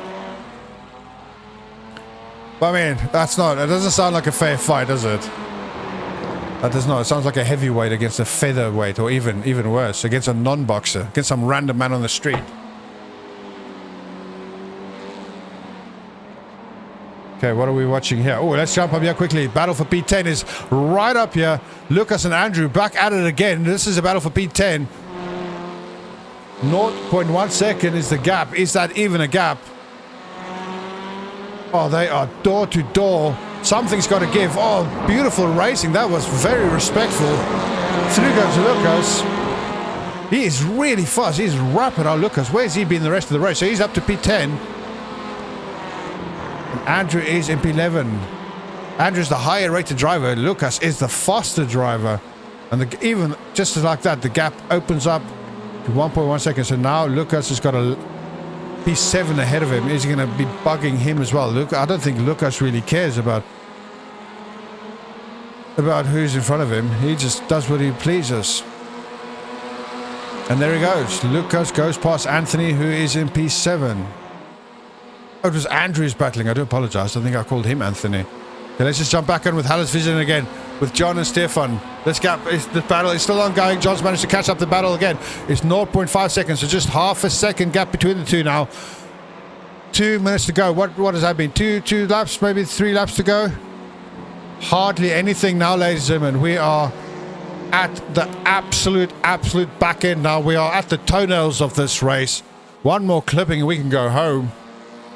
Thank goodness. This has definitely not been a Sebring. That is for sure. There's been some good battles, but nothing, no real massive potato moments.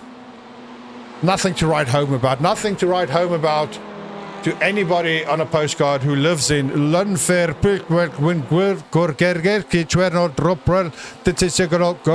gosh. Because I don't think anyone there would want to know about this race. Oh no, and off goes John.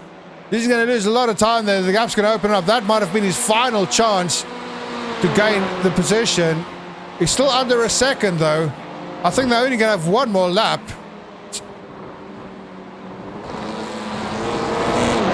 But now John is stuck behind. Oh, that's definitely stuck behind. Don't forget about it. I thought it was a back mark. He's still right up his backside.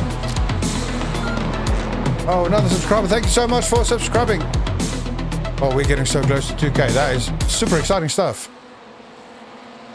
My daughter's going to be so proud. If you didn't hear me before, I was telling a story when I got to 999 or 1,000 subscribers, my daughter unsubscribed. So I went back to 999. So I went from very excited to very unexcited. And I think she's going to do it again when I get to 1,999. We are 10 away from that. How cool is that? Okay. 26 seconds to go. Let's forget about this battle at the moment. Let's just respect our drivers because they probably have one more lap to go. We're on board now with Zachary. Let's go in his cockpit. They took the lead. They started in pole, ladies and gentlemen. And they've kept pole ever since. Or no, forget it. They were pole for 120 laps or in the lead for 120 laps. There's the white flag. 1 lap to go. Then they lost it for a bit with Thomas. But Thomas had to do a little splash and dash. Yeah, no, right. And here we are again. In the lead. And if nothing else, might have not been the greatest battles. But just surviving through all of the chaos we've seen on track. Oh, just like that. I mean, that could have gone so wrong. Even on the final lap, the white flag lap. And even there, we still got to just dodge and dodge and dive. What did you do in dodgeball? Dodge, dive, dump. No, I can't remember. But you got to do all of that. Around all these crazy back markers. And survive it. And survived. Zachary did. And he's going to drive on board with him on this final lap as he brings it home. And can you believe it? Black Hornet Racing has crashed again.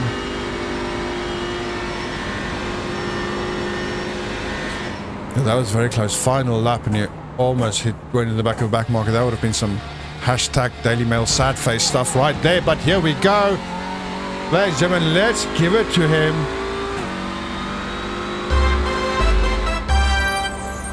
You know what that is? Simply well done, Zachary. You and your teammate.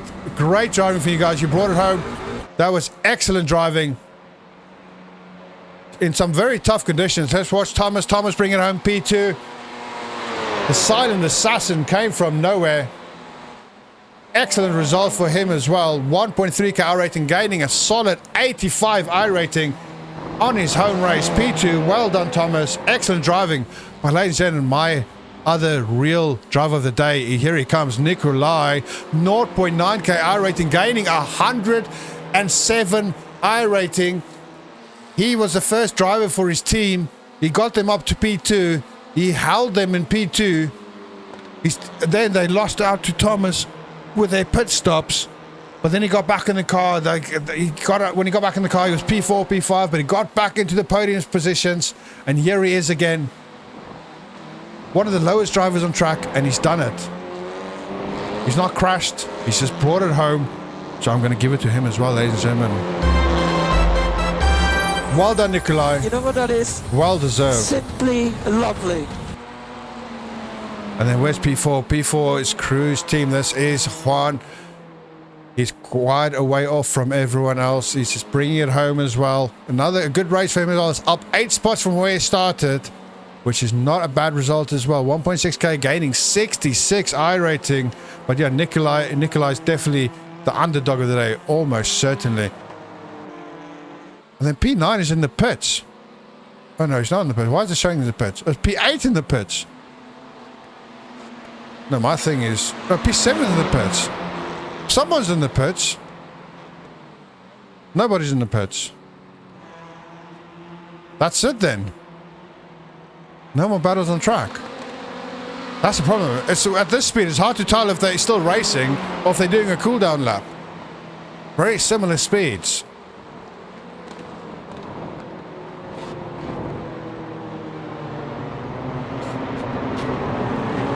Yeah, these are the last of the back markers. Everyone bringing it in. I like it. Everyone just peeling into the pits. Ladies and gentlemen, thank you so much. Everyone who watched. This has not been our most exciting race. I've got to be honest. I mean, compared to some of the action we had before, but you guys stuck around for it, and I really appreciate it. Thank you so much. It was still fun just hanging out, having a couple of beers, and watching good racing. The next one is the Watkins Glen 6 hour. That's going to be great. I will do the full 6 hours because that race with GTPs, LMP2s, GT3s, that is going to be the race to watch. Almost certainly, we will have a lot of potato awards there. Thanks for watching. I'm going to treat our two drivers of the day. I think they will be in for a surprise. But other than that, I wish you all a great weekend. And it's not even that late, so I can go have another beer. Guys, thank you so much for hanging out and the new subs and everything. I really, really appreciate it. I wish you all